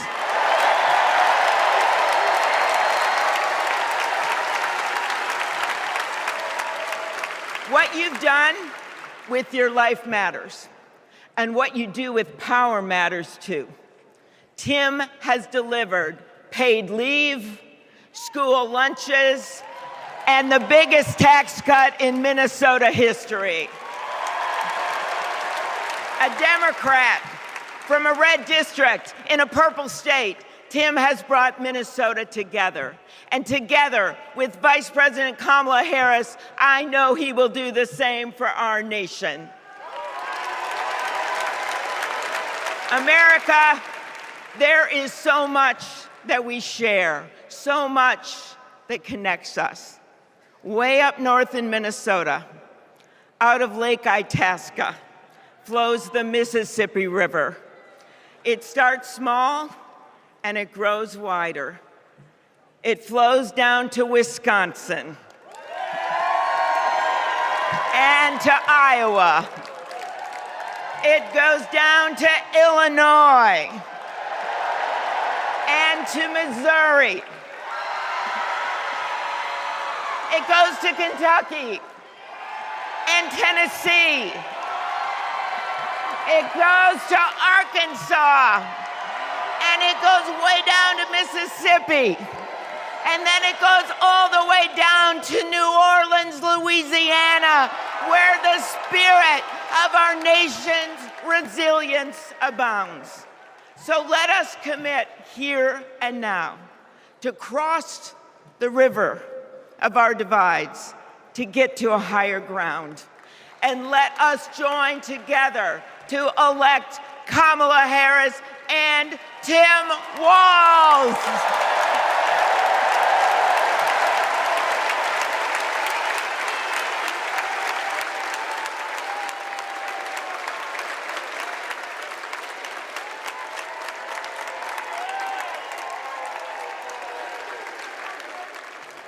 Please welcome Ben Ingman from Minnesota.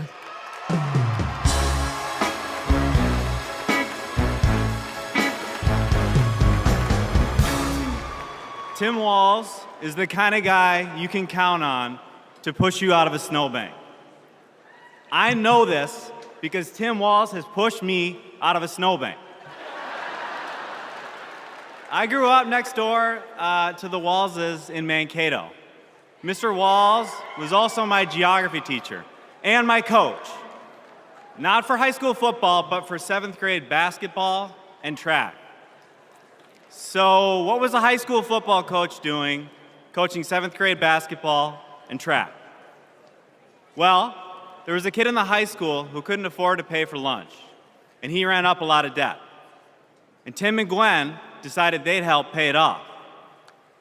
They started calling around the district to see if there were any positions they could fill to make a little extra money, and that's how he wound up coaching us 7th graders. That's right.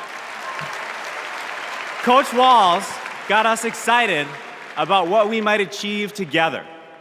He believed in us, and he helped us believe in each other. And his leadership stuck. That track team went on to win a state title, just like the football team. That's right. Speaking of which, come on out, Scarlets. Yeah!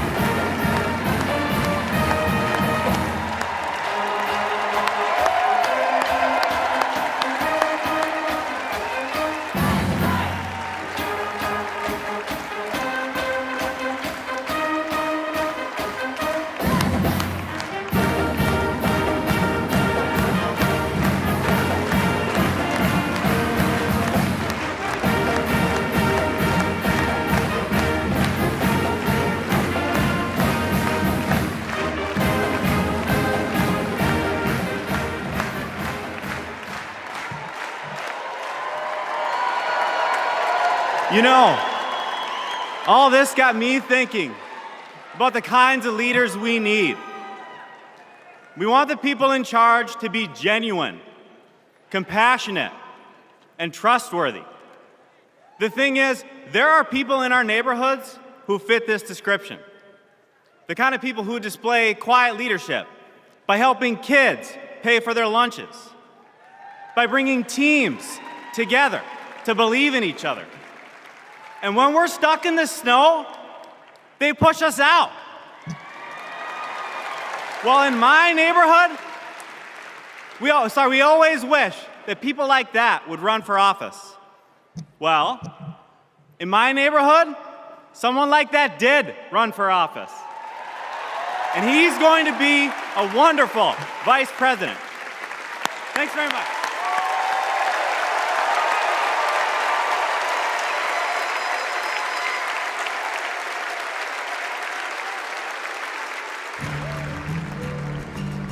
Out here in the wide open spaces, we are reminded of the values we share: a commitment to community, country, and standing up for what's right. Tim Walz grew up in a small town in Nebraska where he spent summers working the family farm. There were just 24 students in his graduating class. His dad served during the Korean War, and that meant a lot to Tim. So he enlisted right after his 17th birthday and served 24 years in the National Guard, rising to Command Sergeant Major. Tim went to college on the GI Bill and became a social studies teacher. That's where Tim and I met. We shared a classroom with a divider right down the middle. His classroom was a lot louder than mine, but I could hear how engaged his students were. Tim taught for over 15 years, and he coached football, helping lead the team to a state championship after 0 wins just a few years before. Tim taught them how to believe in themselves and that we're all in this together. When one of our students started the school's Gay-Straight Alliance, Tim agreed to serve as faculty advisor because he knew how impactful it would be to have a football coach involved. He inspired his students, and he changed lives. He is just so joyful in everything that he does, but I think also standing up for, what he believes to be right, stands up to bullies. Then, Tim's students inspired him to run for Congress in southern Minnesota. Tim spent a lot of time working with Republicans, fighting to help farmers and expanding veterans' benefits. Whether it was in Congress or as governor, his focus has always been helping working people like those he grew up with.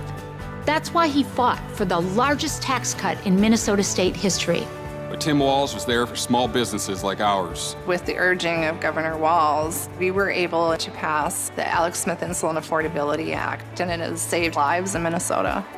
With Tim as governor, Minnesota is one of the best places to raise a family and one of the best states for business.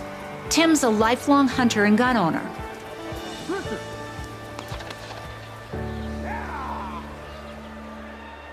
But after the Sandy Hook school shooting, he knew that we had to do something. So he's fought for background checks and red flag laws. But of all the things he's done, Tim loves being a dad. We struggled to have kids, and fertility treatments made it possible. There's a reason our daughter is named Hope.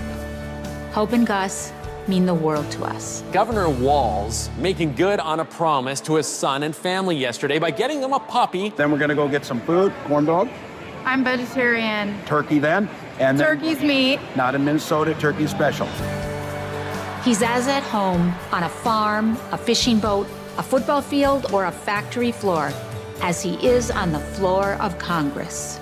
Tim's commitment to service all comes back to the values we grew up with. Love your country, help your neighbor, and fight for what's right. Because that's what America is all about. 2 middle-class kids. One, a daughter of Oakland, California. The other, a son of the Nebraska Plains, only in America. Is it possible for them together to make it all the way to the White House?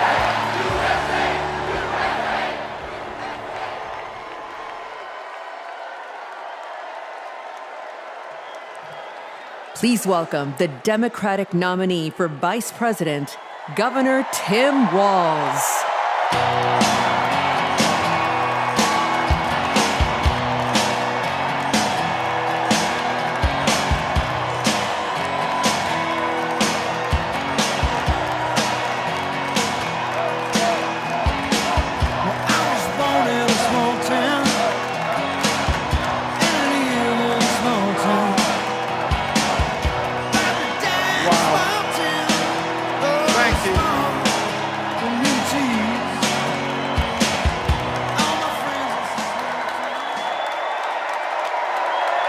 Thank you.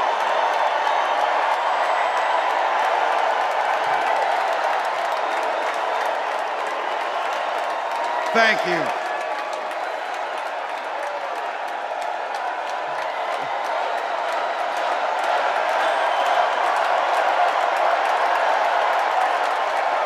Wow. Well, thank you. Thank you, first of all, to Vice President Harris.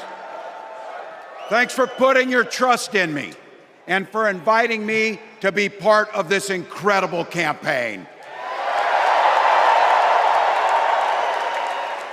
And a thank you to President Joe Biden for 4 years of strong, historic leadership.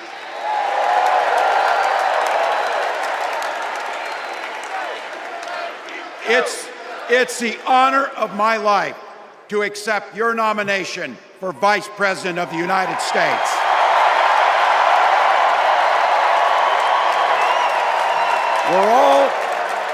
We're all here tonight for one beautiful, simple reason. We love this country. So thank you to all of you here in Chicago and all of you watching at home tonight.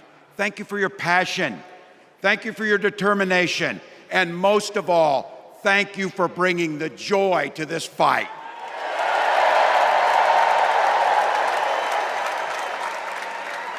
Now, I grew up in Butte, Nebraska, a town of 400 people. I had 24 kids in my high school class, and none of them went to Yale. But I'll tell you what, growing up in a small town like that, you learn how to take care of each other. That family down the road, they may not think like you do. They may not pray like you do. They may not love like you do, but they're your neighbors. And you look out for them, and they look out for you. Everybody belongs, and everybody has a responsibility to contribute. For me, it was serving in the Army National Guard. I joined up 2 days after my 17th birthday, and I proudly wore our nation's uniform for 24 years. My dad, a Korean War era Army veteran, died of lung cancer a couple years later. He left behind a mountain of medical debt. Thank God for Social Security survivor benefits. And thank God for the GI Bill that allowed my dad and me to go to college, and millions of other Americans. Eventually, like the rest of my family, I fell in love with teaching. Three out of 4 of us married teachers. I wound up teaching social studies and coaching football at Mankato West High School. Go Scarlets! We ran a 44 defense. We played through to the whistle on every single play, and we even won a state championship. Never closed the yearbook, people. But it was those players and my students who inspired me to run for Congress. They saw in me what I had hoped to instill in them: a commitment to the common good, an understanding that we're all in this together, and the belief that a single person can make a real difference for their neighbors. So there I was, a 40-something high school teacher with little kids, 0 political experience, and no money, running in a deep red district. But you know what? Never underestimate a public school teacher. Never.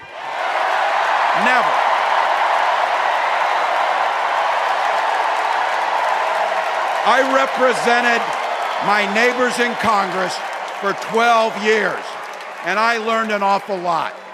I learned how to work across the aisle on issues like growing the rural economies and taking care of veterans.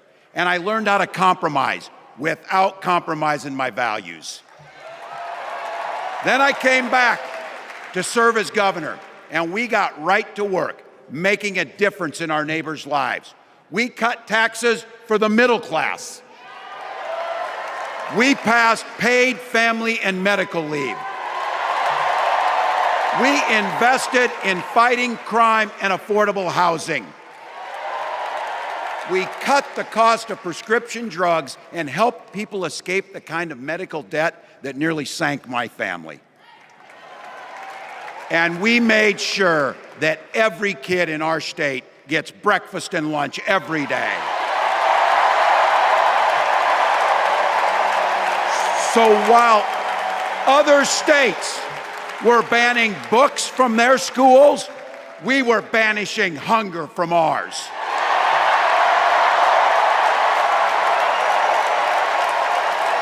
We also protected reproductive freedom because in Minnesota, we respect our neighbors and the personal choices they make. And even if we wouldn't make those same choices for ourselves, we've got a golden rule. Mind your own damn business.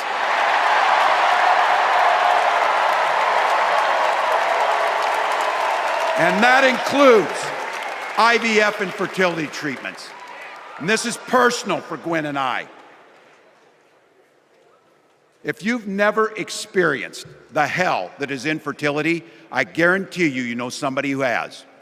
And I can remember praying each night for a phone call, the pit in your stomach when the phone would ring, and the absolute agony when we heard the treatments hadn't worked. It took Gwen and I years, but we had access to fertility treatments. And when our daughter was born, we named her Hope. Hope, Gus, and Gwen, you are my entire world, and I love you.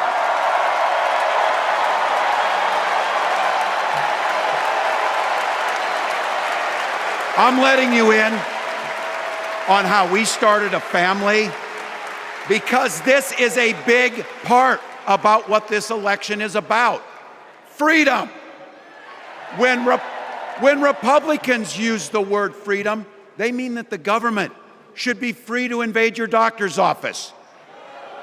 Corporations free to pollute your air and water. And banks free to take advantage of customers. But when we Democrats talk about freedom, we mean the freedom to make a better life for yourself and the people that you love. Freedom to make your own healthcare decisions. And yeah, your kids' freedom to go to school without worrying about being shot dead in the hall. Look, I know guns. I'm a veteran. I'm a hunter. And I was a better shot than most Republicans in Congress, and I got the trophies to prove it. But I'm also a dad. I believe in the Second Amendment, but I also believe our first responsibility is to keep our kids safe.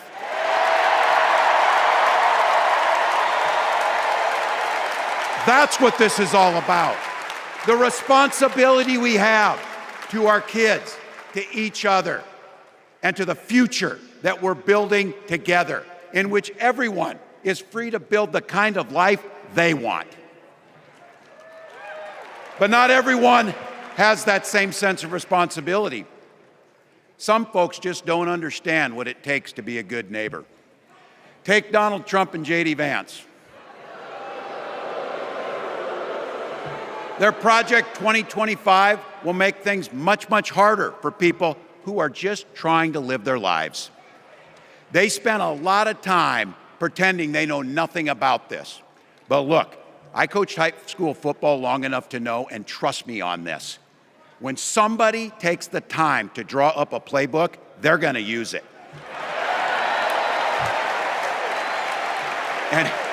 And we know If these guys get back in the White House, they'll start jacking up the costs on the middle class.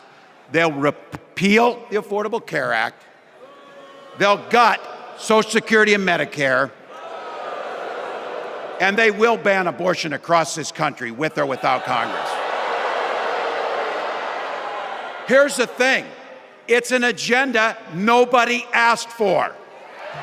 It's an agenda that serves nobody except the richest and the most extreme amongst us.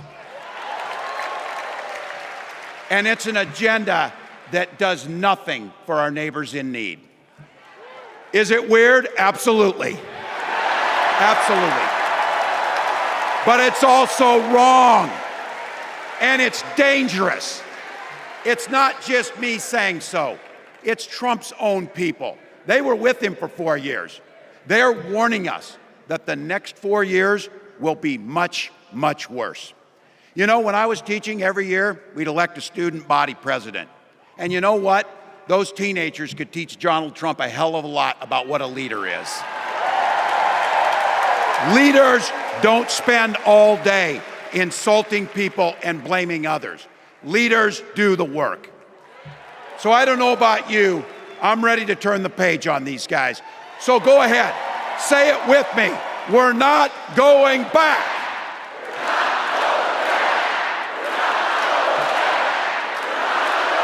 We've got something better to offer the American people. It starts with our candidate, Kamala Harris. From her first day as a prosecutor, as a district attorney, as an attorney general, as a United States senator, and then our vice president, she's fought on the side of the American people.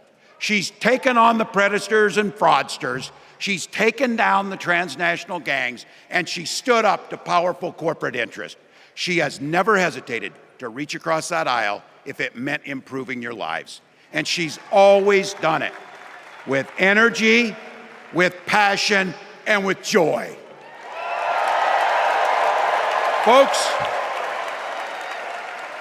we've got a chance to make Kamala Harris the next president of the United States.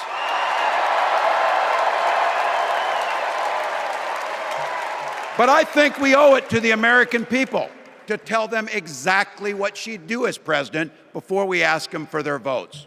So here, this is the part, clip and save it and send it to your undecided relatives so they know. If you're a middle-class family or a family trying to get into the middle class, Kamala Harris is going to cut your taxes. If you're getting squeezed by prescription drug prices, Kamala Harris is going to take on Big Pharma. If you're hoping to buy a home, Kamala Harris is going to help make it more affordable. And no matter who you are, Kamala Harris is going to stand up and fight for your freedom to live the life that you want to lead. Because that's what we want for ourselves, and it's what we want for our neighbors. You know, you might not know it, but I haven't given a lot of big speeches like this. But I have given a lot of pep talks. So let me finish with this, team. It's the fourth quarter. We're down a field goal, but we're on offense and we've got the ball. We're driving down the field. And boy, do we have the right team. Kamala Harris is tough. Kamala Harris is experienced, and Kamala Harris is ready. Our job for everyone watching is to get in the trenches and do the blocking and tackling. 1 inch at a time, 1 yard at a time, 1 phone call at a time, 1 door knock at a time, 1 $5 donation at a time. Look, we got 76 days. That's nothing. There'll be time to sleep when you're dead. We're going to leave it on the field. That's how we'll keep moving forward. That's how we'll turn the page on Donald Trump. That's how we'll build a country where workers come first. Healthcare and housing are human rights.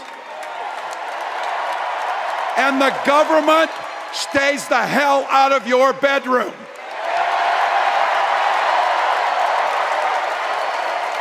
That's how we make America a place where no child is left hungry, where no community is left behind, where nobody gets told they don't belong.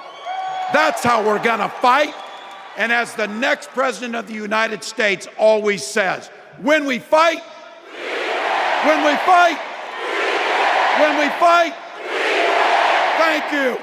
God bless.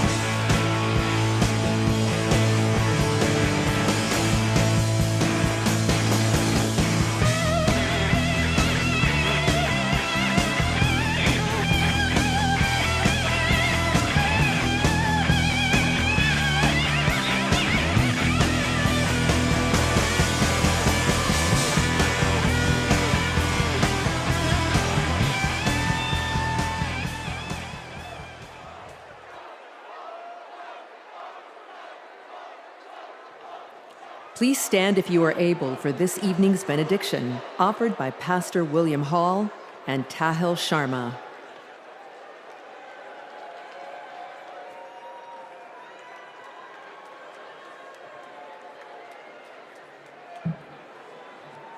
Growing up on the block with Mamie Till, serving alongside CTU President Stacey Davis Gates, and walking past the childhood home of Senator Carol Moseley Bronze, I know that women from the 6th Ward on the south side of Chicago have changed the world.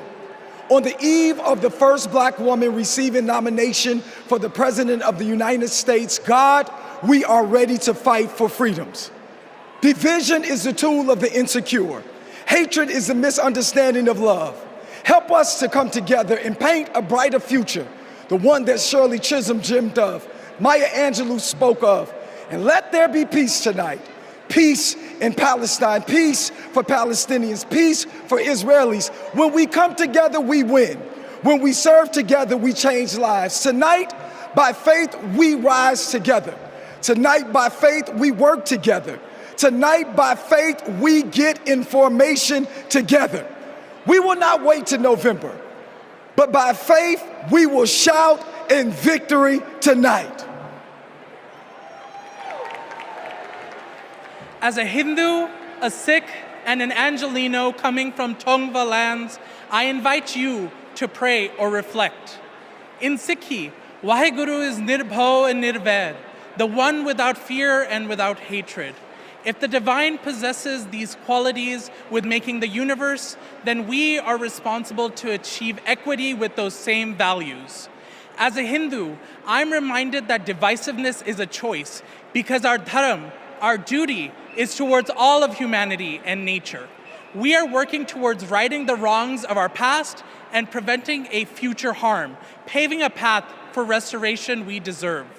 May justice and peace evolve from their status as empty words to become calls to action against the status quo of oppression. Om Shanti Shanti Shanti Nanak Naam Chardi Kala Tere Pane Sarpatata Pala.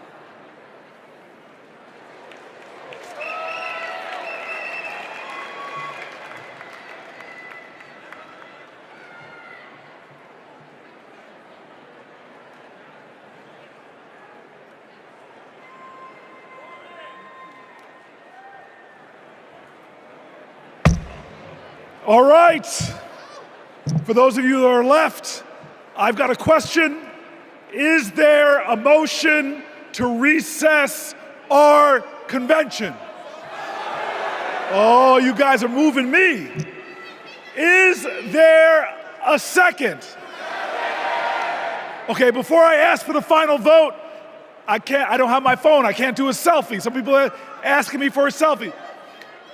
All those in favor, say aye. Aye. All those opposed, say nay. In the eyes of the chair, the ayes have it. We are now officially recessed until 5:30 p.m. tomorrow. Folks, it's closing time. I don't care where you go, but you can't stay here.